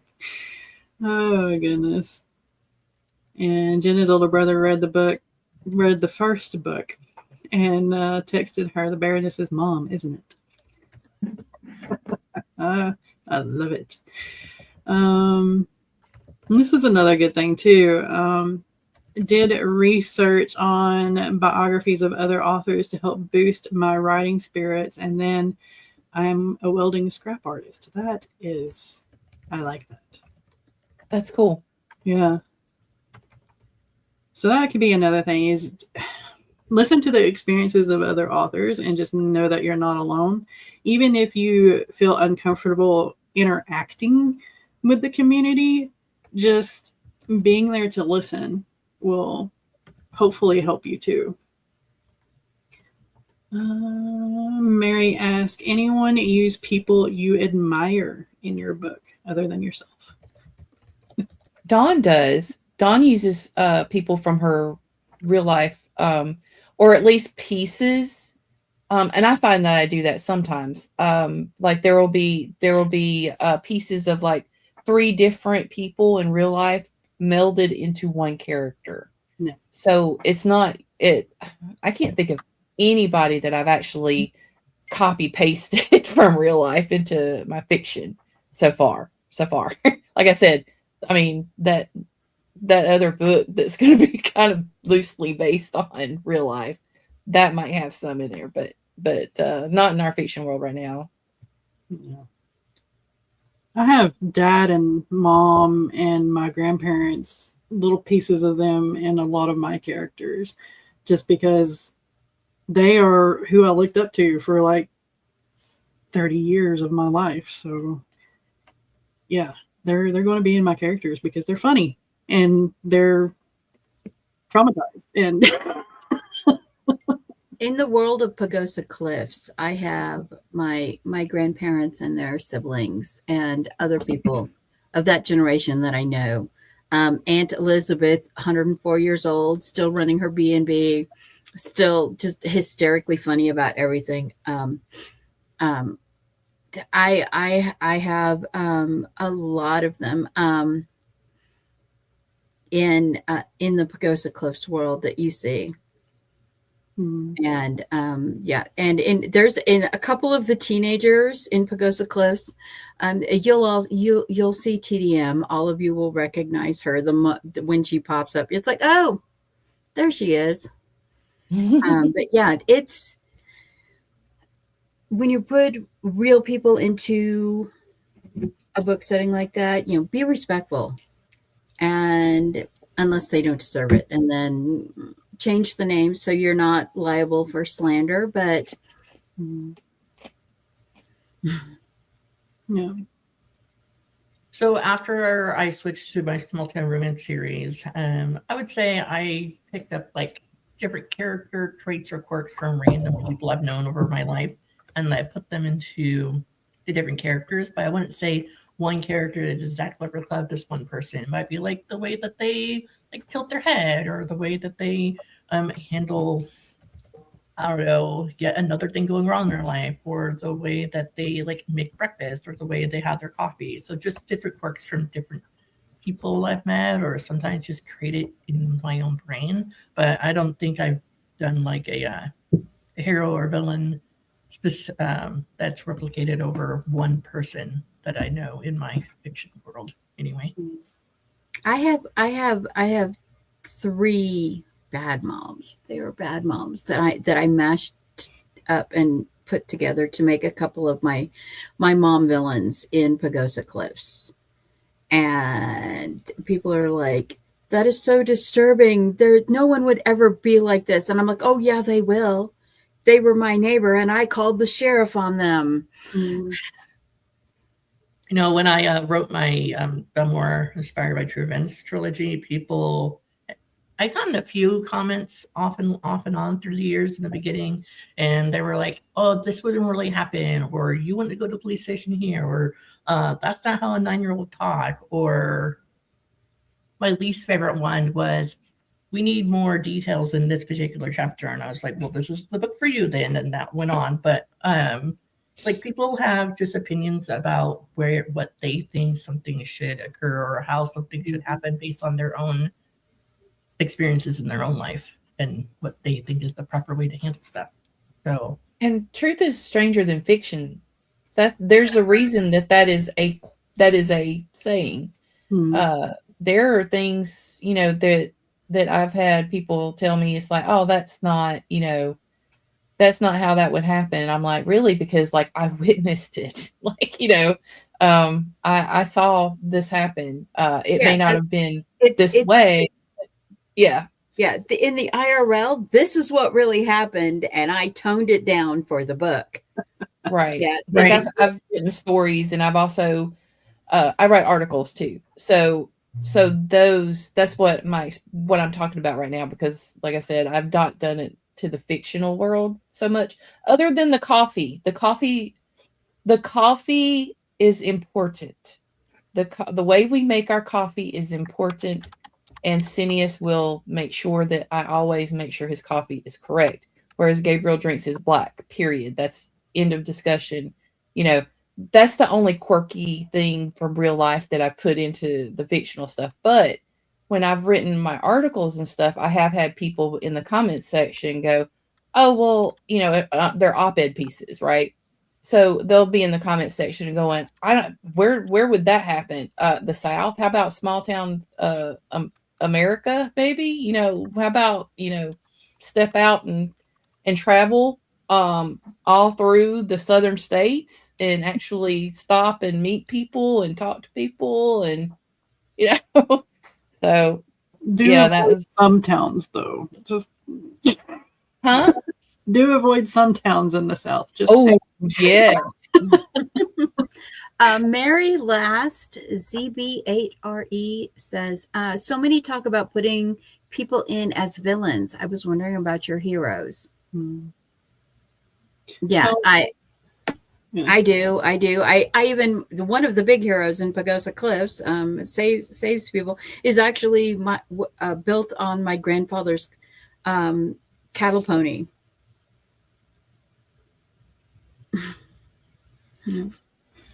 Harry Yeah. in the My Husband Won't series is like a combination of my brother, my dad, a couple of my cousins, and yeah. So he's like the trauma. My brother and a couple of cousins went through almost that kind of trauma that he did. So yeah, it's they're in there. My dad is in a lot of my male characters, especially the gruff ones, like Regis. Dad is a lot like Regis, where there's few words. And there's chuckles because he tortures everybody else. But yeah. So yeah. I guess the closest that I can come would be Eustace, or AKA Nathan. He's kind of a culmination of one of my uncles and my birth grandfather, whom I got to know off and on through life because I was adopted. And the way that, and I hadn't thought about it until you mentioned, hero and a good guy but because Eustace is primarily a good person. He just has gone through enough and he's also got these old traditions that have set him apart from other people, and have made him make decisions that perhaps weren't the best decisions, but at the same time, he decides to just go with it because, he's messed up, so he might as well, fix it and do the proper thing. And that reminds me of my grandfather, so, and my uncle on that side. Yeah. Okay. Before we need to head out, since we got like 5-ish minutes left, do y'all want to say one trick that you do or one step that you take to break out of writer's block whenever it happens? Sure. I jump around so much, and I project hop like an insane person, which has been really weird for me for quarter 3 and 4 of 2025. The way my brain, OCD gold brain, went, oh look, I only want to work on this one thing. So yeah, no, my recommendation is I posted earlier about the interview questions. If you're stuck with a character trying to get a character or a scene in, 30 questions for world building, 30 question interview for your character. Find a way through that. The other thing is my biggest thing, and I got this from Natalie Locke, flash fiction.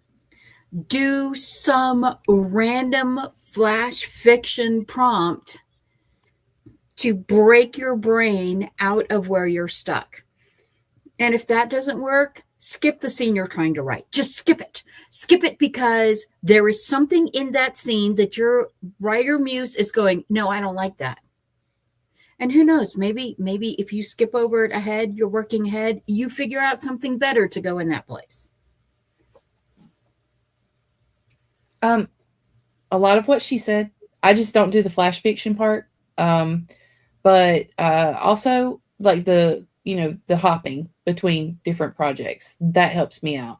Also, something that's more just, simple for me is hop in the car by myself and blare music as I'm driving down the road that helps get me back in the mood for the scenes or the situation that's upcoming. And a lot of times lyrics, the way the music sounds, everything really gets me past the block and makes me excited about a scene, because I'm one of those people that do have I have the movie in my head as I'm writing it or reading it or seeing it. So the music will help stimulate that part.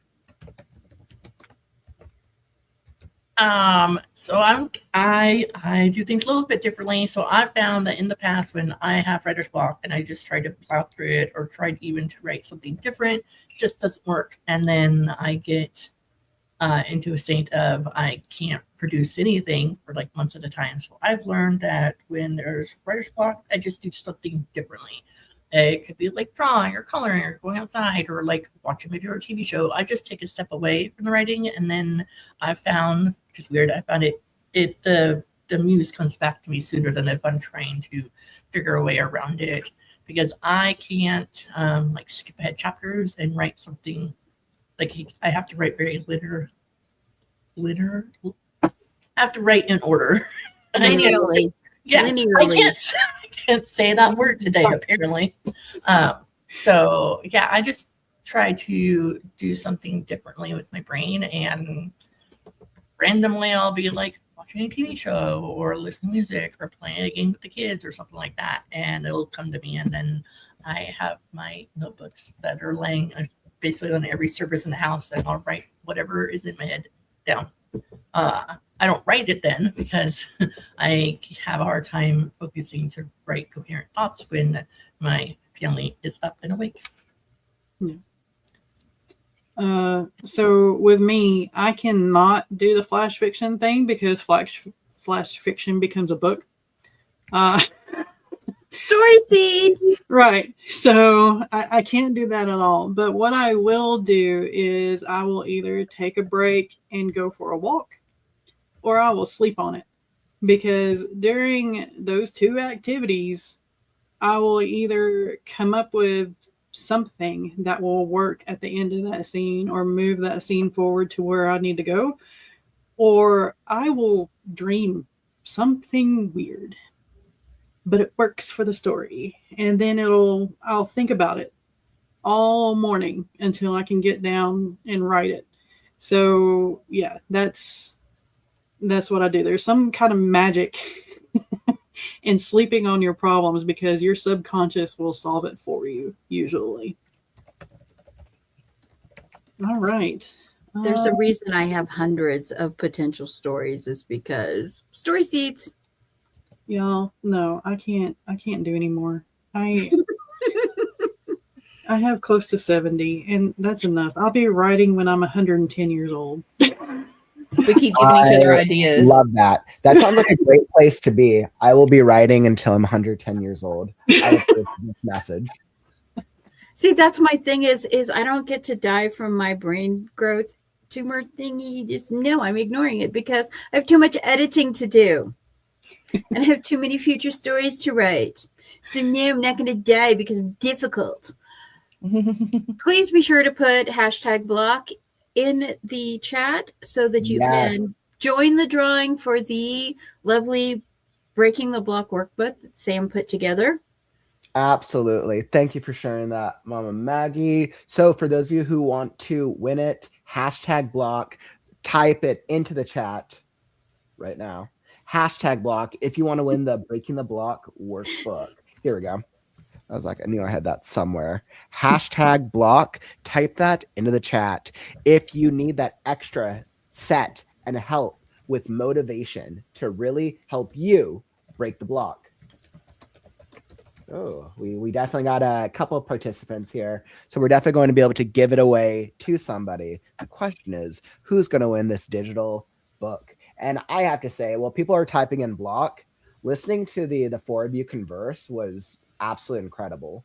You four have such like it might be chemistry. It's just that the four of you just have like such a great organic conversation between the four of you, regardless of the conversation, regardless of what y'all are talking about, and it feels inspirational. It makes me be like, all right, I feel like I need to break the block right now. It's like, how do I break the block right now? So I definitely felt very inspired just from listening to just the context of you guys having a great time while also providing value and also creating a space where writers can come together with y'all. So I wanted to throw that out there because that's actually really cool. Thank you. And let's get this giveaway going. So #block, I'm going to throw it up here, and oh, there's a lot of people here. All right, so let's do it. Breaking the block. There is a high demand for this workbook, Sam. So we're going to see just who wins the Breaking the Block workbook, and away we go.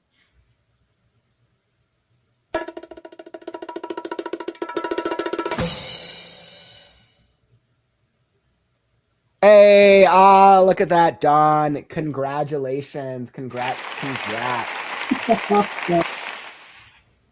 Perfect. If one of the mods want to drop in the form for the winner. So Dawn, we just need you to go fill out the giveaway winner form. We're going to drop it in the chat for you. Just fill that out, and that way we can get you the Breaking the Block workbook.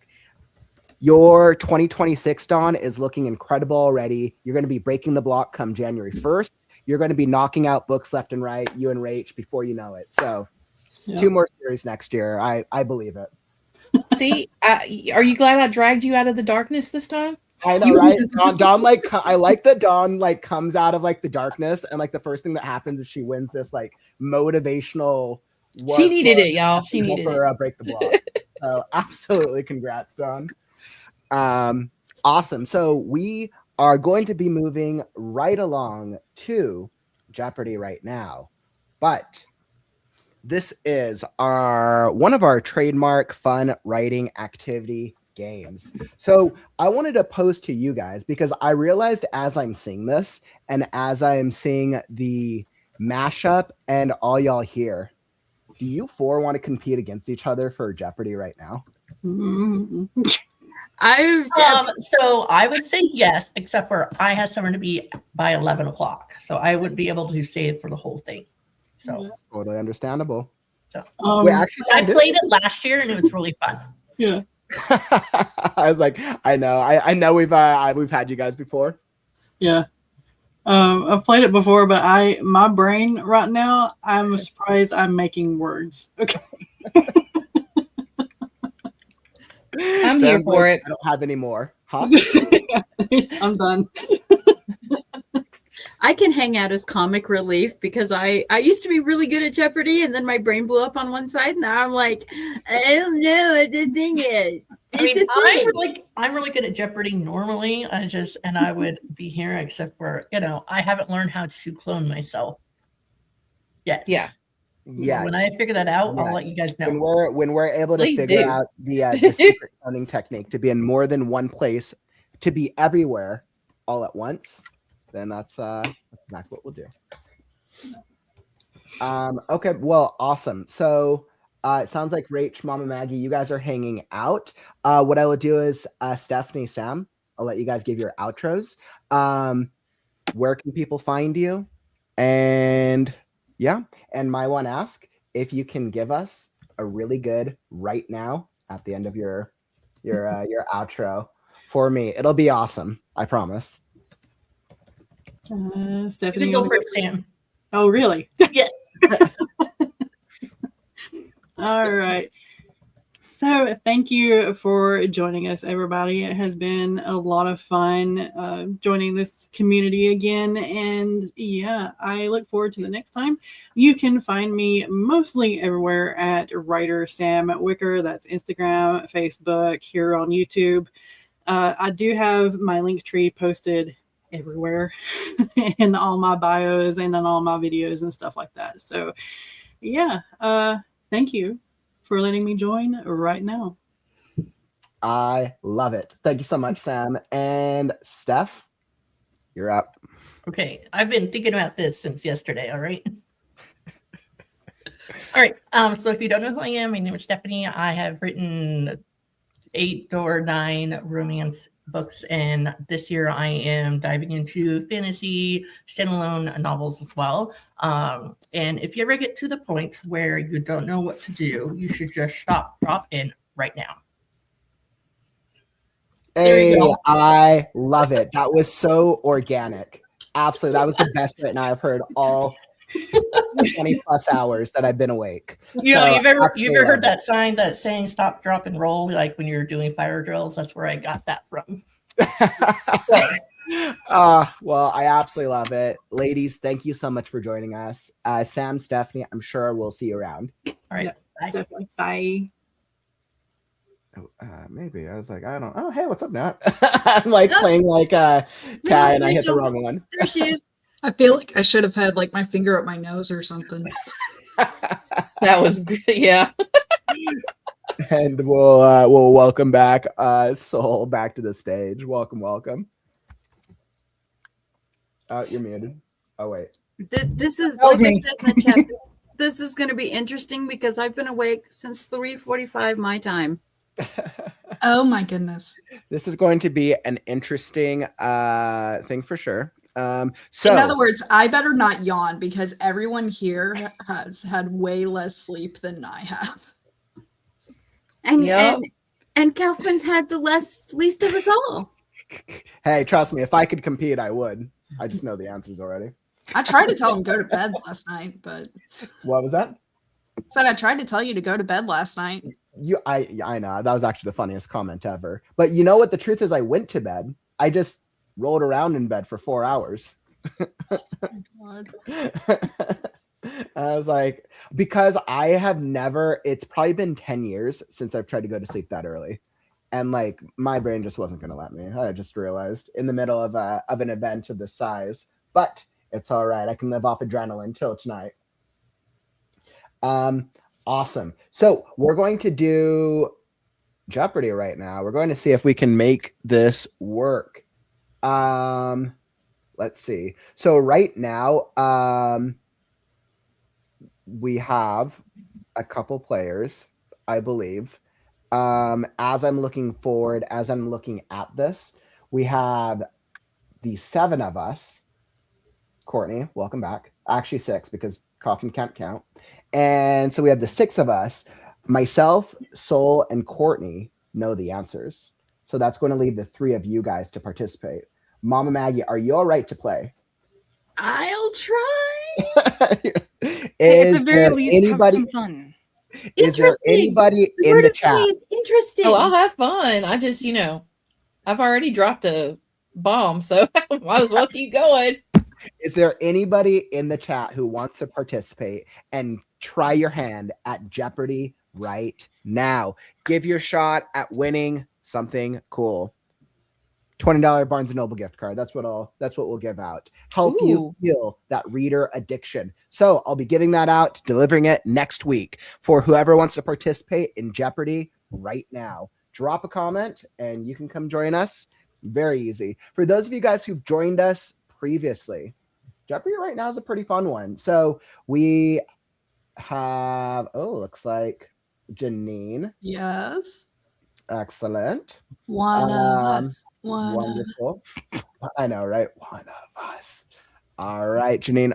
Let's get you the invite link, and you can come join us in the studio. Out of curiosity, while you're doing that, has anyone claimed bingo yet? Yeah. I have 3. You got 3 lines? Yes. Dang. Wow. The perks of by the way, Janine, it's going for an hour. Ish. Like, and when I say ish, I mean it could be less, not more.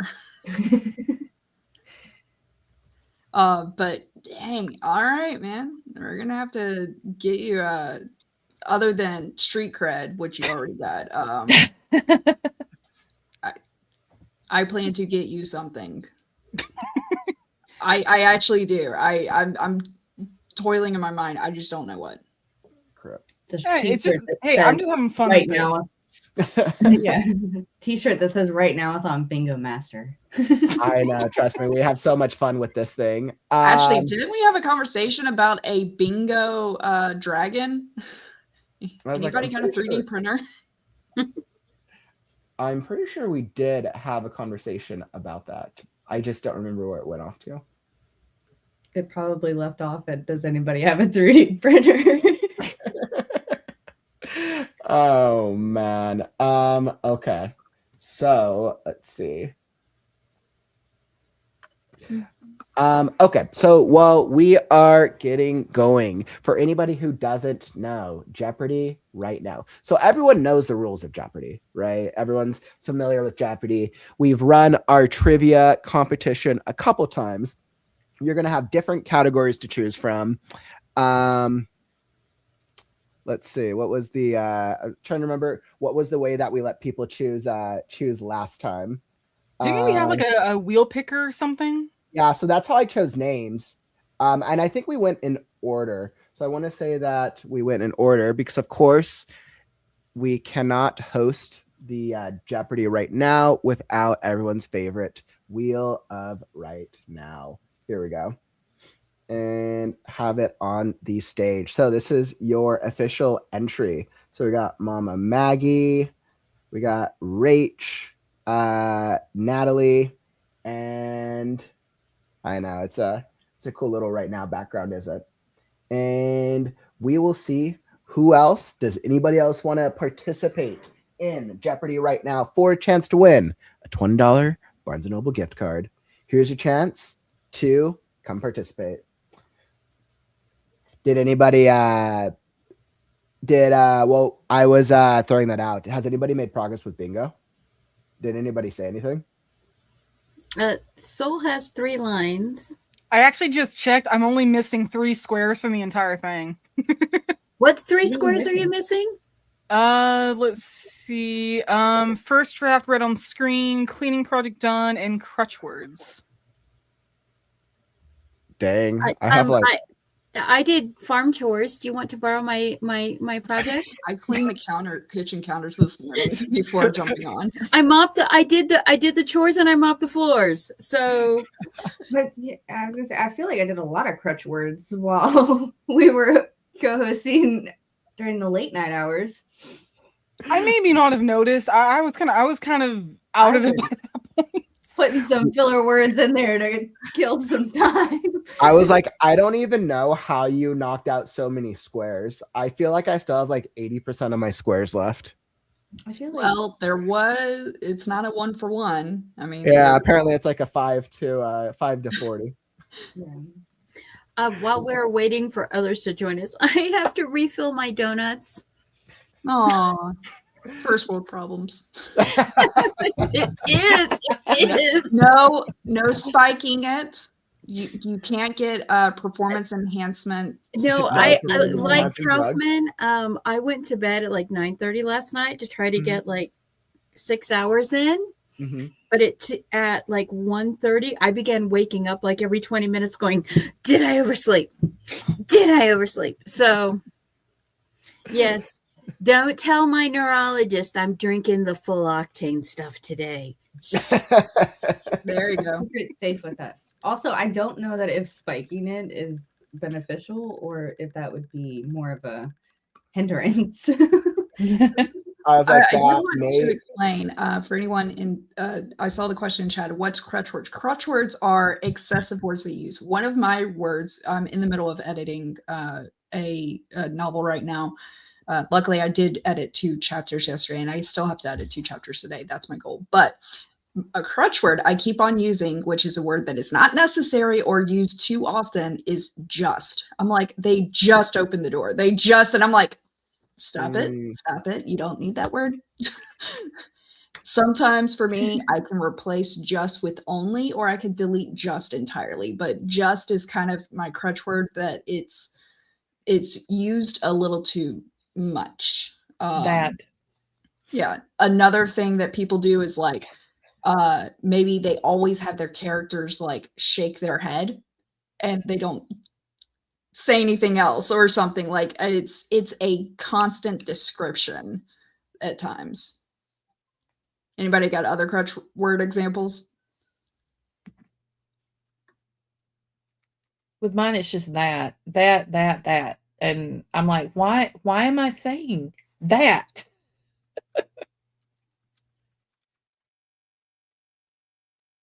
I have noticed just. I know that I know that I use crutch words. I just don't know what my crutch word is or what my list of them are. But I know I have them. Probably too many. Yeah, I know when you create Kaufman for editors, he'll write them out for you in bullet points. Exactly. Underline. As any good editor will, they should point out all of your crutch words, or at least the majority of them, so that way you can be aware of the crutch words. Because it's not that you shouldn't use crutch words; it's just that you rely on them too much. You're doing it too much, yeah. And literally everybody probably has a list of 10 crutch words. At least. Now, it's not to say don't ever use the word. It's just cut down on your use. It's like any. We're going to call the writing like a word diet. Everything is good in moderation. Even chocolate cake. Awesome. So with time, so what we're going to do, we'll queue it up. I think what we'll do is we'll leave it to the three of you to compete. Mama Maggie, I know, is grabbing some coffee, which is absolutely necessary. So we're going to leave it up to the audience to help us. Perfect. We're going to leave it up to the audience to help us with Jeopardy right now. All right, so let's see just what we can see. Okay, so let me throw this up on screen. We will have our names. So the way this works out is we're going to choose first, second, third. That'll be the same order. You get to choose the question. You get to choose the number and the question. If you get it wrong, whoever raises their hand first can be the one to take the second guess. I think that seems fair. So whoever raises their hand first can be the one to take the second guess. If you get it wrong, then of course it goes to the third one. If the third one does not get it right, then I think we lose the point, right? We reveal the answer. You told me nobody's getting minus points. By the way, Yeah. I am being the point tracker. However, I have it on an Excel spreadsheet. I can share my screen. Anyone can fact check me.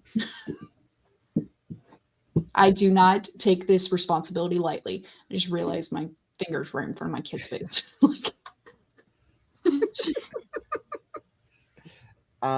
Okay.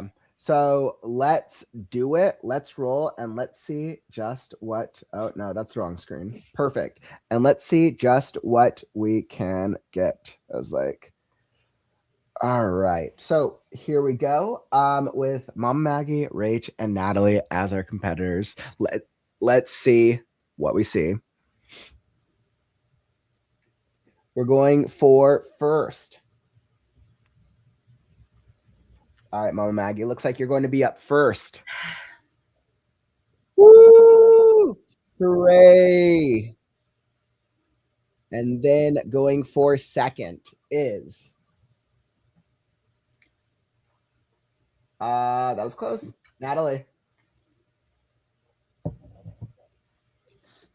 Woo! All right. Awesome. Awesome. So, here's how we have it. Here's what we got. So once again, it is Mama Maggie, Natalie, and then Rach. So we'll be at the top here. Let me make that. Perfect. So that will be the order. Sol is running the game, and Natalie, since you're competing, Courtney's going to take score for us. Oh, darn. I had an Excel spreadsheet, and it's beautiful and color-coded, and I have... I mean, if you want to focus on the game, then I would, but, you know, or I could just be your backup. We can check each other's math. Okay. Natalie probably has like the most like beautifully like design like score like tracker in all of history. Yeah, and I have like we can't let it go to waste. Together Word doc right now.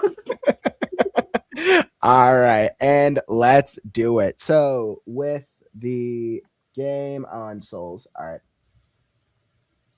and drop mine. All right, so and away we go. Mama Maggie, which category do you choose, and which score?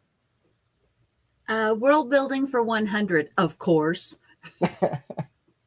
This refers to the rules that govern what is possible or impossible in a fictional world. What is a system? What is a system? And is that the right answer? When Kaufman pulls up the answers, somewhere around here.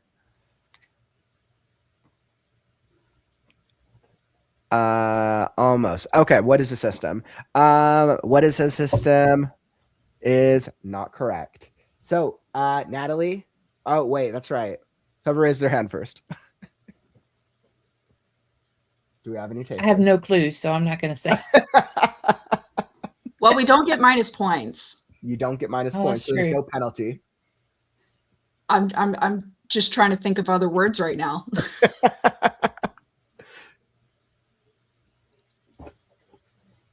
And then we'll add that do do do do. Kaufman will add the background noise. Do do do do. In my head, it sounds real. I mean, the only word that's coming to mind for me is what is physics? What is physics? What is physics? Is not correct. Yeah. And the answer to that was world rules or internal logic. So no points for 100. Nicole promised. She did promise singing. All right. So Natalie, the question goes to you. Let's do alternative writing for 100. All right. This writing style mimics natural thought, often ignoring grammar or structure. Free flow. What is free flow? What is free flow is incorrect. Mama Maggie goes first. Mama Maggie, the question goes to you. What is free form? What is free form is also incorrect. Rach, the question goes to you. What is brainstorming? Oh, getting closer, but no, incorrect. The answer is stream of consciousness. So close. We're almost there. And no points for 100. All right, Rach, the question goes to you. I'll take subgenres for 200. Subgenres for 200. This fantasy subgenre blends magic with modern or real world settings. What is urban fantasy? And what is urban fantasy is correct. 200 points to Rach. 100. Ooh, congratulations. And Kaufman. Boom. All right, so that's 200 to Rach. Mama Maggie, you're up next. What is world building 200? This aspect of world building includes customs, traditions, and social norms.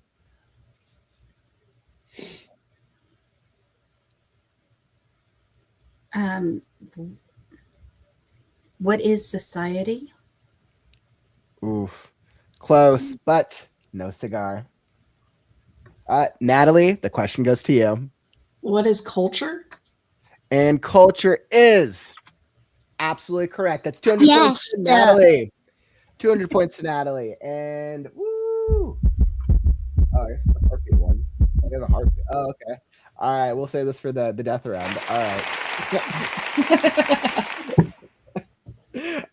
All right. And of course, chat, if you know the answer, drop it in the chat and we'll see if you're able to help our contestants. All right, Rach, the question goes to you. Oh, no, wait. It goes to Natalie. Natalie. Yeah. I mean, it doesn't matter. Let's do subgenres 100. All right, subgenres for 100. A romance subgenre focused on emotional comfort, safety, and healing rather than high conflict. What is cozy romance? And cozy romance is correct. I like that your helper helped you out there, Natalie. That was like the confirmation. All right, and that's 100 to Natalie. He's been saying I'm right on other things when I was wrong, so throwing it says you're right to all of them. No, he's just here to support me. Everyone needs an emotional support human. All right, Rach, the question goes to you. Subgenres for 300. All right, subgenres for 300. This subgenre is known for brutality, political scheming, and protagonists who often make things worse. What is suspense? Ooh, what is suspense is incorrect.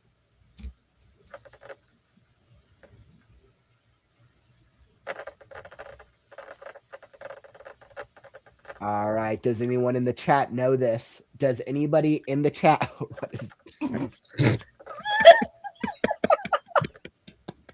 I love that.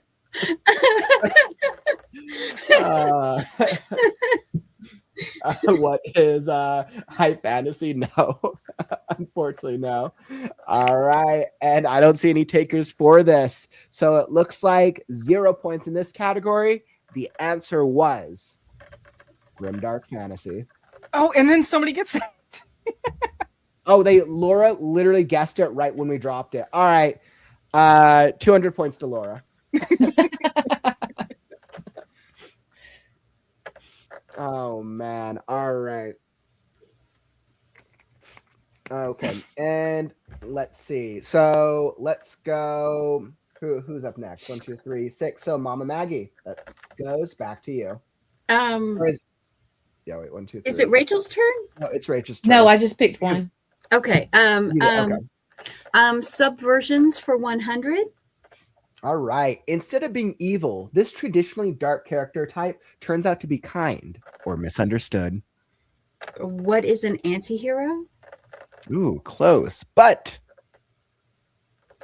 no cigar. Oh, all right, Rach. The question goes to you. I'm just going to try cinnamon roll. What is cinnamon roll?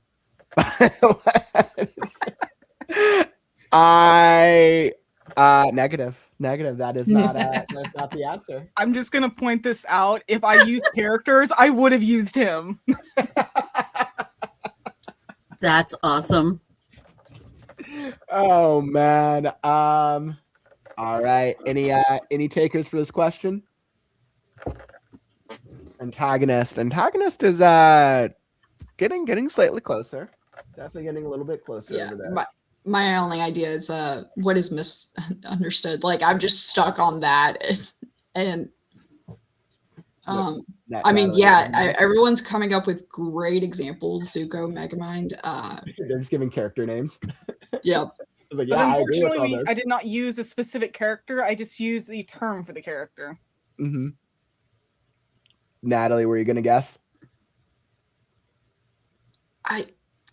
I mean, all I can think of is just great character arcs, but I can't think of a single word that like summarizes it. I'll give you a hint. It's actually 2 words.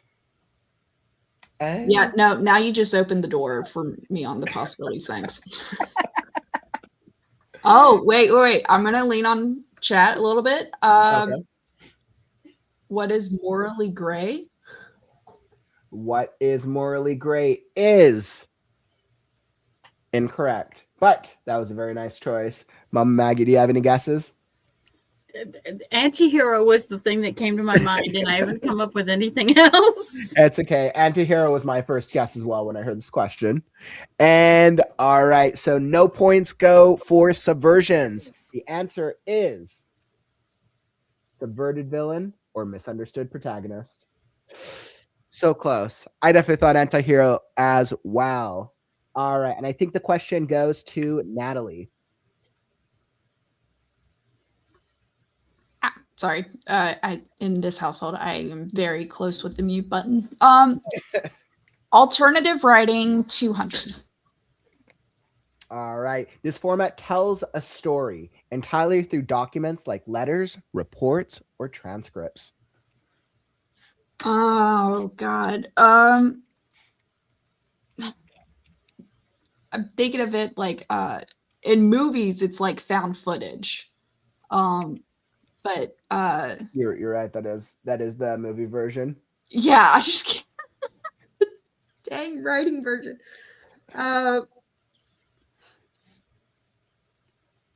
What is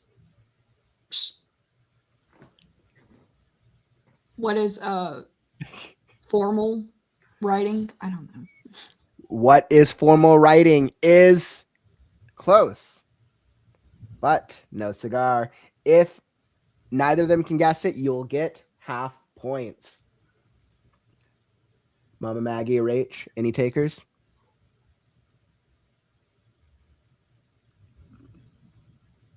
Nope, no takers. Steal from chat if y'all want to. We got a few please. people. If you could pronounce it. What is epistolary?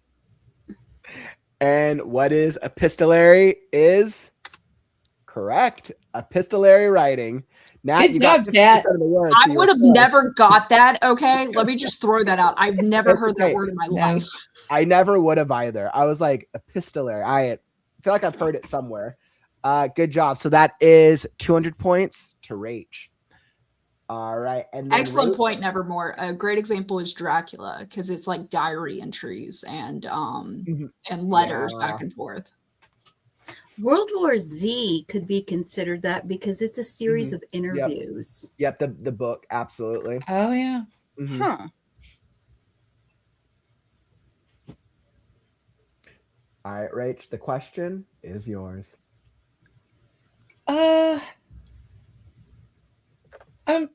Let's go with right now trivia at 100.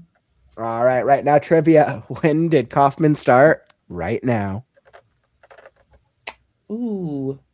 There are also 2 possible answers just to make it a little easier. Like, I'm not good with exact dates and stuff, but No, you don't have to remember like the exact date. Just the month, just the month and year would be enough.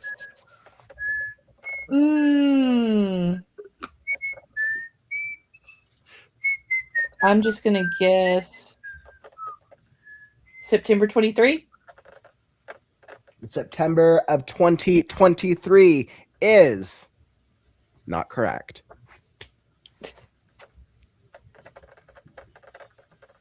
Would she get half points on that?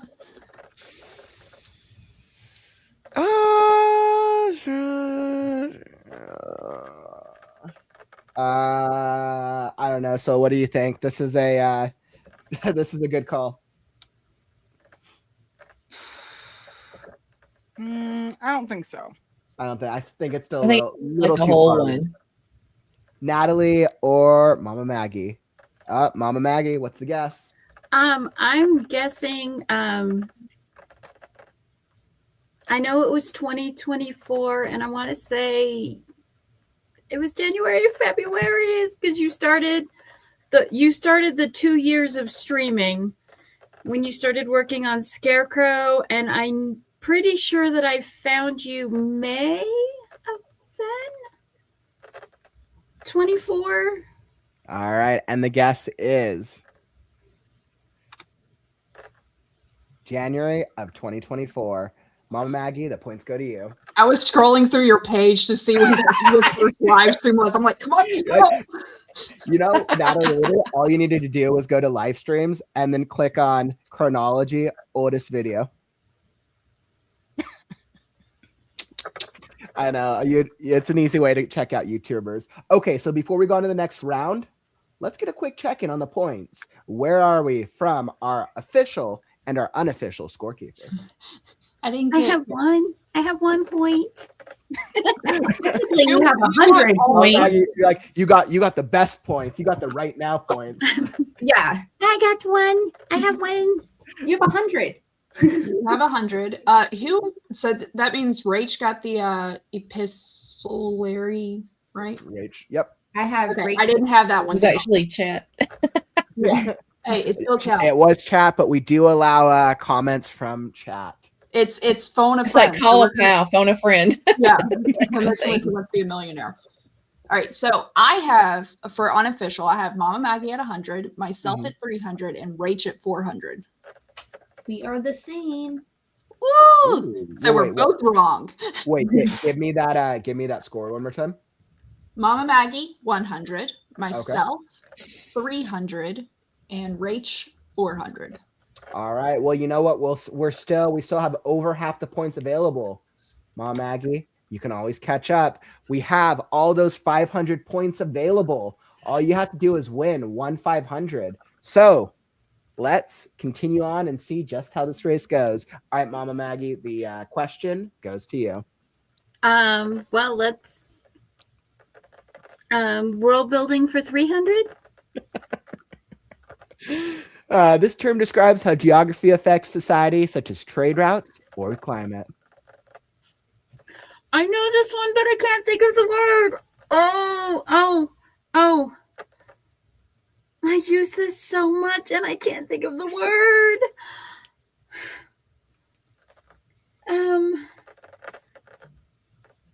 Geography.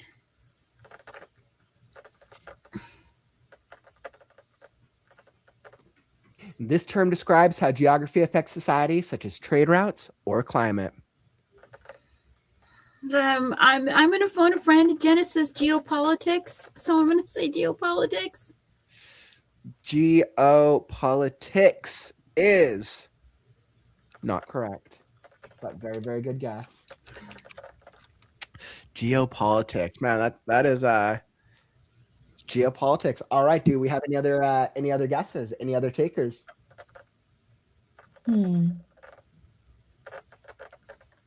Now I'm just trying to think of my history of like. This term describes how geography affects society, trade routes, or climates. So, Rach, unless you got an idea, I'm just gonna steal something Go for it. Chat. I'm just gonna say, environmental. What is environmental like? Oh, Maybe God, environmental impact, maybe. Or, Impact, you know. Environmental factors. And that. So what? Natalie, you were the one that was guessing. What did you say? Environmental impact.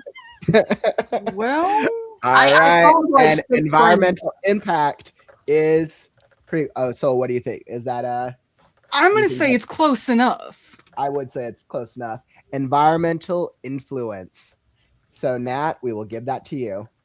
Thanks, everybody. Mama Maggie, you were getting close as well, but it was Nat's question. And I will say, I actually did look up the definition of geopolitics. If I had found that term before, yeah, I would have put that on here. But I had actually not seen that term until, well, now. So. All right, and let's see who chose that question. Mama Maggie did.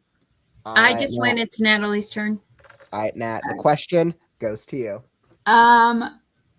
Let's go big money of subgenres 500. Subgenres for 500. A speculative subgenre that asks, what if history went differently? Oh, God, because this is like the Watchmen and stuff. Because at first I'm thinking historical fiction, but that's not it. It's what is alternate history? And alternate history is correct. That is 500 to Natalie. Alternative history, alternate history, we will accept it. Rach, was that what you were going to guess as well? Yes, she got it. Dang, you guys are knowing like the 500-point ones. Maybe this is giving you guys a little bit of inspiration over here. All right, Rach, the question goes to you. And let's close out subgenres for 400. All right, subgenres for 400. This speculative subgenre blends advanced technology with a gritty, dystopian, urban aesthetic.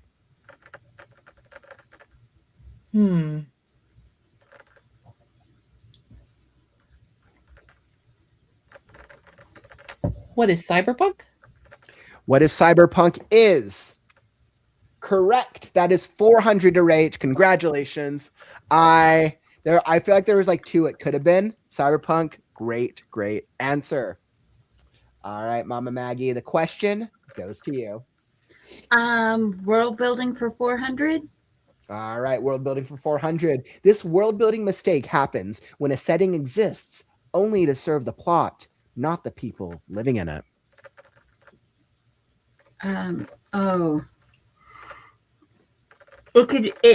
There's actually two things it could be. It could be exposition, which a lot of writers do. And another thing is purple prose, which writers will overly describe a setting that has nothing to do with the plot or the characters other than to stage them. Okay. Those are both really good answers.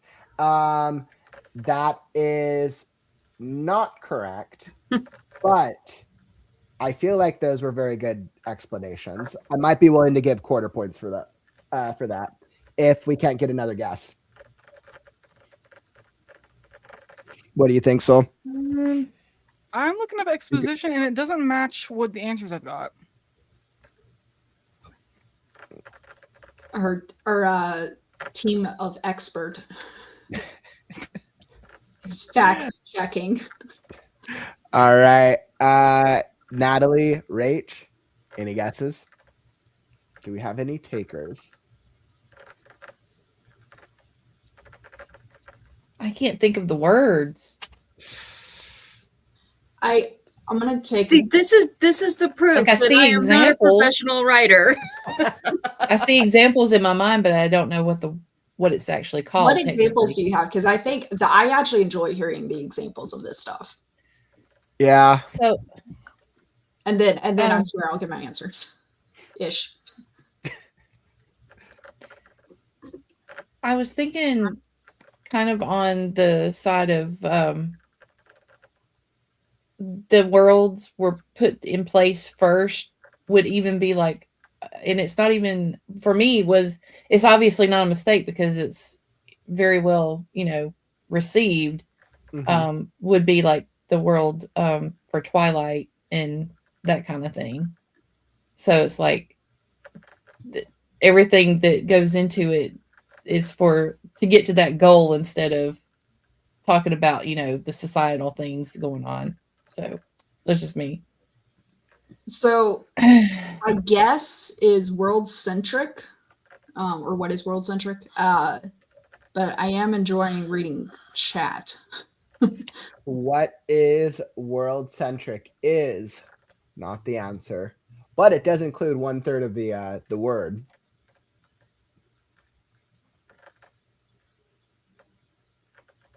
Oh, something as simple as plot device. I'm curious to find out. You don't have to give me any points. But that's from Jenna. You guys both got 1/3 of the word, so that means, all right, everybody, 100 points to everybody. That was I give 100 points. Our powers combined, we make an excellent writer. Yep. I give 100 points to everybody because the correct answer is shallow or plot only world. Mama Maggie, your explanations were great, but I don't feel like they were right on, but I felt like they were very detailed for this question. Natalie and Rach, you guys both got 1/3 of the word. Proof that we focus more on our characters and stuff than we do on technical stuff. And what's funny is we've had the most world building workshops in the WriteNow-athon. All right, and let's see who is up next. Natalie. Nat. All right. Question was now 300. Alternative writing for 300. This style intentionally breaks traditional grammar or spelling to reflect voice or dialect. Oh God, you can sit up there. Because I've done this.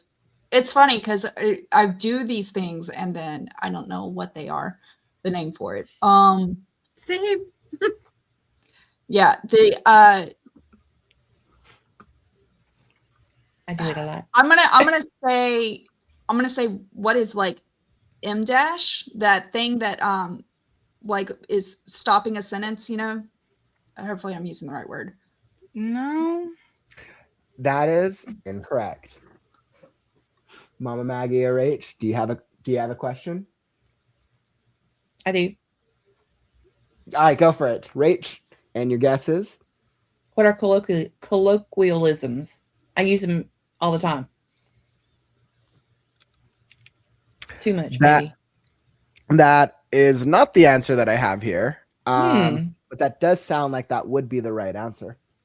Yeah, it does. I should have looked at that. It's Maggie's close enough.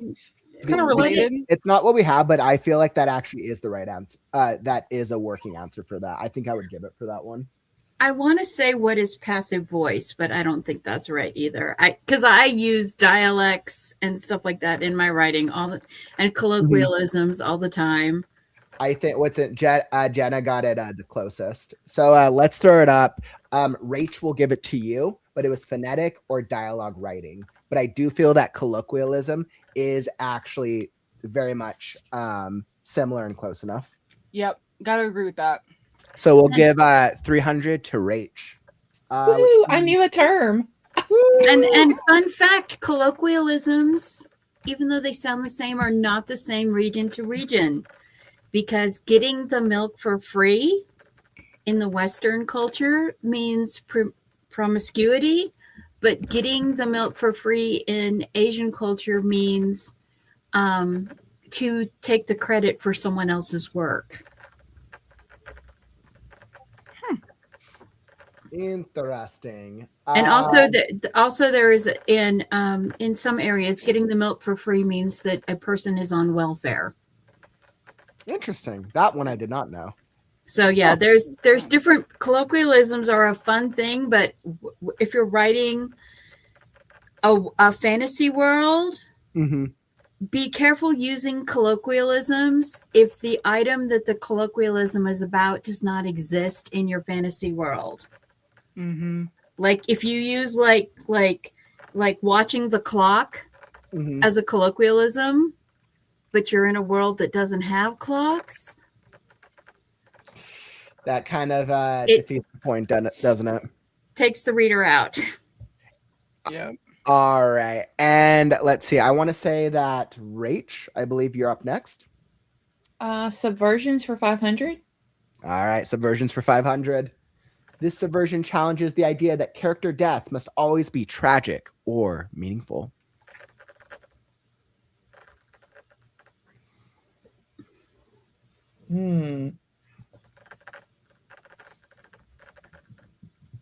I don't know the name of that. If you guys can answer it, go for it.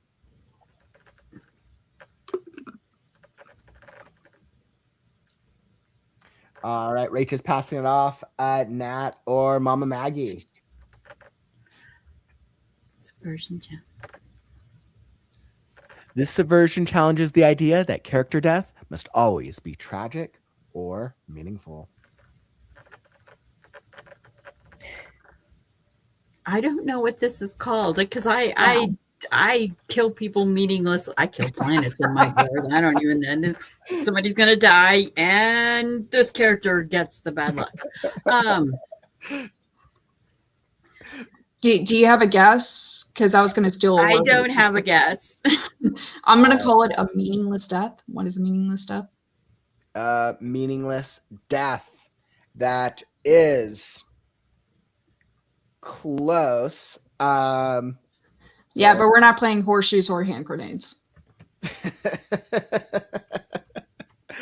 So what do you think? We got one word. Yeah, one word of that. So we will give you, since it's 3 words, a third of the points. And the answer is non-glorified or anticlimactic death. So Jenna gets the points. Yeah, Jenna. 500 points to Jenna. Okay, so Jenna next time I'm just waiting for Jenna to type in. Yeah, you should. She's the teacher. He is the teacher in the room. He's the teacher. Right, guys, we should be paying attention to the teacher in the chat. All right, and let's see. So with where we're at on points, let's do a quick points check-in and see. Well, wait, you said I got a third of the points? Yeah, what's a third of it? I don't know. What's a third of 500? What's that? According to a calculator, it's like 2, 3. All right, 150. 150. Thank you. 150 is close enough.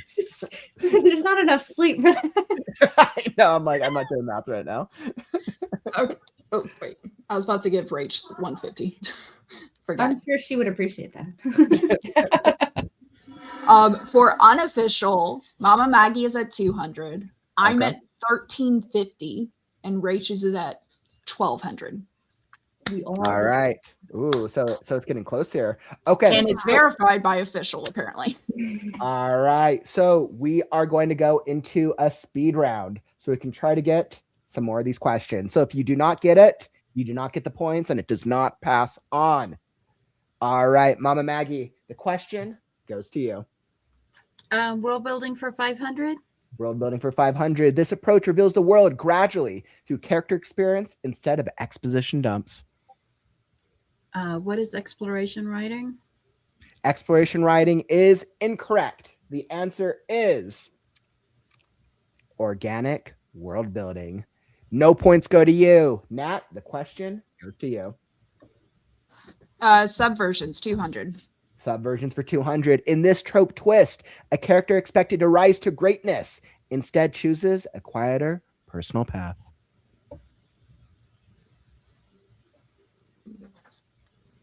Yeah. Please tell me chat is typing something. I think chat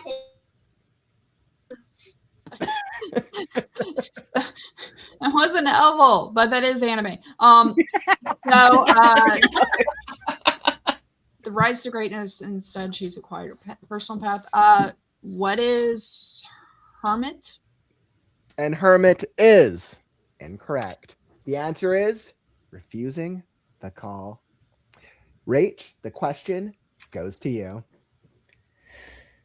Subversion's 300. All right, subversions for 300. And in this subversion, the prophecy is technically correct, but deeply misleading. Oh boy. Deeply misleading.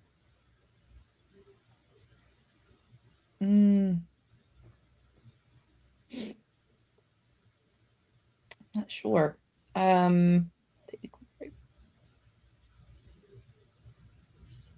A reverse sphinx. I don't know. All right. And that is incorrect. The correct answer is a twisted prophecy. All right. And Mama Maggie, the question goes to you. Right now, trivia for 200. All right. How long was the first WriteNow-athon? The first one? The one that we had last year. This is the third WriteNow-athon we've had. I only remember Technically, it's a second WriteNow-athon. I only remember it lasting one Actually, day. Actually, you're right. Soul, you're absolutely right. This is the second WriteNow-athon because the first was officially called the Write-a-thon. I only remember it lasting one day.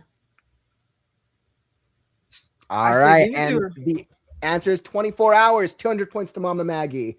All right, Nat, the question goes to you. Right now, 300. 24 hours?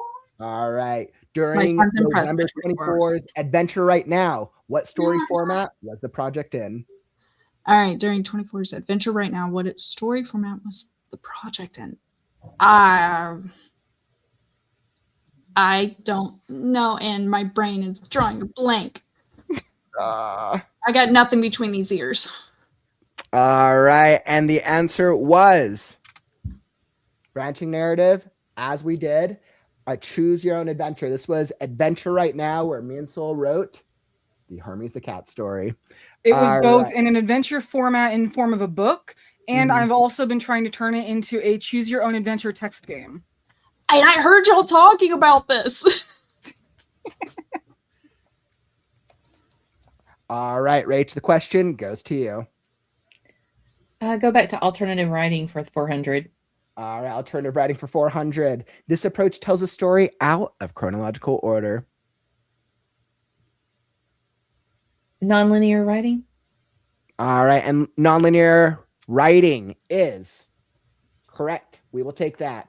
Nonlinear writing, that's 400 to Rach. All right, Mama Maggie, this is our last round. Mama Maggie, question goes to you. Right now, trivia for 500. All right, right now, trivia for 500. What animals are recurring animals in the Right Now community? What are dragons and what are dragons? What are dragons? And what did Courtney, what did we agree on this one? Are we requiring all the answers? I don't think we should require all of them. Well, we have dragons and we have crows and we have everybody was joking about a few weeks ago about the hedgehogs. But that could affect that. I think that was just a string thing, but we have dragons and we have crows. All right. Both of those appear on the covers of the anthologies. All right. And we will accept that because you got dragons and crows because we got Mr. Crow dragons or cats. Absolutely accept that. And that was 500 to Mama Maggie. All right, Nat, the question goes to you. or actually alternate writing 500. This experimental style allows the reader to choose how the story progresses. Choose your own adventure. And choose your own adventure is interactive or branching narrative. Y'all accept it? It's the same. Yeah. I feel like we should accept that. That is choose your Yeah, own no, that's adventure. basically what that is. Yeah, I was like, Yes, we will accept that. That's 500 to Nat. All right, Rach, the last question goes to you.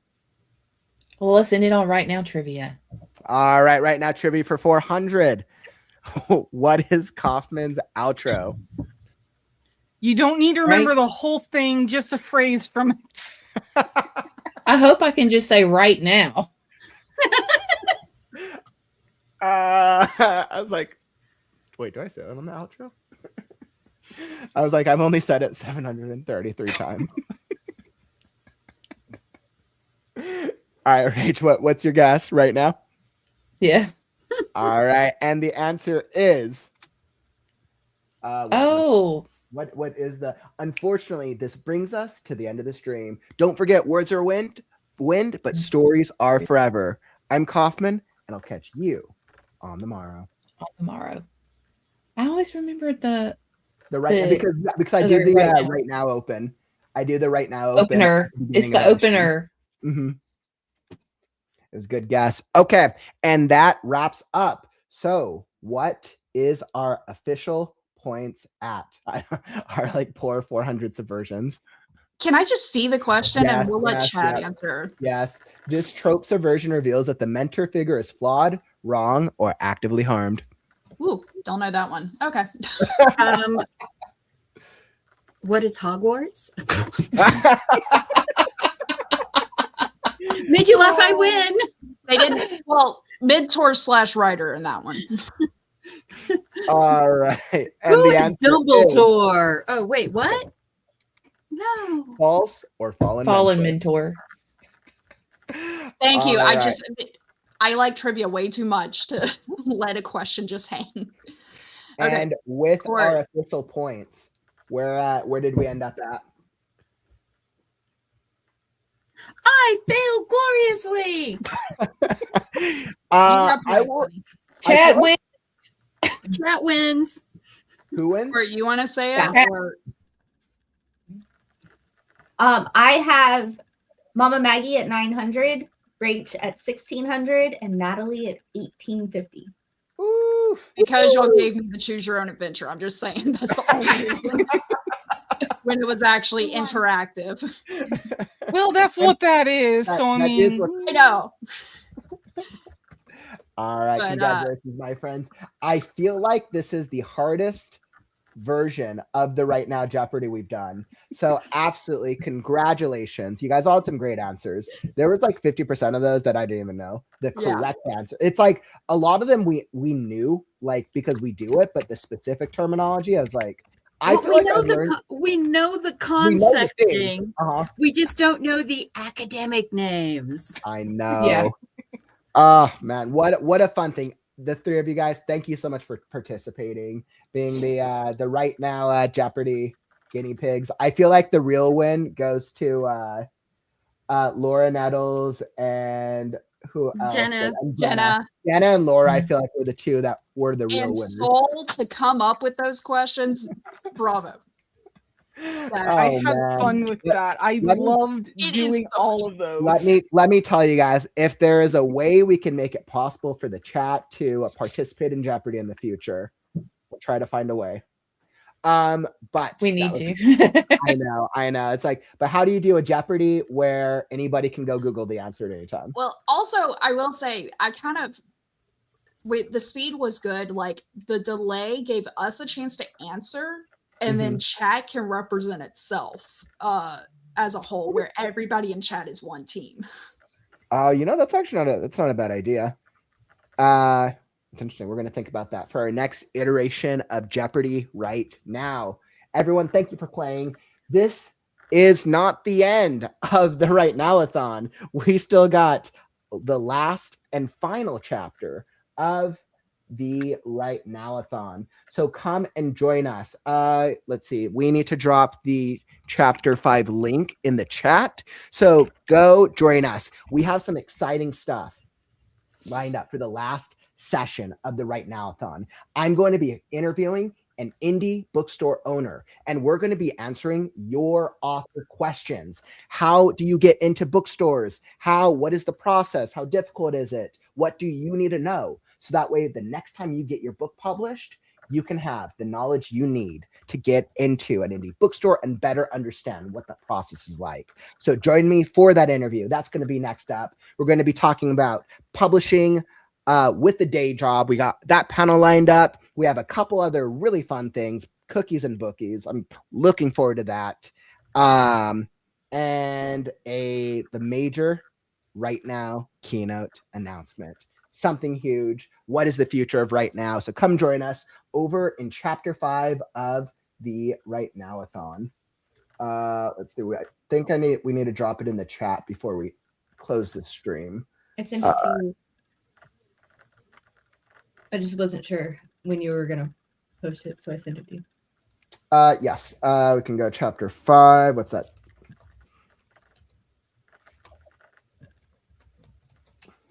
Perfect. So everyone, go join us. Go join us over on the chapter 5 live stream. We're going to hop over there for the last session. It's also linked down in the YouTube description. It's also on the Discord. We'll see you guys over there. Thank you so much for joining in Jeopardy. All right, my friends, we'll see you in just a second.